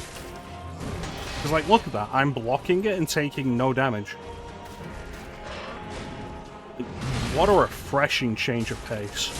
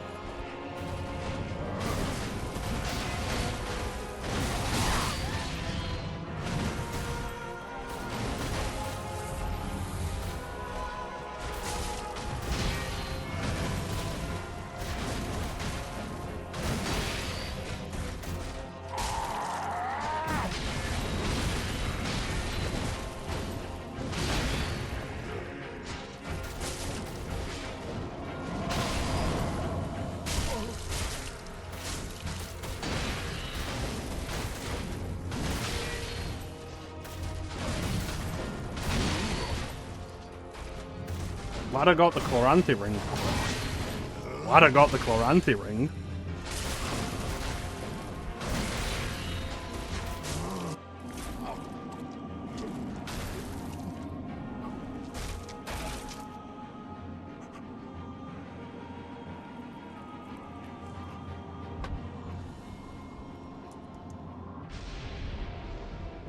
Well, here we are now. Bye. I want to test something.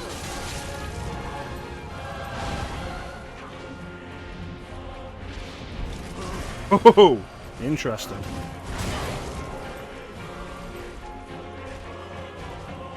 But I think that does suggest his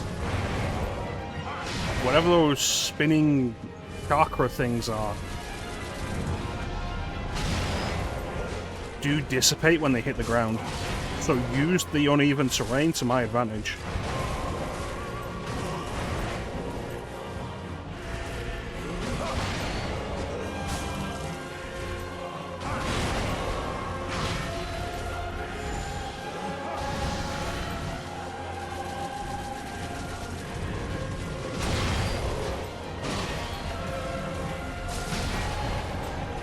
Cannot believe that missed me.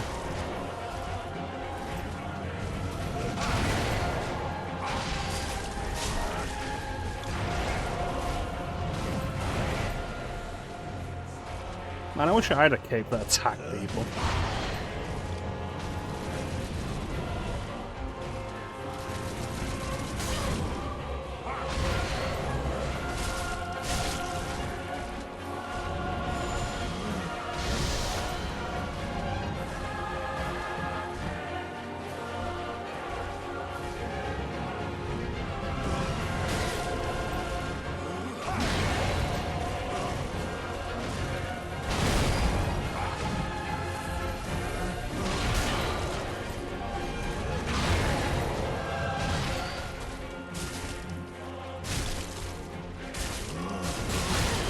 Greedy. Wasn't a bad time though.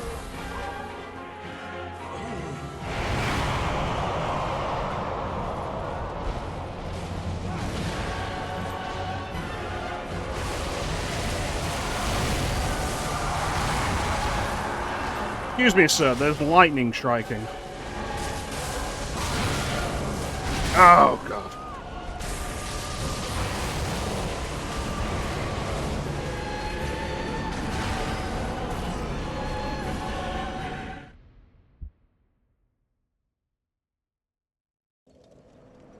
Okay, so at that point, the uneven terrain might be more of a hindrance. I do appreciate that, like, the bonfire is right next to the fog door, though.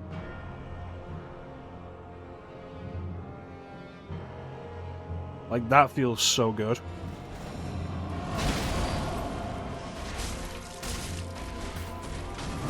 Not spending so much time trying to get back to the boss fight.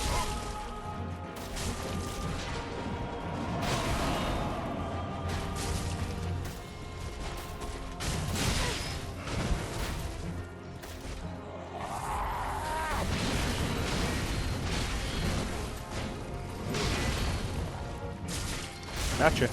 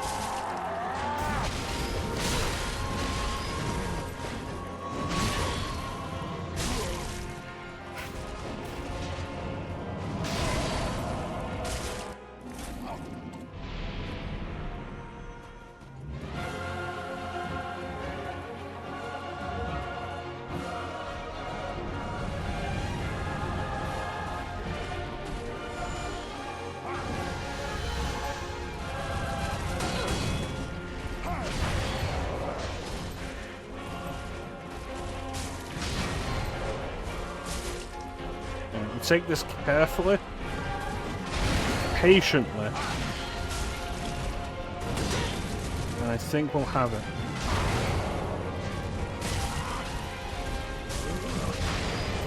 And then we can get a better look at phase 3.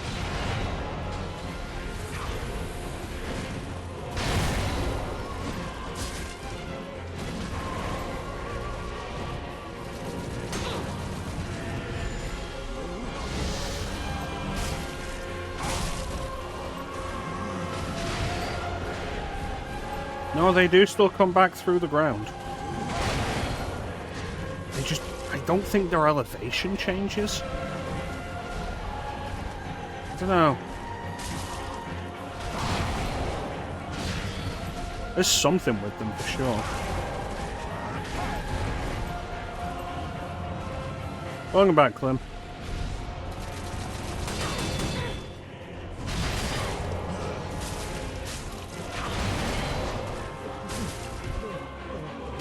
Go.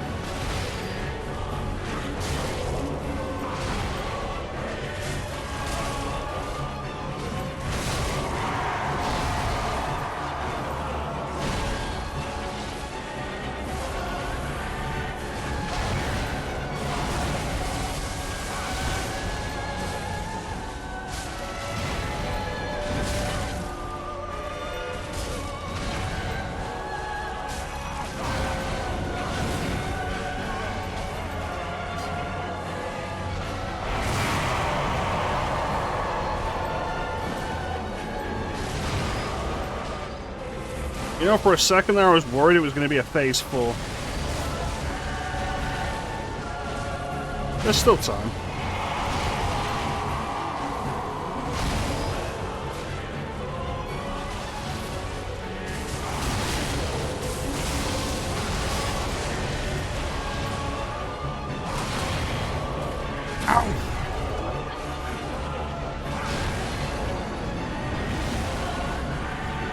Could have had him. Could have had him. Bastard.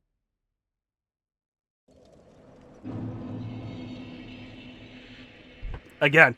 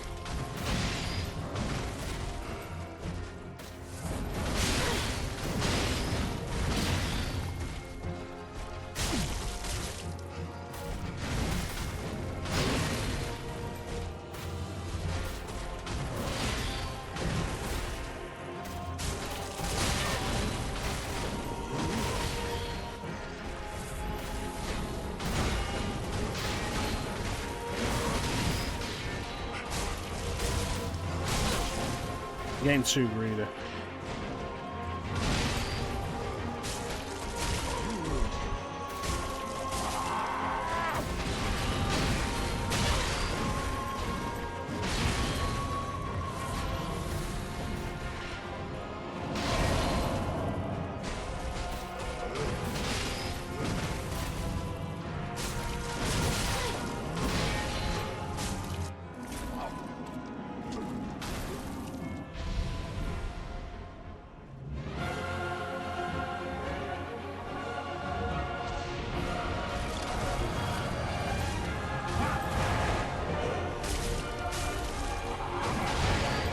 You think you catch me with that old trick?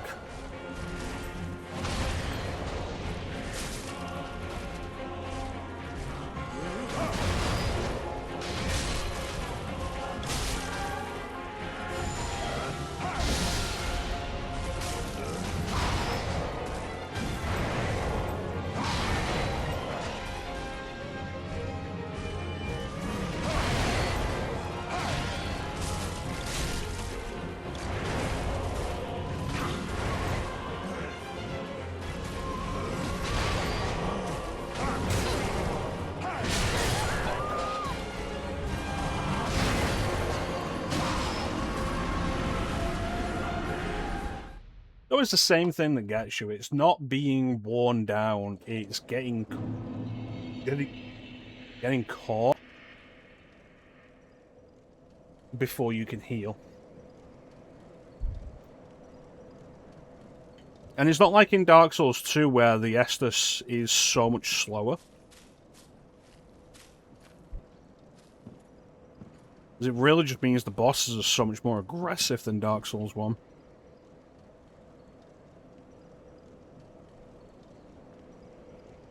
I wonder who she was. Again.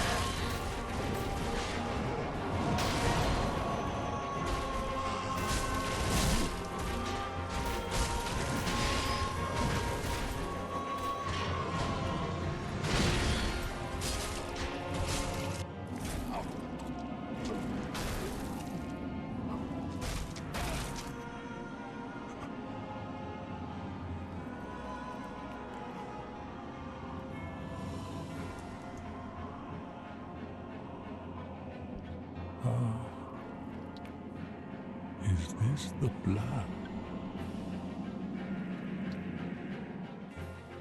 The blood of the dark soul.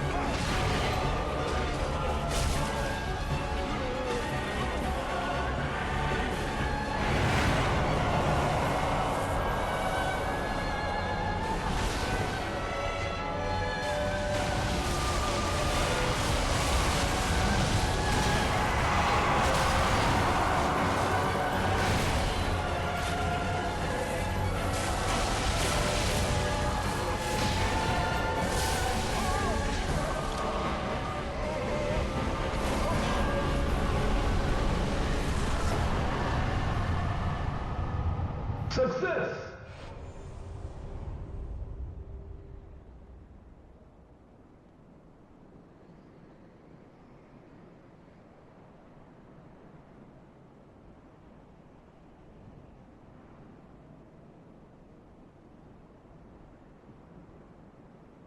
It was a good fight. Thank you, Ben. Now it looks like the end of the world.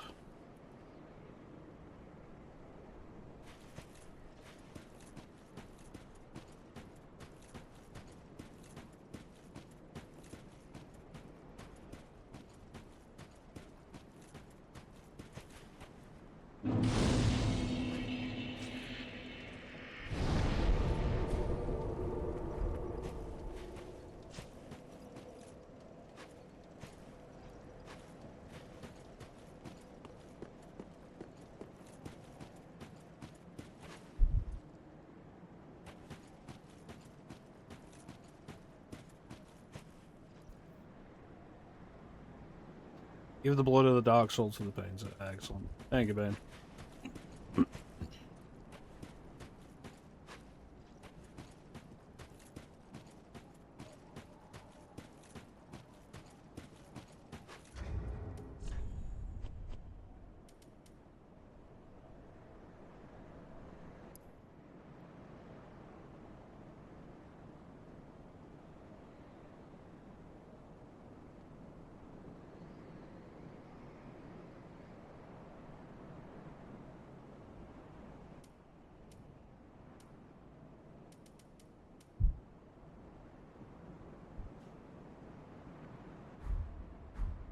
Why was he here? And what does this area truly have to do with the Painted World, though?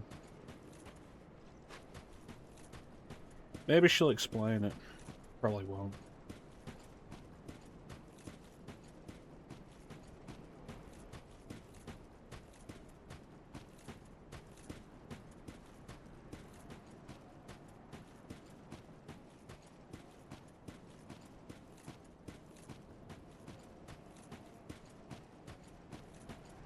The end of the world, the end of time, the end of the cycle of ages.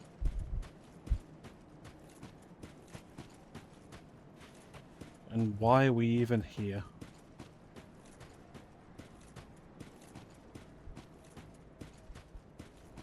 What did any of it mean?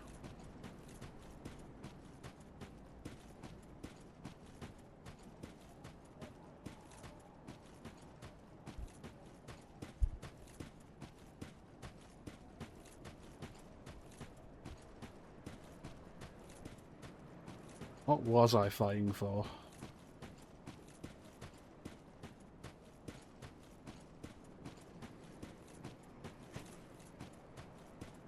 What does it all mean, Basil?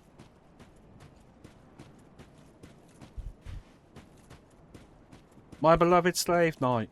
Yale. Was the painting all along?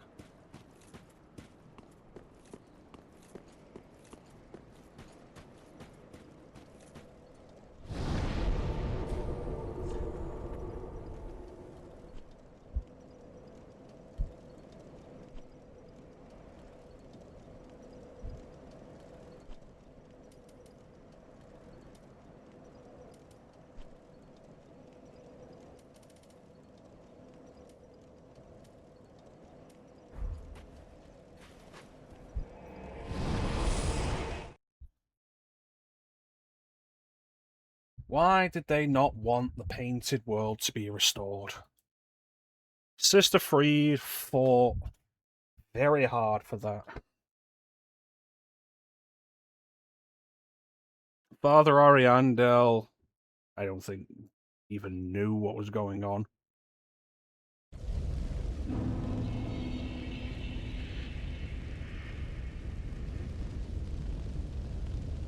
No, I'm pretty sure this place wasn't on fire when I left it.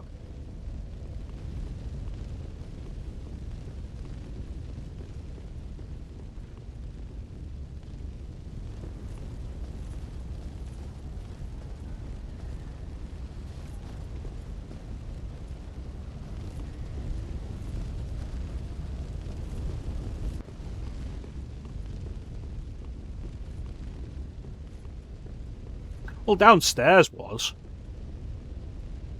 I don't think up here was. Where was that ladder? There it is. You think it just glitched out? Hmm.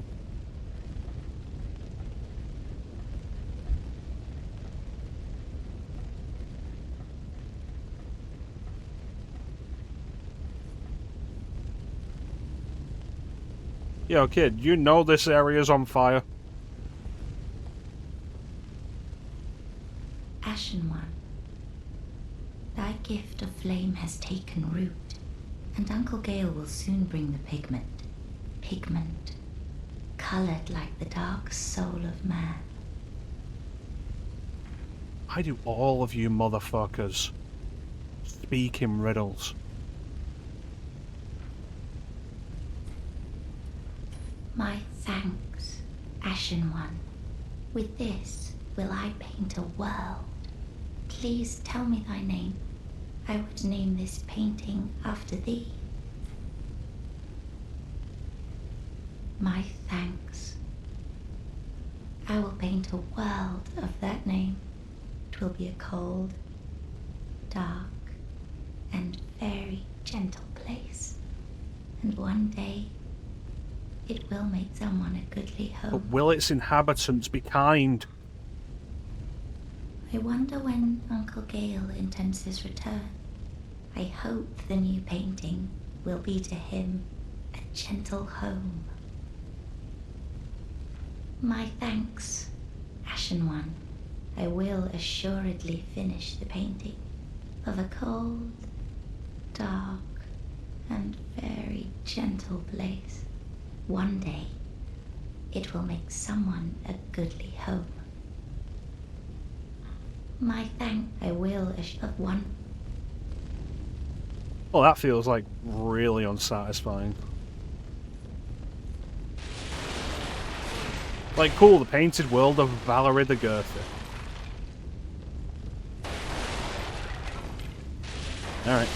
Do I get anything for it? Was there any value to any of it? There you go, paint it now. Paint it now, you little shit.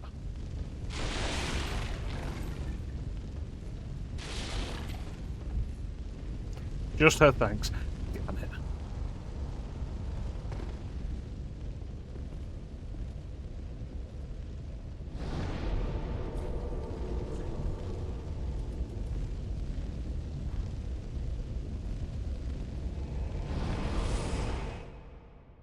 What did it all mean?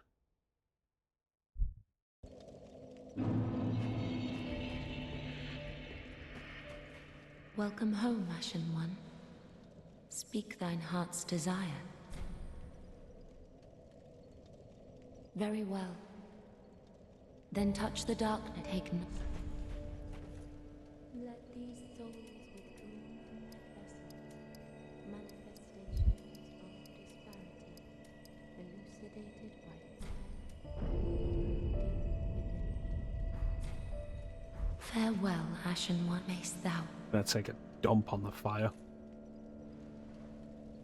Go into the kiln, find the first flame, and take a dump on it. Thus will begin the Dark Age. I'll be calling it dark because I pooped.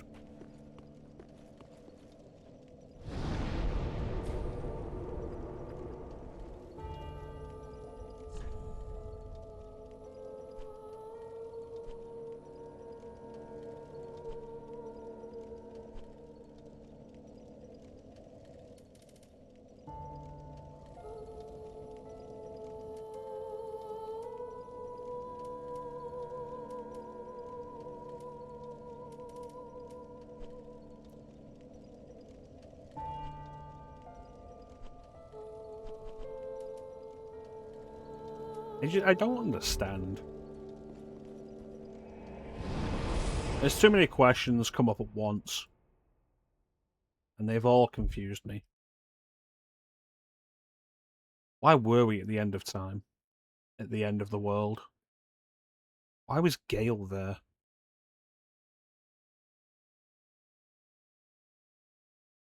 Who was Filianor?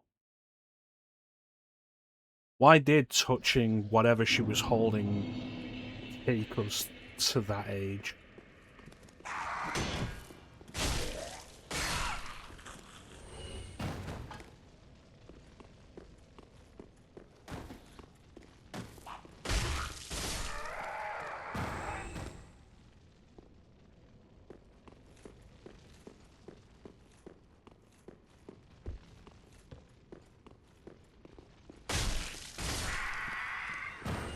Was Gale intended as a Berserk reference?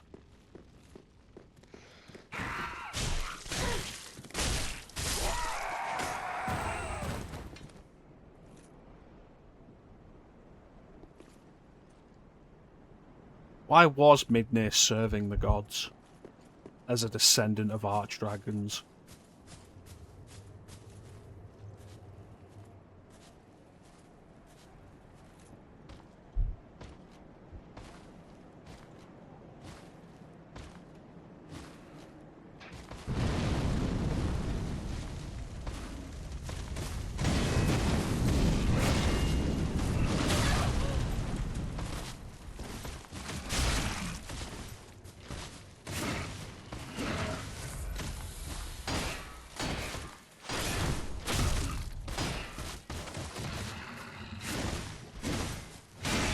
I mean, there's definitely something to that, Clem. You can create all these interesting ideas that don't necessarily intersect. And it creates the suggestion, I guess, of a world with so many different people doing so many different things.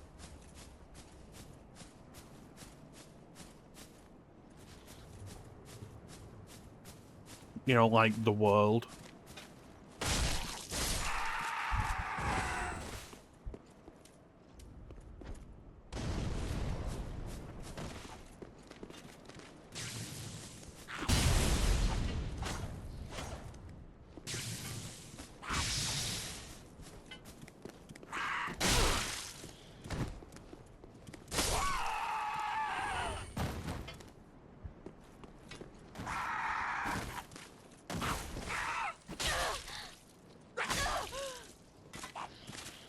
Kind of like Star Trek, the original series, where they were just like, hey, time travel, it's a thing.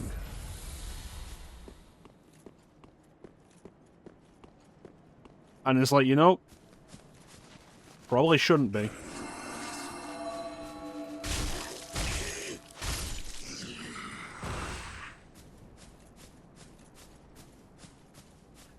Probably shouldn't be. Like, that's the thing for you, Clem. If you ever go back and watch Star Trek, the original series, like the Season 2 finale, which is a backdoor pilot for a series that was never picked up because it wasn't particularly interesting. Yeah, time travel's a thing, and we always go back to the present day. Like, the Season 2 finale of Star Trek, the original series, is a backdoor pilot for a series set in the 60s, so, like, the present day. And it opens with Shatner being like, Captain's log, Stardate, blah, blah, blah. We've gone back in time to observe this period of history. And it's like, fucking what?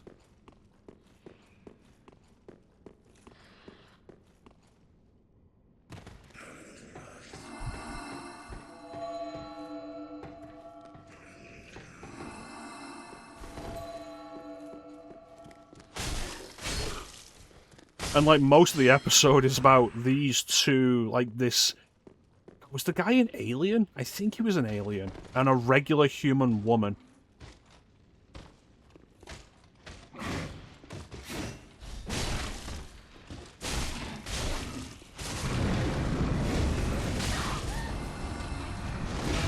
And, like, most of the episode is focused on that. On, like, those two.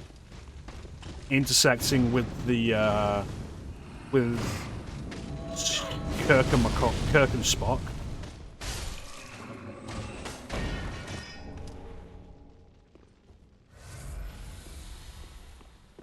And like the episode ends with, I think, Kirk turning to Spock and being like, "So what happened with those two?" Well, the database says they had many adventures, and then the series, the pilot was not picked up, and they had no more adventures. Voyager went back to 1996. Star Trek 4 went back to 86. Like, it's always the present day.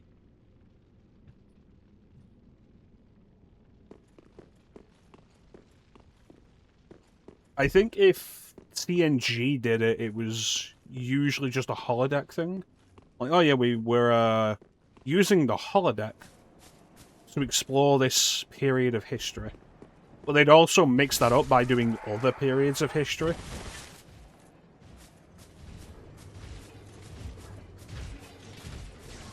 Like, Picard was a big nerd for a set of detective novels set in the 30s.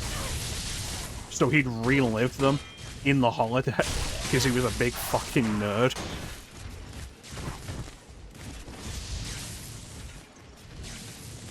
Did TNG time travel to the 19th century, or was it holodeck?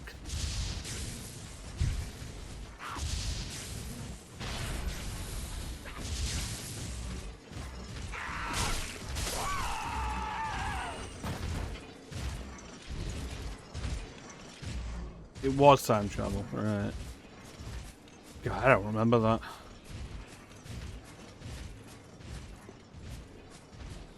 I just think it's funny, like, everybody's like, oh yeah, Picard's so cool. And, like, he's a great captain and everything, and he's such a cool character. And he's just there role-playing in his spare time in the holodeck as the main character of a series of books that he likes. Data's hand was found, and I'm like, oh yeah, you are right.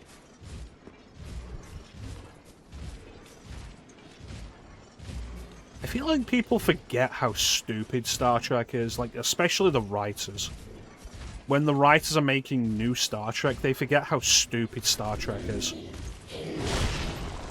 And it's like, it's not a bad thing that Star Trek is stupid.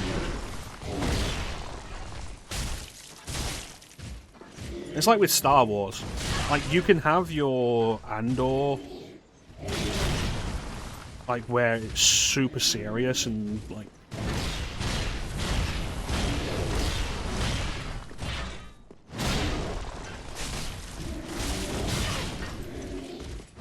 really good like that.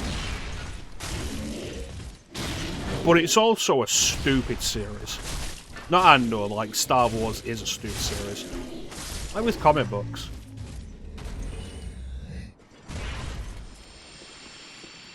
Comic books are stupid. Gotta remember that. You can tell serious stories with them, but like a lot of it is stupid.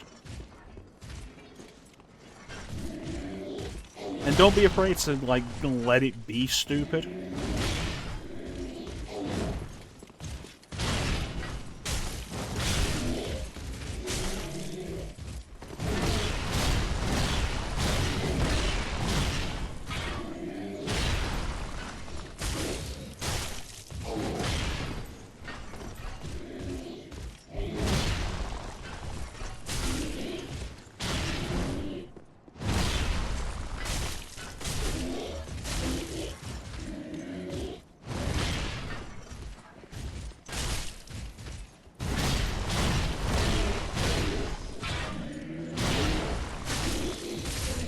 Because, like, not only is stupid fun,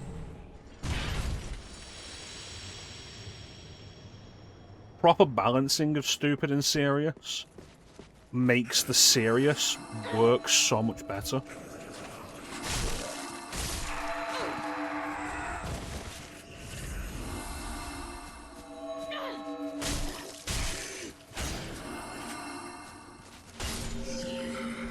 Piece of shit.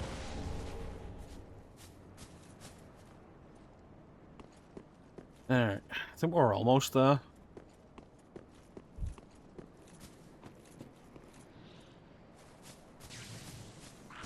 You say that, Bane, but, like, is the episode where Tuvok and Neelix are fused into one person not stupider than that?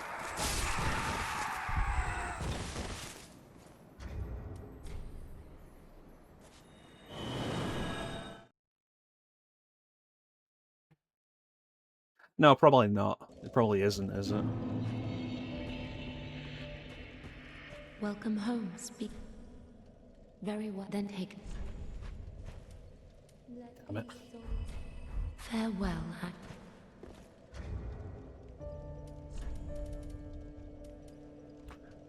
Don't have any more.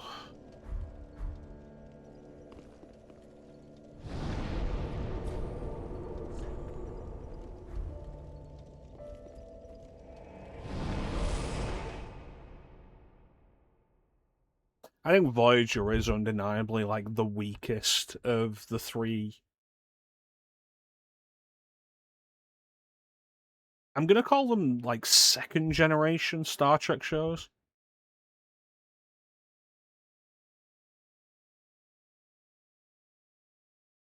Because, like, there's the original series, and you should probably wrap the animated series up into that as well as classic.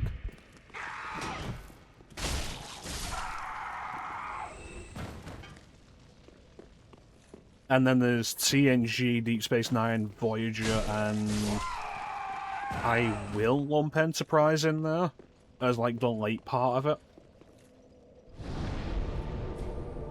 Then there's Modern Movie Trek, which is an alternate universe.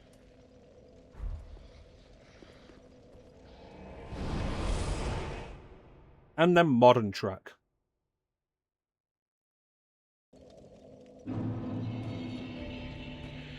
Welcome home. Very well, then take. Let these souls withdrawn from their vessels, manifestations of disparity, elucidated by fire. I think it's a good way to rank them. Had a Borg tie in episode's first one. I do remember that. They find, what, Borg that crashed into the Arctic?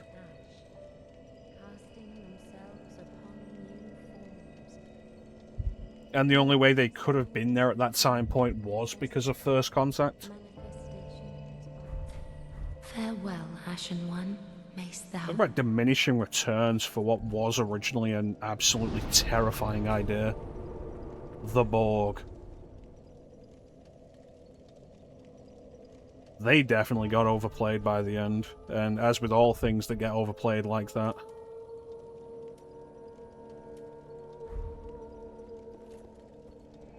Every time they turned up and lost, they just became less threatening.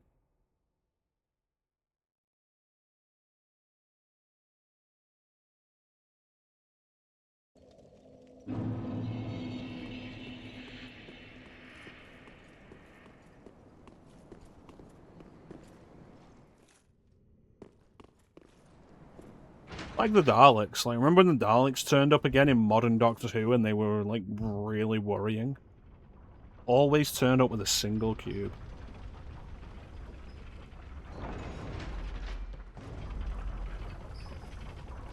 I mean, there's the problem of that as well. Like, you write them as turning up with, like, the full set.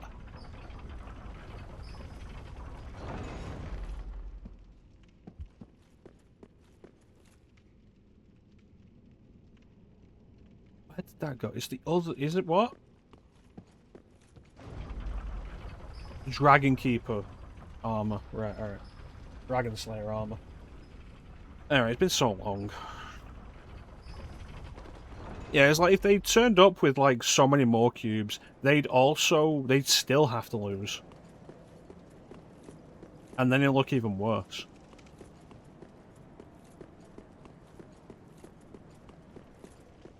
And you just have to keep making reasons for them to lose. And it builds up. And it's like the Daleks, like I say in modern Doctor Who. Where there's one Dalek that turns up in the episode Dalek in the first season.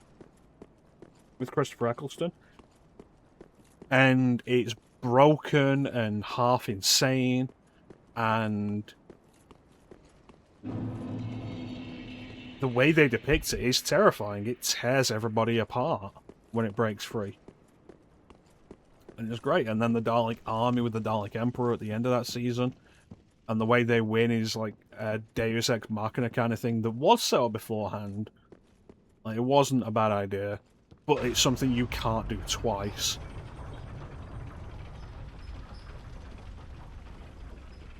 Which is how that kind of thing should be done. Like, you managed to save the day in, like, a very... Like, this took a lot kind of way. And then the Daleks come back at the end of the next season as a big surprise villain, and it's kind of a threat again.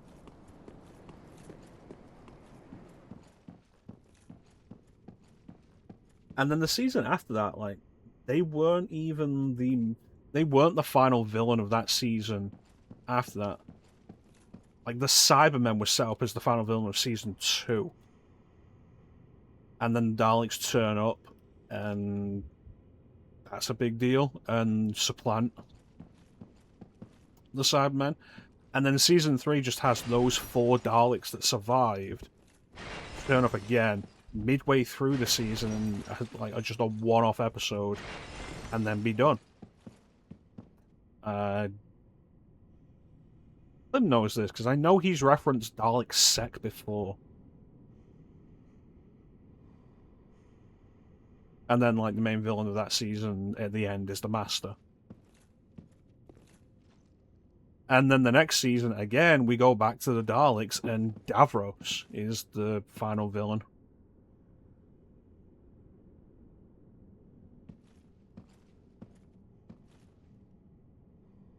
And, like, for the most part, by that point, the Dalek... What would you call it? Reputation probably is a good word.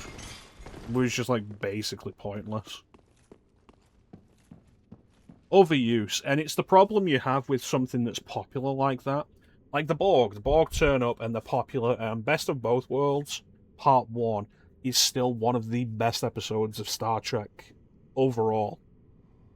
The First Contact is, like, the best TNG movie. It's one of the best Star Trek movies overall. And the Borg were very popular, so there's a lot of pressure to bring them back. But every time you bring them back, they become worse. Every defeat makes them worse. Some villains should be like 1-off or 2-off.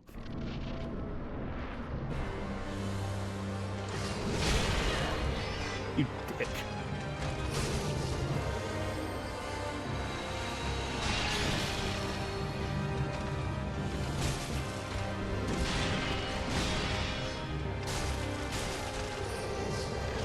I seem to be a lot stronger now than last time.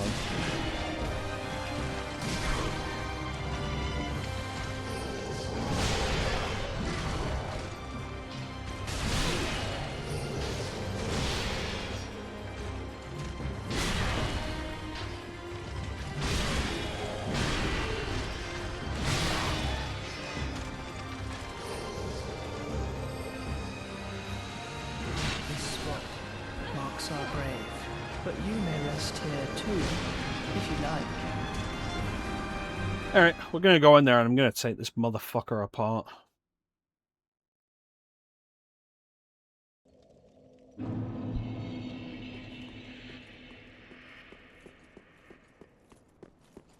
I think it's an indication, though, of, like, things should end. Like, stuff like that shouldn't be going on for as long as it does. I think Star Trek can get a bit of a pass on that because it's a universe following different people at different points. So, like, that can work. Doctor Who, I think, doesn't, like, work in the... Ah, fuck, I forgot about this. Like, doesn't work in that sense because it is following the one character for all this time.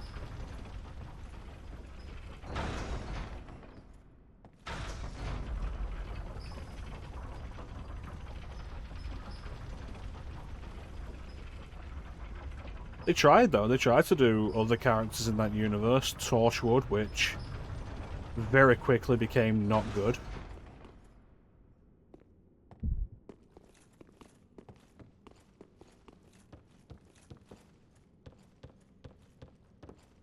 And the Sarah Jane Adventures, which was Doctor Who aimed at children, but like Doctor Who was always kind of aimed at a family audience anyway.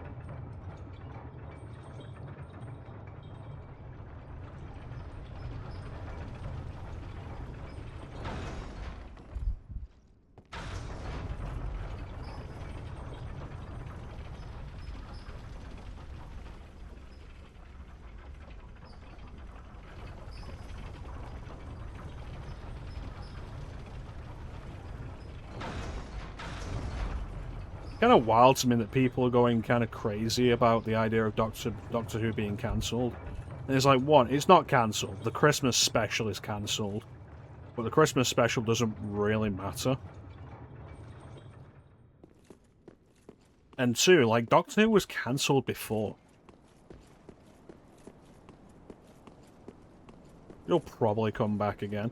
And even if it isn't, like, even if it doesn't, when was the last time you actually watched Doctor Who? Let's be fair. Kind of shit. A lot.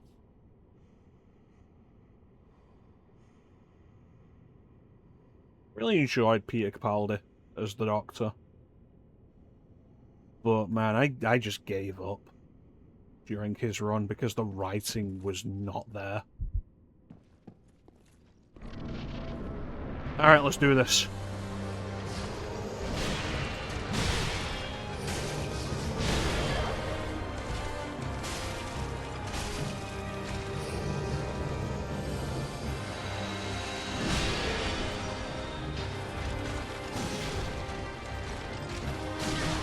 Honestly, like, as a youngster wanting, like, some good sci-fi, it coming out in 2005 and being there, like, weekly with 13 episodes of mostly decent stuff. Like, it's a good time. There's some good Doctor Who stuff. And, like, I can recommend, for the most part, like, the entirety of Christopher Eccleston's run, which was 13 episodes. There's a lot of great stuff in David Tennant's run. And Matt Smith got some really good stuff.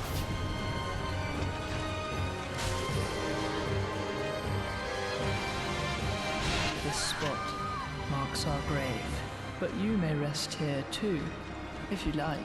It becomes quite samey, I think, over time.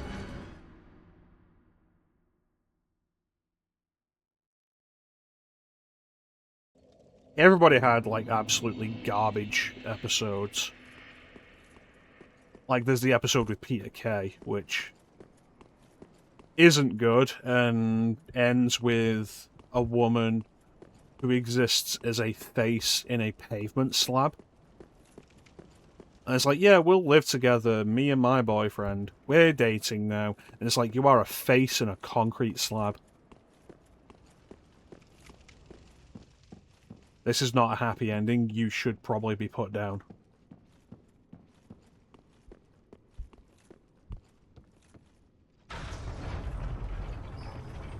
Overall, like, probably the best thing about Doctor Who when it's, like, really good is, like, the horror aspect of it. Because Doctor Who could be terrifying.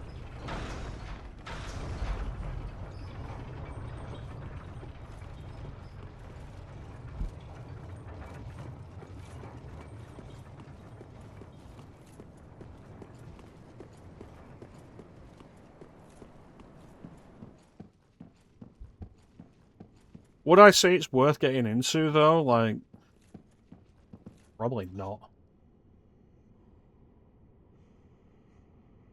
I think the best description I've ever heard of Doctor Who is, like, it has really high highs and really low lows.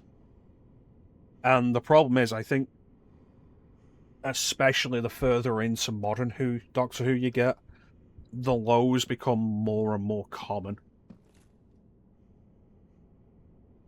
It's like, how long was Jodie Whittaker the Doctor? Like, I feel like it was only 1 season, but maybe it was 2. And I've heard the writing she had was absolutely terrible. So she never really got a chance to properly shine as the Doctor.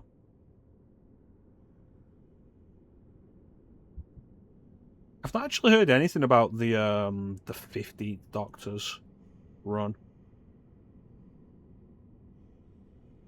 So I don't know anything about it.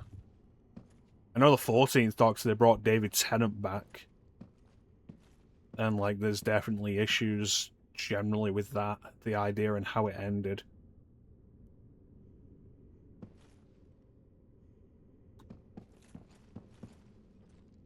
Yeah, I wouldn't say watching Doctor Who is worth it.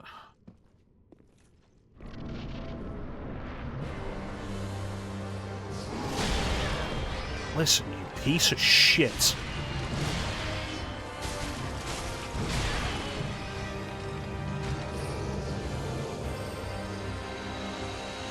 This spot marks our grave, but you may rest here too. Shut up. If you like.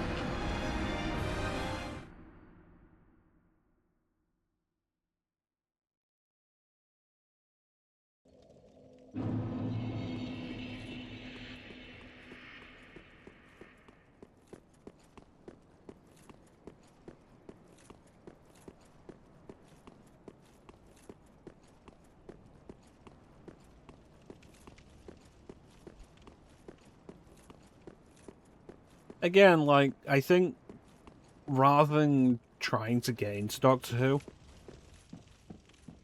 I think it would probably be better to, like, try and get into something that ended.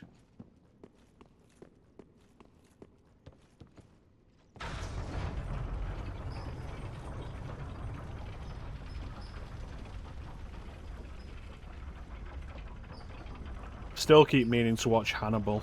Like, more Hannibal. And I started Twin Peaks, and I'm like 4 episodes in, and I've just not watched it in like 2 months. And I know Twin Peaks doesn't go anywhere. I know that they had to reveal the identity of the murderer in Season 2 like it was a network requirement, and then David Lynch lost all interest in the series after that and left. And I've heard the 2nd season just meanders for the rest of it. I've heard the movie Twin Peaks Fire Walk with Me is like really weird and dark even by Twin Peaks standards. And it's also a prequel for whatever reason.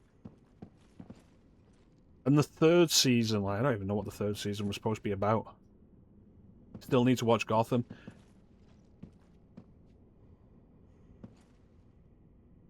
It ended, yeah. And I've heard like really good things about some of it.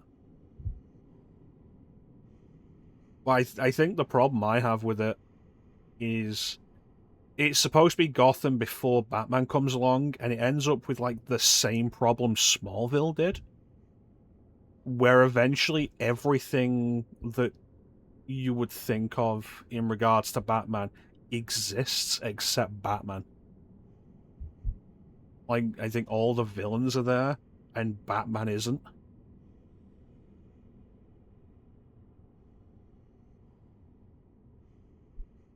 I think the better idea would have always been, like, do a Gotham Central adaptation, where it's the police in Gotham during, like, the modern run, where Batman's around and the supervillains are there, and the police are just dealing with all of that.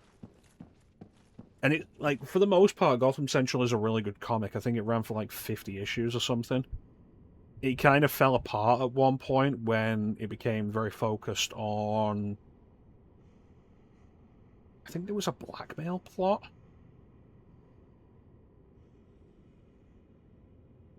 Where Renee Montoya was outed as a lesbian. And, like, dealing with the fallout of that. And, like, gets kind of bogged down in that, and I don't think it's a particularly good storyline.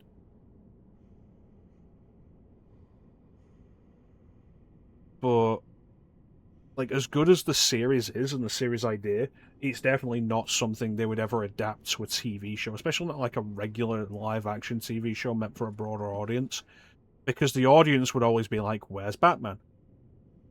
We need more Batman.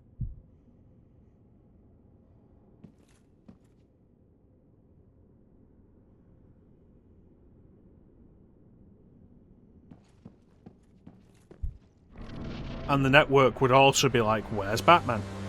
Put Batman in it.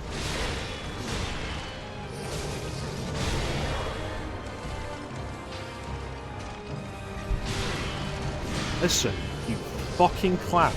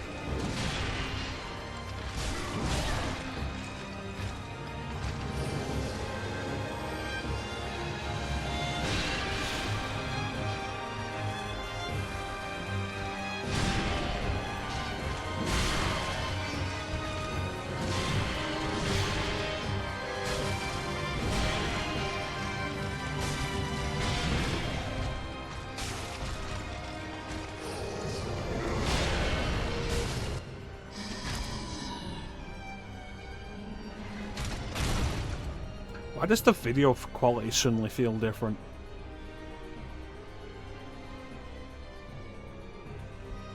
Oh, dear brother, I'm on my way.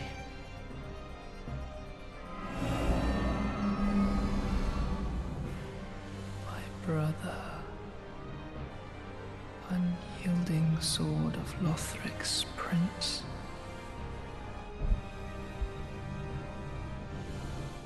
Rise if you would, for that is our curse.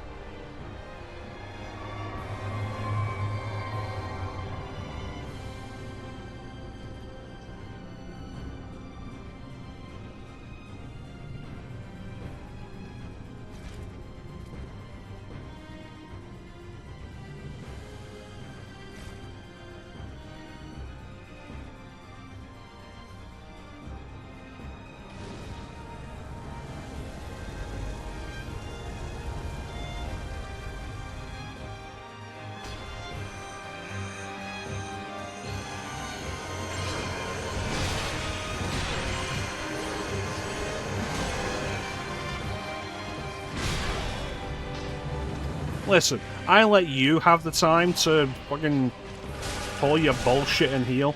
Give me the time to heal. Rude.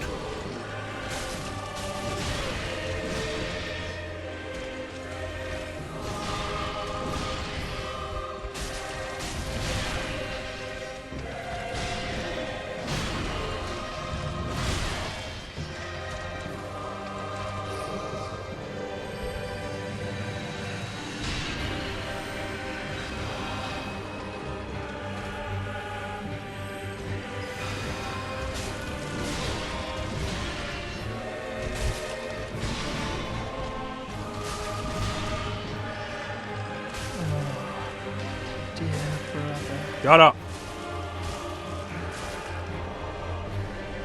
Mark my words, Ashen One. You remain among the accursed.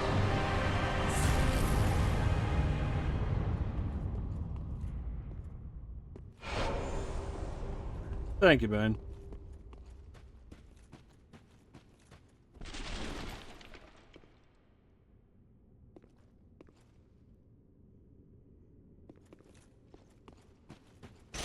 I feel like that definitely went better with the Black Knight sword than it would have with the Ice Blade.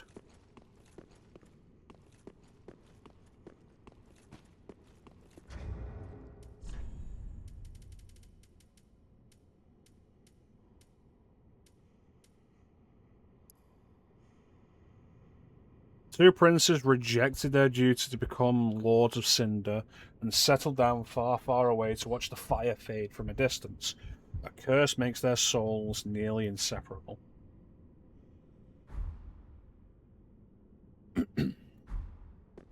Thank you, Nelson. I'm pretty sure this is 0 souls. It is 0 souls. Oh yeah, what weapon were you using? Like, if I hadn't had the option of going for the DLC, I would have just kept going.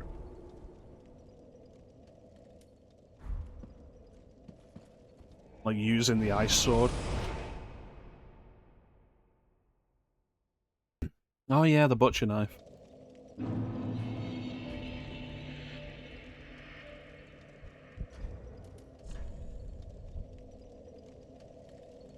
$87, 88,707. Right.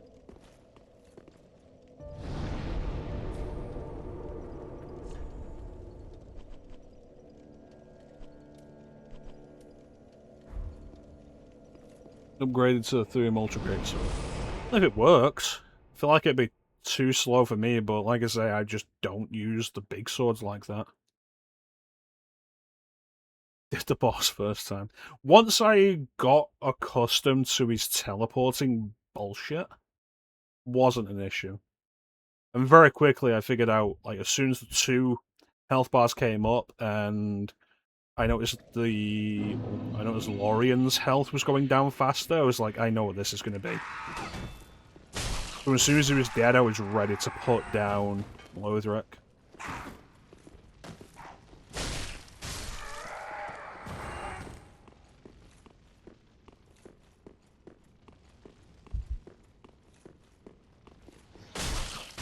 They call this a great sword, and I really don't feel like it's big enough for it, but I'm probably just not properly assessing the situation.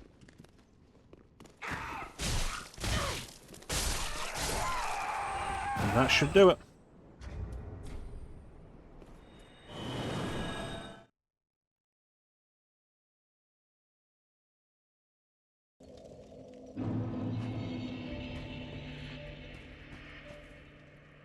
Welcome, husband.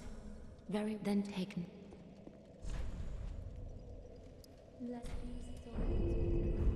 Farewell, Ashen One Mason.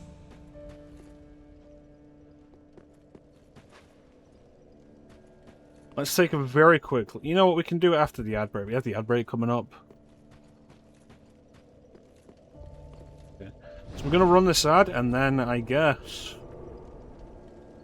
finish the game. I'm the light bringer. I'm the fucking universe. That's right.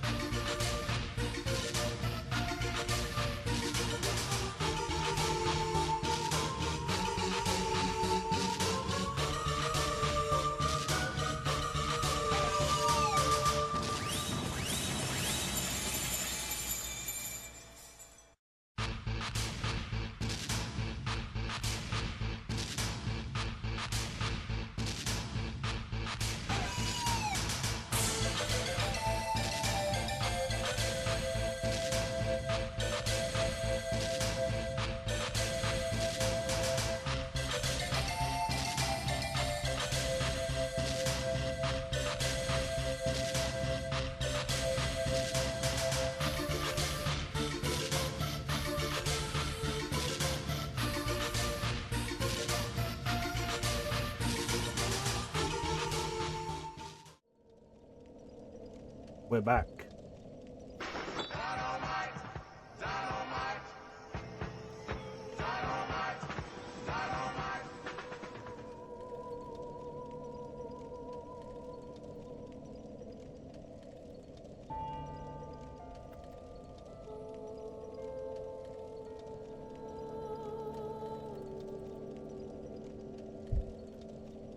There we go, and we'll leave that to cook.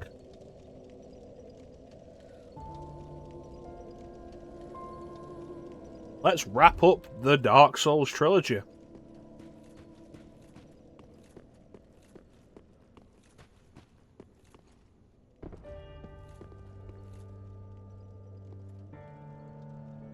Do it.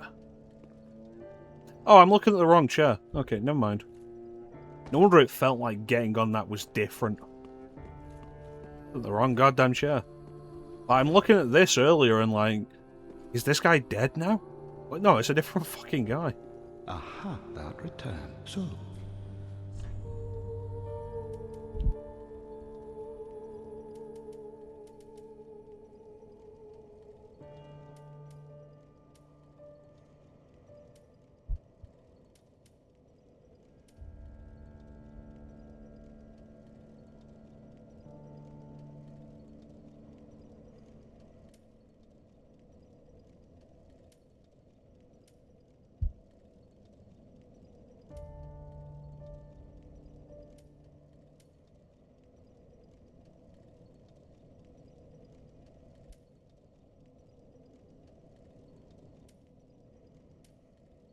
Repeating crossbow.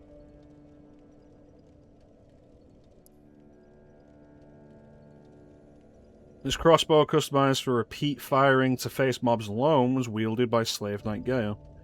Used in the battles of an endless journey, this crossbow is covered with twists and dinks, rusted with blood, and made extremely brittle from overuse. Very low durability.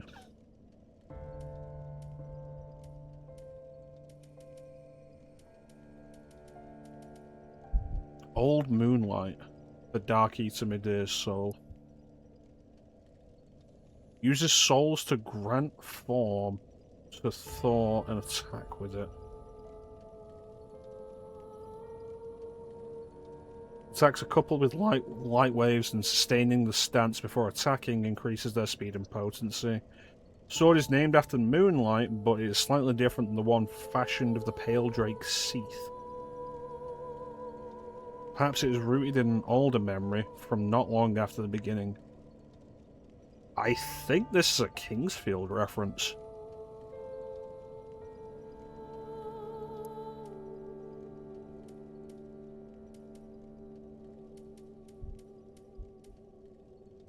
Lothric's Holy Sword, of course it's faith required.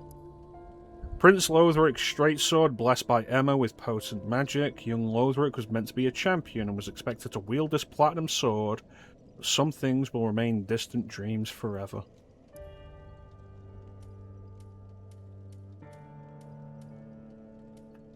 Gale's Greatsword. Greatsword of the Slave Knight Gale, the only weapon that he kept with him from beginning to end. Originally an executioner's sword made for decapitation, this blade is heavily chipped and stained with the blood of countless battles. Blade of Peril, a precarious technique unique to Undead Gale. Leap in any direction, slamming the greatsword to the ground, then follow with normal attack for a large spinning slash or strong attack to backstep and jump forward in overhead slam. Alright. Lorien's Greatsword. Ultra Greatsword, then it's not a greatsword, is it? Of Lorien, Prince Lothric's older brother. Cast in smouldering molten steel and stained black. Before Lorien embraced his brother's curse, he was a knight who single-handedly slayed the Demon Prince, but the flame eternally scorched his sword with flame.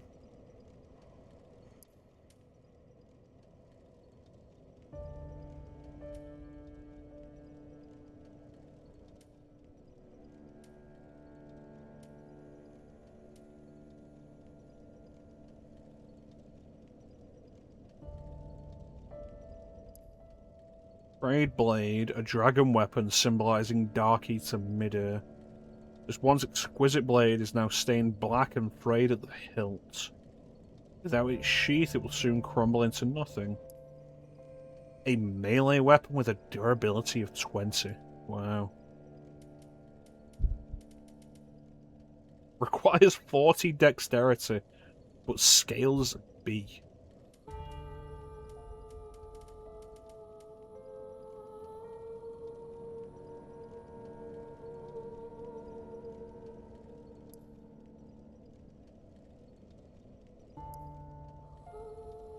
Do I keep boss souls on New Game Plus?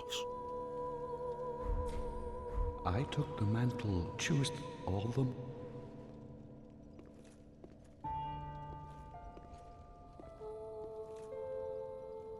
Yes.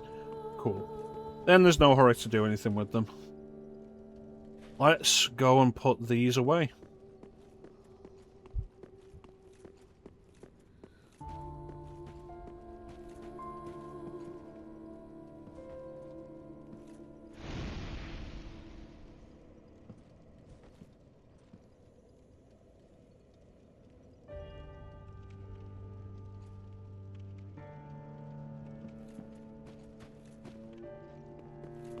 Okay.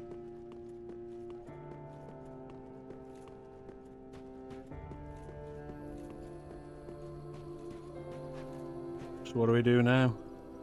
The 5 lords sit their 5 thrones, all thanks to thee, most worthy of lords.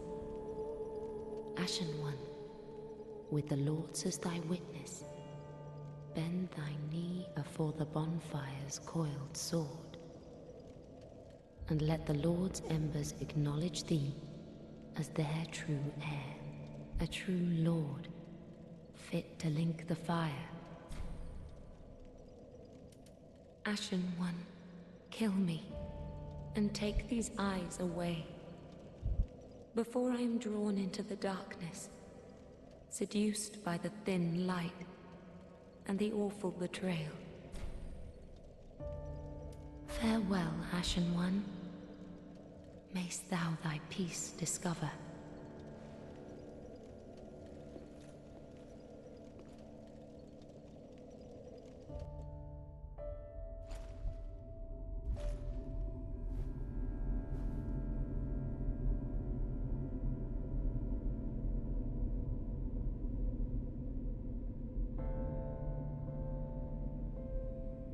Noble lords of Cinder, the fire fades.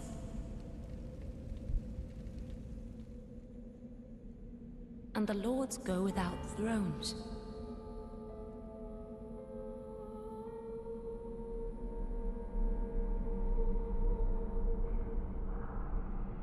Surrender your fires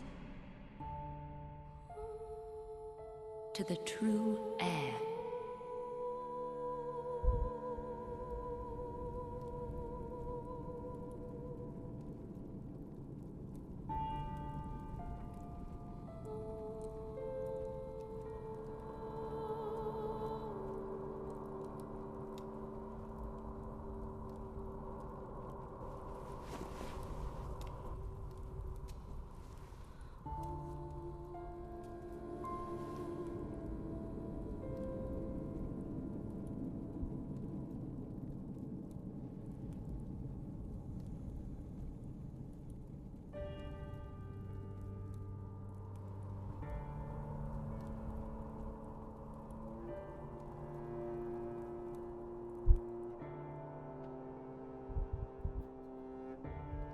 Let her grant death to the old gods of Lordran, deliverers of the first flame.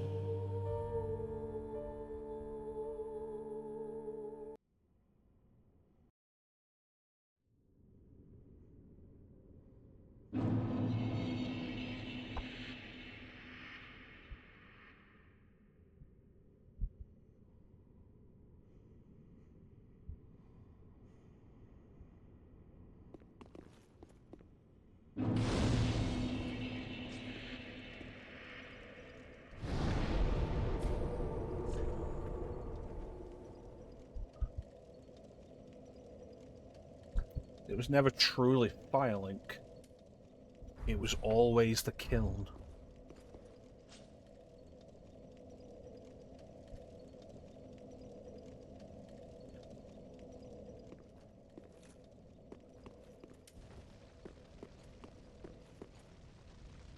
Though I think there's definitely a curiosity to the fact that there are 3 versions of this place.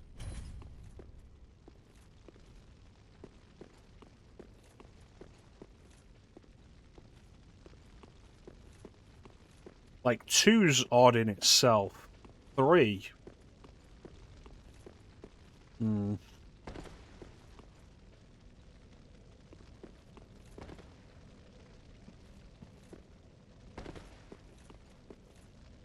Tunnels have collapsed. Nowhere else to go.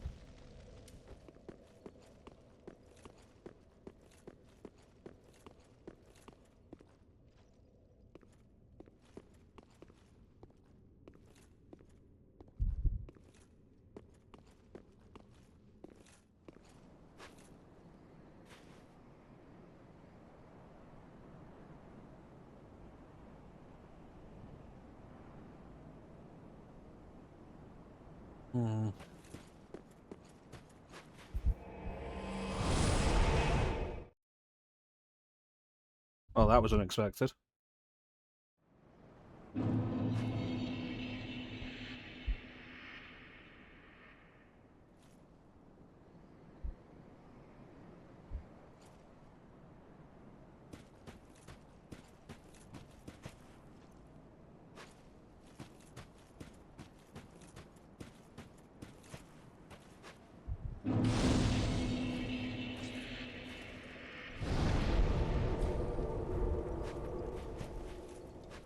Seems to be more in the kiln than I remember.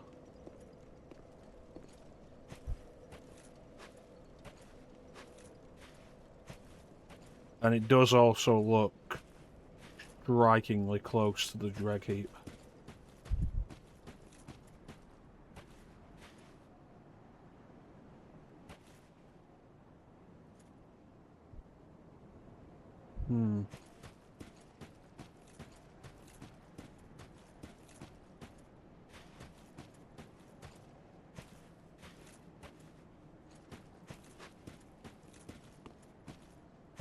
Right.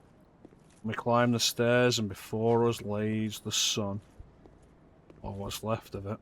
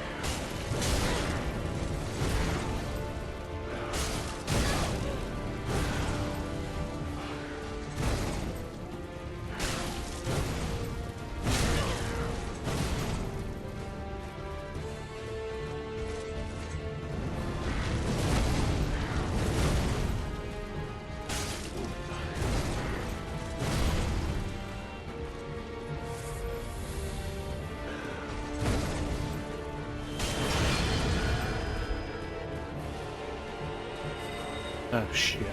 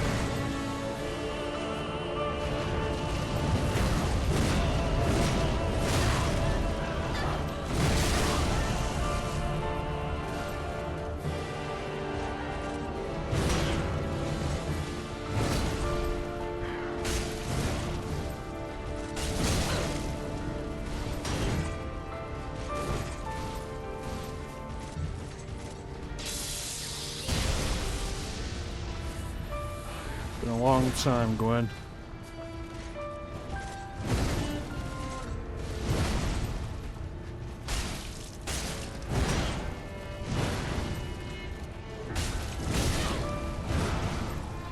Did you ever truly get to rest?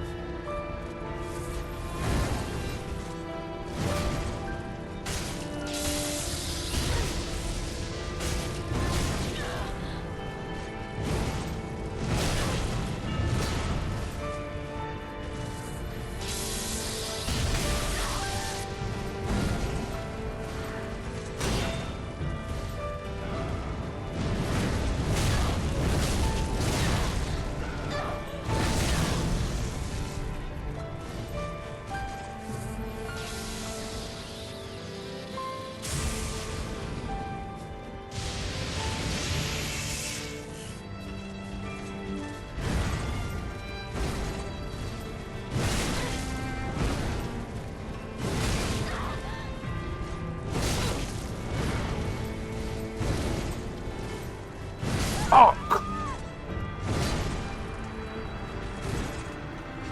It's almost there.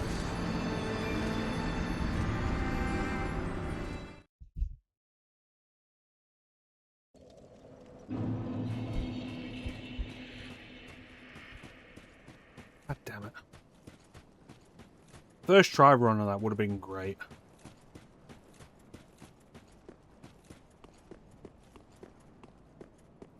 Fog door without a wall to hold it.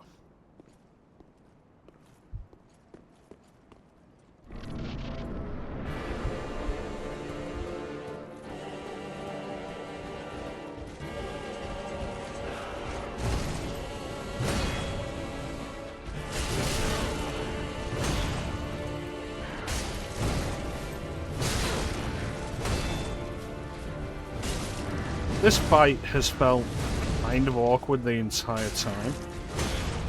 Because it feels like there's never a safe moment to actually attack.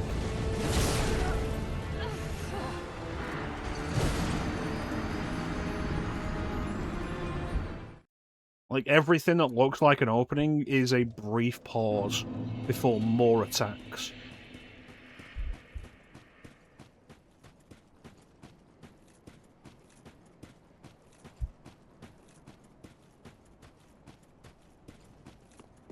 There's gotta be something.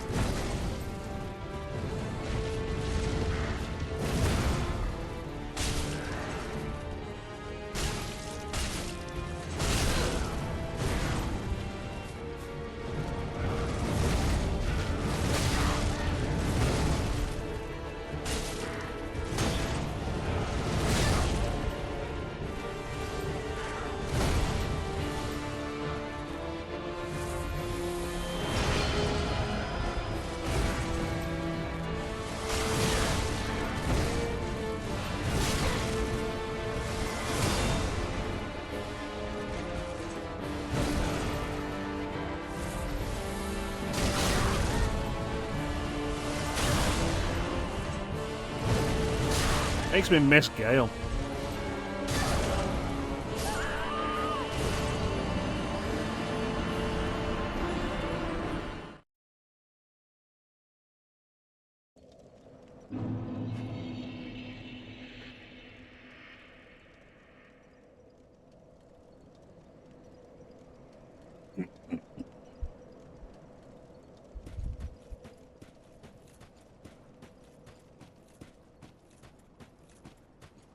Alright, come on.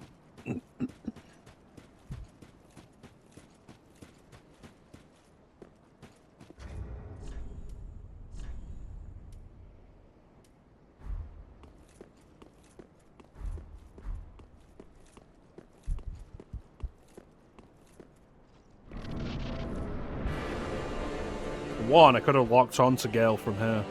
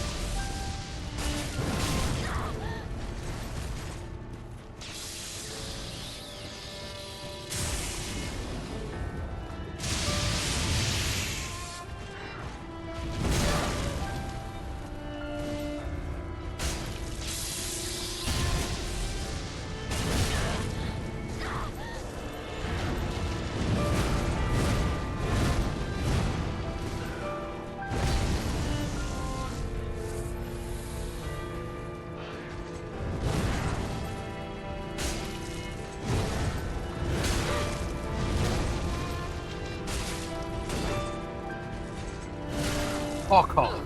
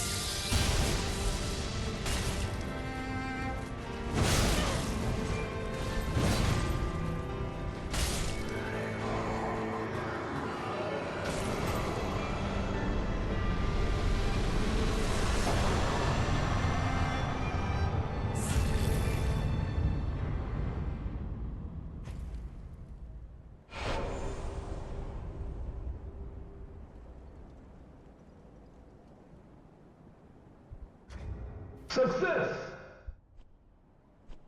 Thanks, Ben.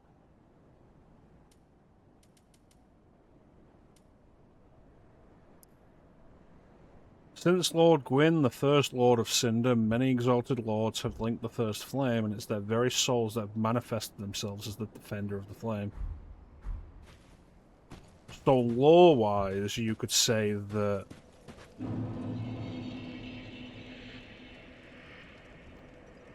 that was likely also our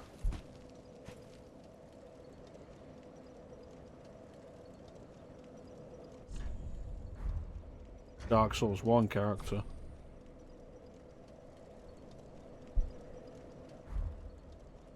Link the First Flame. Summon Firekeeper. Firekeeper to the First Flame? Could a Firekeeper link the First Flame?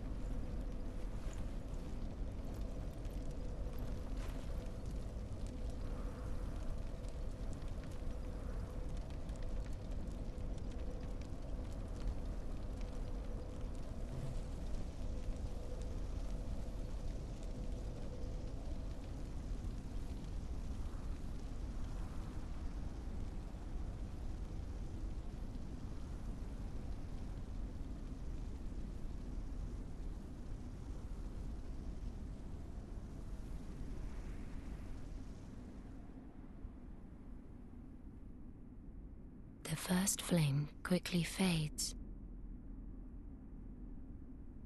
Darkness will shortly settle.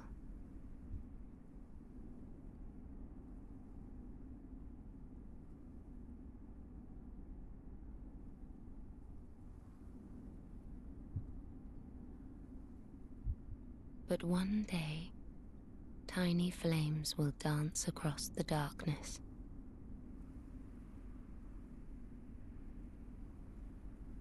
Like embers linked by Lord's Pass.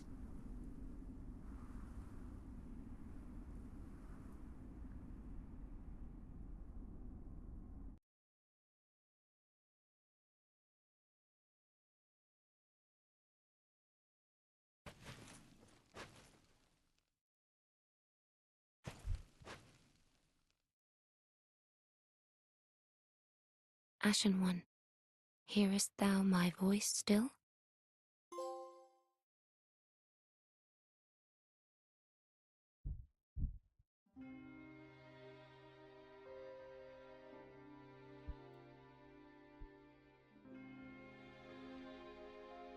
Everything fades. Even fire.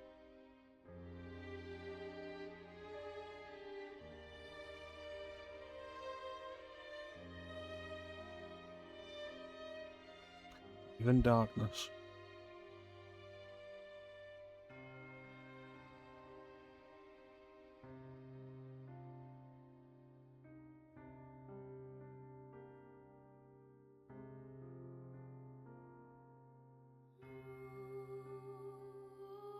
Dark Souls 3.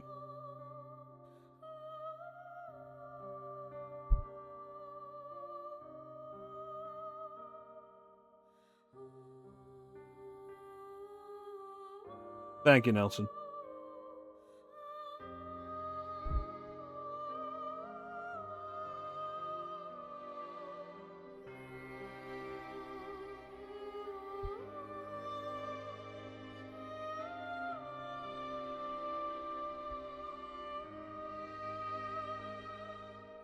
I enjoyed this. Like, overall, I did enjoy this. This was definitely a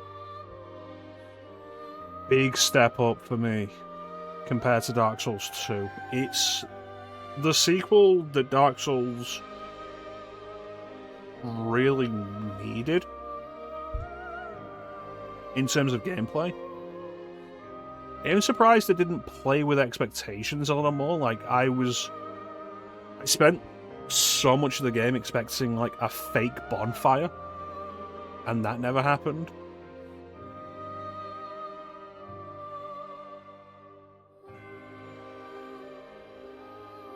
Oh, I have no interest in GTA 6, like, at all.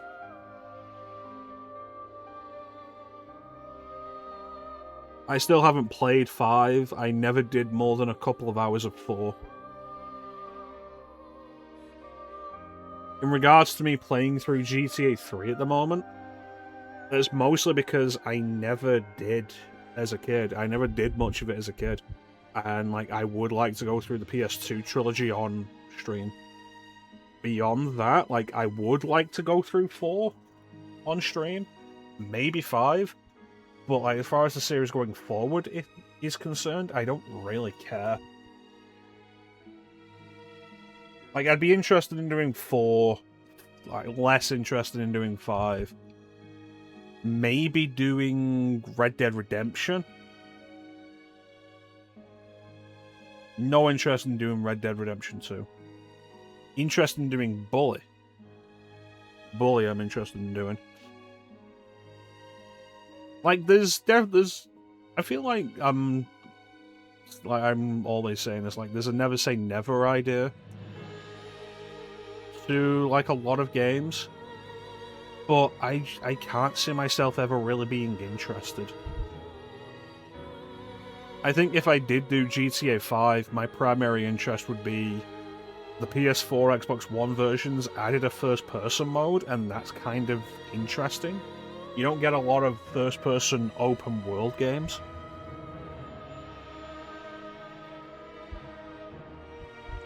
But even then, as far as stream goes, I'd be more interested in doing first-person open-world game, Cyberpunk, which I've already beaten. I spent almost 100 hours on that game. And I'd be more interested in doing it again than playing GTA 5. So no real interest in 6. It's just, unfortunately, one of those things you cannot avoid.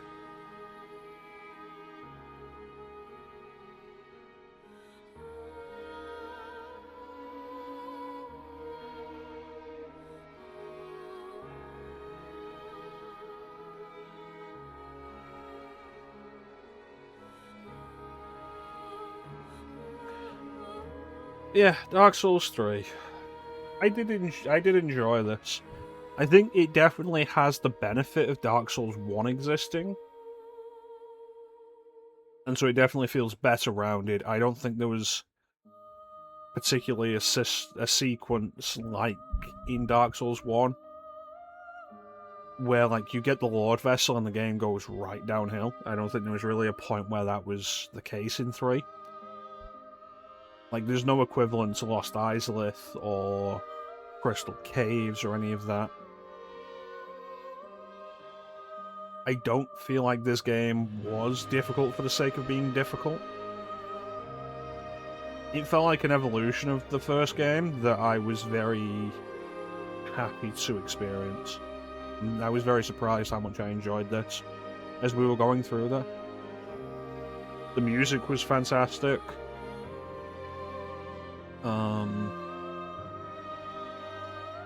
I appreciated that it was faster. Like, it wasn't just Dark Souls 1 again, they tweaked a lot of the systems, so, like, just basic combat felt faster and more fluid.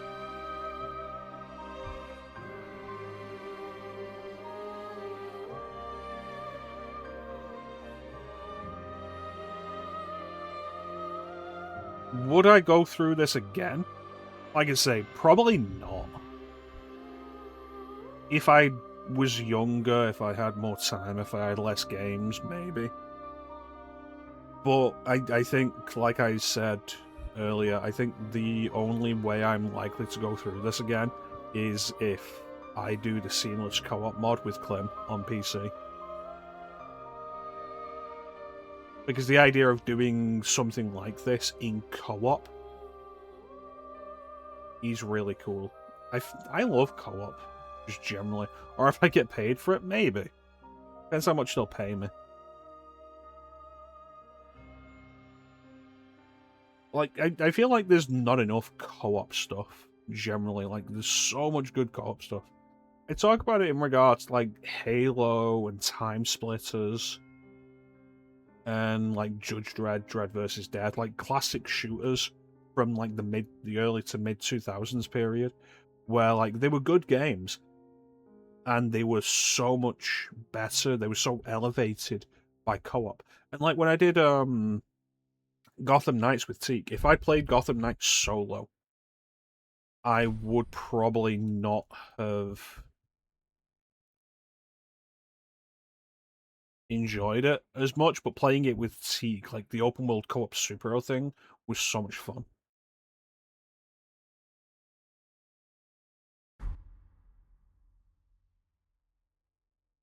So does that mean I can continue?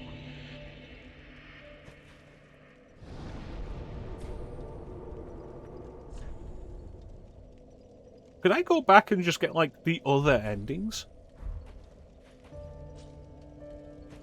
Like, as easy as that?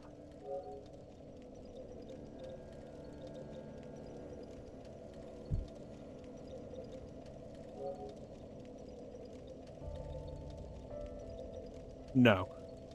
Okay.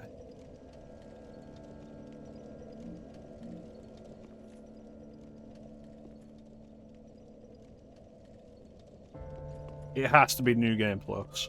Alright.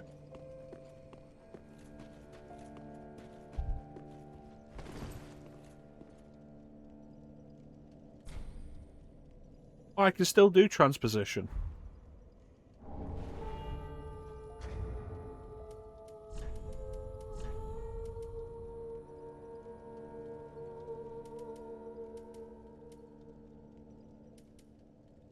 Easier to be detected by enemies.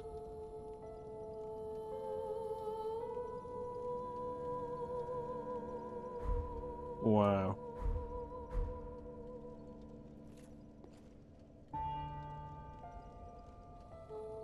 Get new items in New Game Plus and Plus One. It's kind of interesting.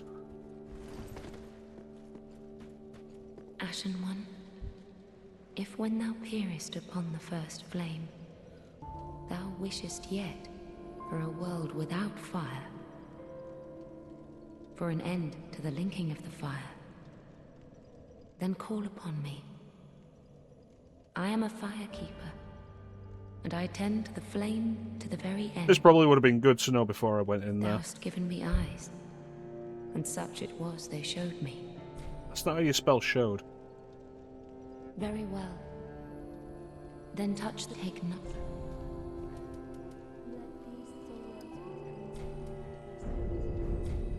Mayst thou thy... Let's go take a look.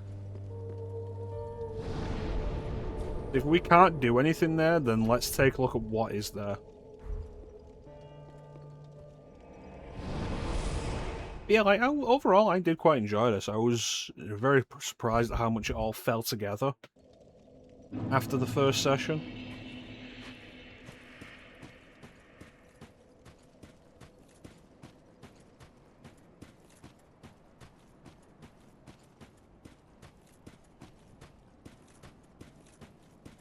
I probably wouldn't recommend this as your first Dark Souls. Like, I would say, like, play the first one first.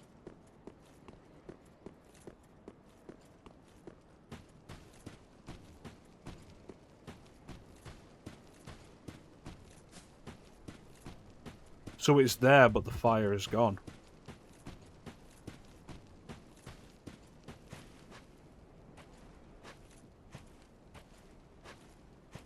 That's fascinating. Especially considering that Dark Souls 1 just took you right into New Game Plus. I like that. I like that you can still go around the world without immediately having to do New Game Plus. Because it was the main reason why I was like, okay, I'm going to do DLC before finishing the game. Because I was expecting that we would have to go in, like, straight into New Game Plus.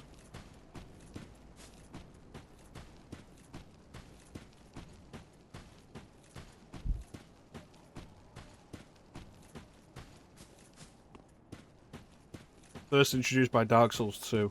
Yes, the game that I immediately turned off as soon as we were done.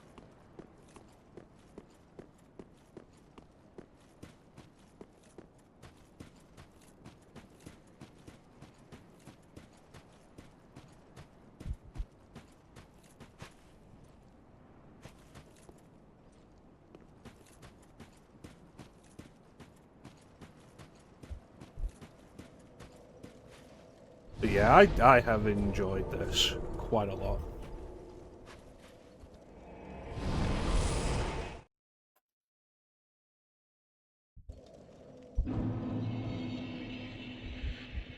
Will I come back and do more Soul stuff? Despite what I said last year, like last year would be my last time attempting Bloodborne. And I think I deleted Bloodborne from my hard drive after saying that. Like, I have re-downloaded it, and I am like, yeah, I'll probably give it another shot at some point. So there's still the possibility of Bloodborne at some point.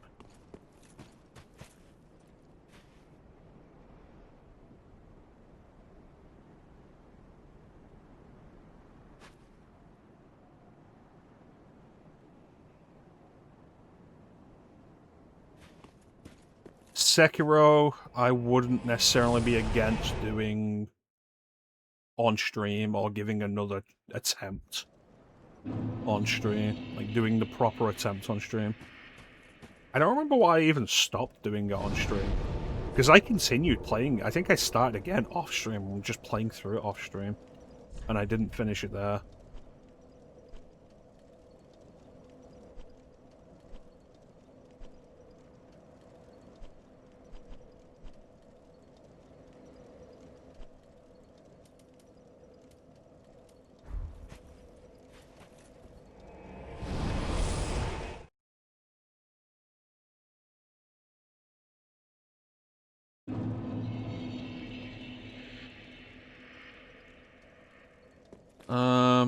Elden Ring, potentially. My biggest hesitation with that is just that it's open world. We got here by falling, didn't we? Yeah, from there.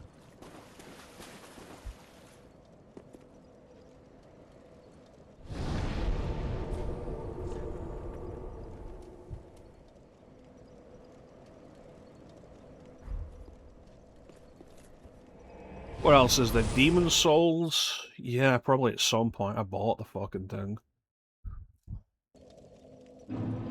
Considering it's unlikely that I will do both the original Demon Souls and the remake.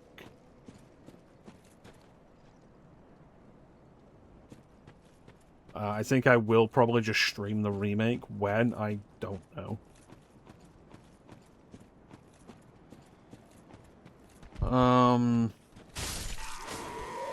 I am genuine, like, even since, like, properly thinking about it, when we did the year of PlayStation back in 2024, I have had some interest in playing through the original. Not the original, the second Kingsfield, the first one that was released in English.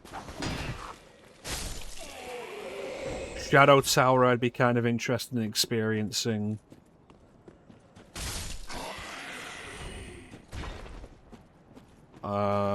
Other FromSoft stuff.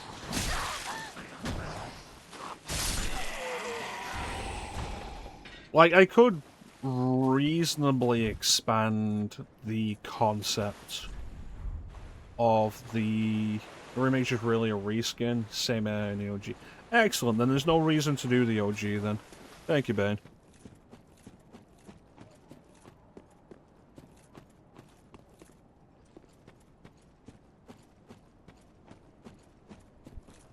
Yeah, I could make, like, the anniversary setups just, like, a FromSoft thing.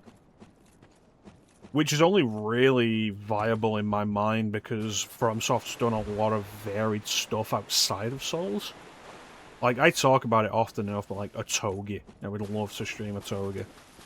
I bought it specifically. I bought a Togi and a Togi 2 when they came up on Xbox One backwards compatibility, specifically because I wanted to stream them.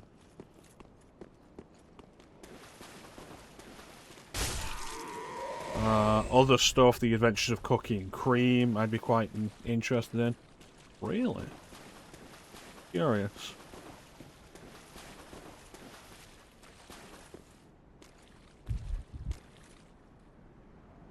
It's interesting that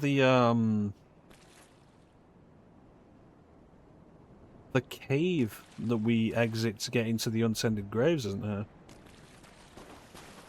Yeah. The Adventure Cookie and Cream, I'd be quite interested in doing 3D Game Heroes if I can ever find it again for a reasonable price. I'd be interested in. I regret giving that to my ex. She never actually appreciated it.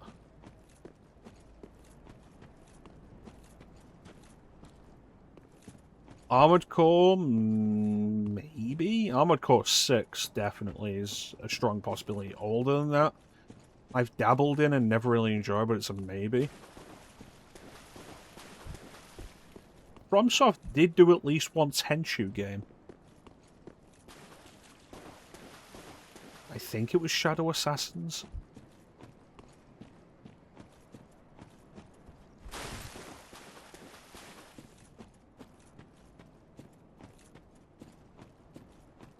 Yeah, like, going forward, now that the Souls trilogy is done, the anniversary could be just, like, broader FromSoft stuff. And hopefully you guys will be interested in that, and, like, being somewhat Souls fans, be interested in seeing, like, other stuff FromSoft developed before that. 'Cause I do lament that Dark Souls came out and was a success, and FromSoft kind of just ended up trapped in a situation where all they could develop was Souls.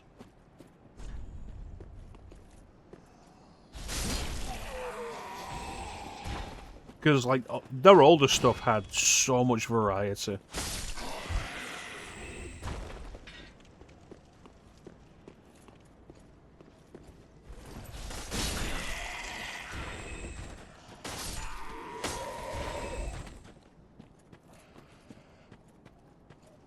Yeah, next year, maybe Bloodborne, maybe Demon Souls. Maybe I will take the plunge and it'll be Kingsfield. And you can all learn where the Moonlight Blade reference comes from.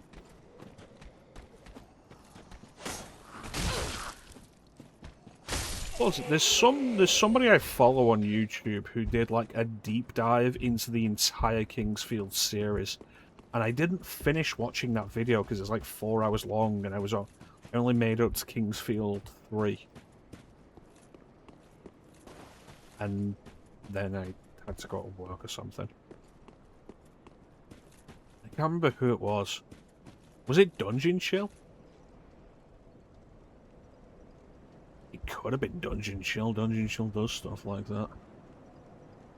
Let me check real quick, because I can recommend that.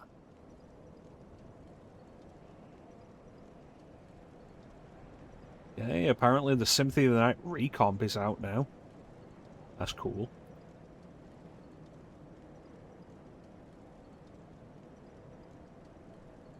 I recommend Dungeon Chill's channel generally anyway, because, like, covers so much interesting stuff in so much depth. And the last video I put out was about Vampire Hunter D on PS1. And it's almost a 2-hour video. And a significant amount of that is covering Vampire Hunter D as a property. And the first movie, and like lightly touching on the original novels. And then the second movie that the game's actually based on. A video on Shadow of Memories, which I am forever meaning to actually stream Shadow of Memories. I remember talking about that years ago. Fucking love to do Shadow of Memories.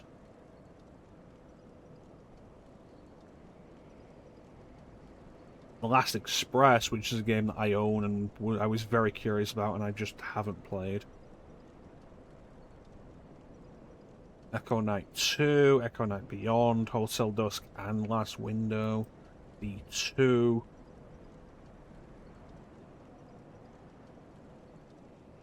Haunting Ground.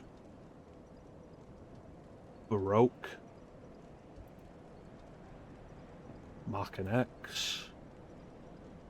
Dreamweb, which...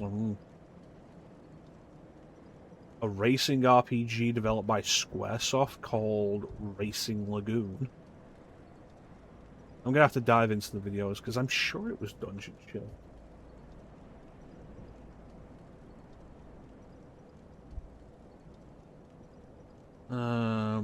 A video on Kudelka.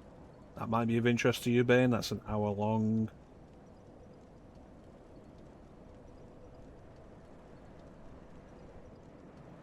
Enemy 0, D, D2. Oh, it wasn't Dungeon Chill. None of these videos are Kingsfield.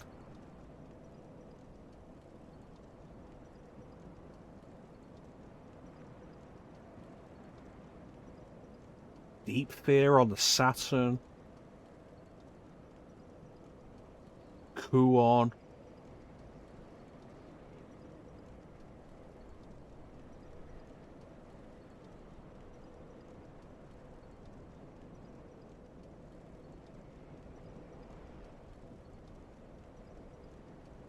I don't know who made that video then. Who else do I follow?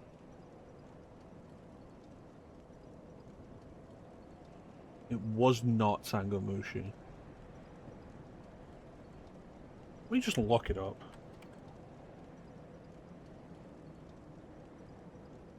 Majula, there you go. Majula. Am I not subbed to Majula? I should be subbed. Because I also watched that deep dive he did into fucking Tech War.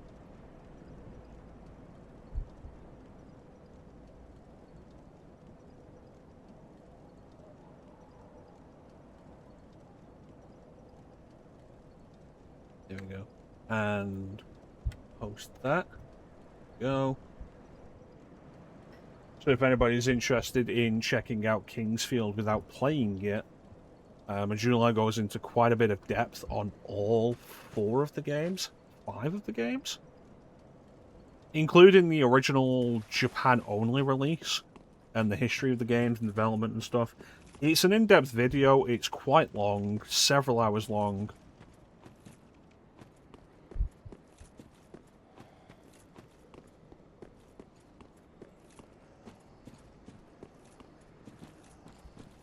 It's one of those things of like, if you have any interest in it, it's probably going to hold your interest for the length of the video.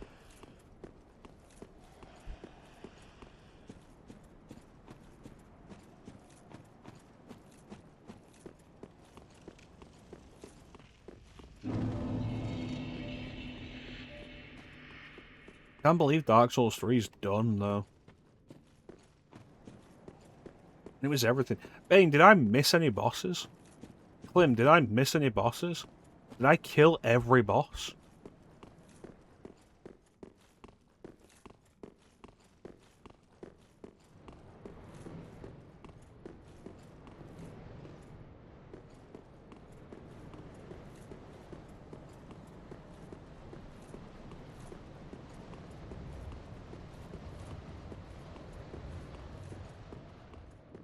I got them all. Excellent. Then there's nothing else to do, I guess. Any other challenges would be irrelevant. It would all be about the bosses. Check out the bosses that I didn't get. I appreciate your help with this one, Ben.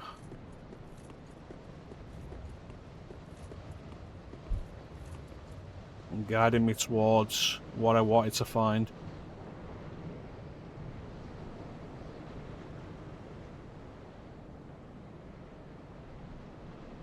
I wonder how this place exists in comparison with the other version. Because, like, that's clearly Lothric Castle. But it's not the Lothric Castle we explored, because the one we explored that we teleport to, starting from the high wall of Lothric and moving through the world, did circle back around to this place in darkness. So I wonder, like, what that's about. Anyway.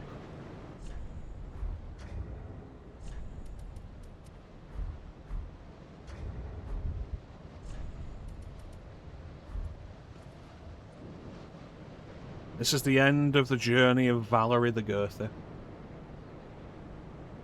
I want to thank everybody for joining the stream. I always really appreciate the support. Big special thank you to everybody in the chat. Chat is always the best part of the stream. Clem, Bane, Panda, Nelson, Spunk, Ranky, Amber for the raid.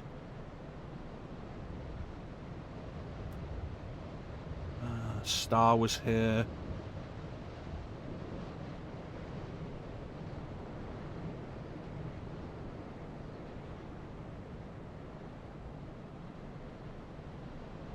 Deju.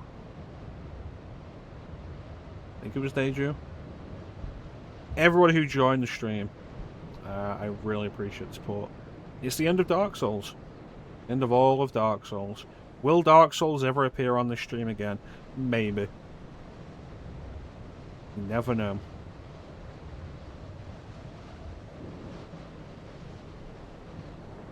But we'll be returning to Paper Mario. The 7 years of mecha-chrono celebration is complete. We'll be returning to Paper Mario, and then following that we'll be doing a Shin Megami Tensei game.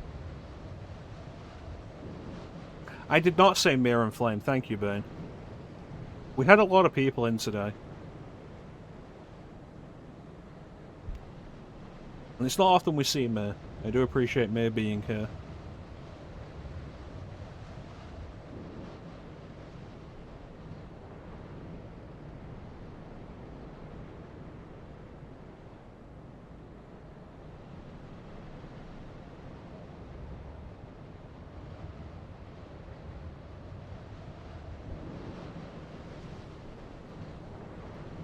We'll see what next year brings, as far as the celebration, the 8 years of mecha-chrono celebration goes. But we'll be returning to Paper Mario for the Year of RPGs. Following that will be Shin Megami Tensei Strange Journey. I'm going to try and mix up what I'm doing. We have the list of RPGs that I wanted to do, and I think I'm going to move away from that list a little bit. Strange Journey wasn't on there. It probably will end up being Strange Journey, the Shin Megami Tensei I do. That'll be a long one. That'll be a difficult one.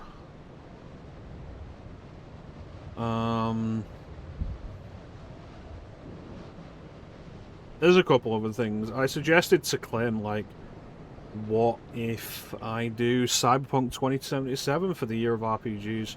It is an RPG. I probably won't, because, like,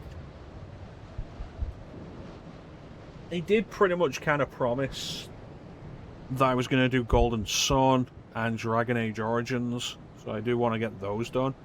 But after Paper Mario, I think we're going to take a break from it with Shin Megami Tensei Strange Journey. For me. It'll be for me. Sometimes I feel kind of trapped and boxed in by these themes. I'm definitely going to move away from them. I was considering the idea of Year of Star Wars next year. I don't think I'm going to do that now. Definitely going to move away from it.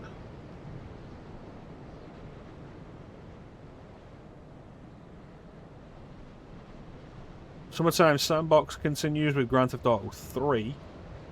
I'm going to try and push through that. I knew it would get, like, rough.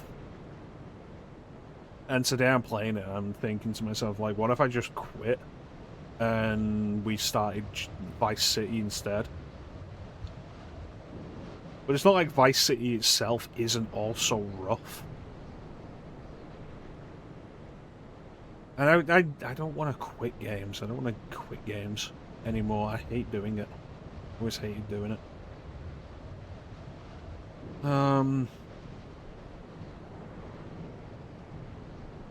So yeah, Summertime Sandbox continues with GTA 3. Legend of Sundays continues with Majora's Mask. After that, what we're doing, I'm not sure. I don't think I'm going to go into Wind Waker. I suggested Skyward Sword because it'd be a first full playthrough for me, but there's also a thought I had of, like, what about A Link Between Worlds, which I haven't streamed, and I only beat once. What about the Minish Cap? What about Four Swords Adventures? So I'm gonna, like, consider what to do with that one. And that is everything we're doing. Yeah. And that is pretty much it. I feel kind of a little melancholy having finished this now. I'm glad I enjoyed this. I'm so glad I enjoyed playing Dark Souls 3.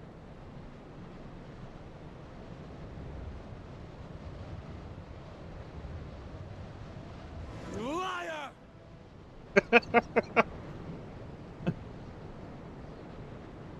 Okay.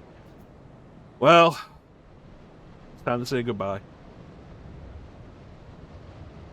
There's not really anything else to say except thank you all for watching. Have yourselves a fantastic time of day. And take care. We'll catch you next time, guys. Bye.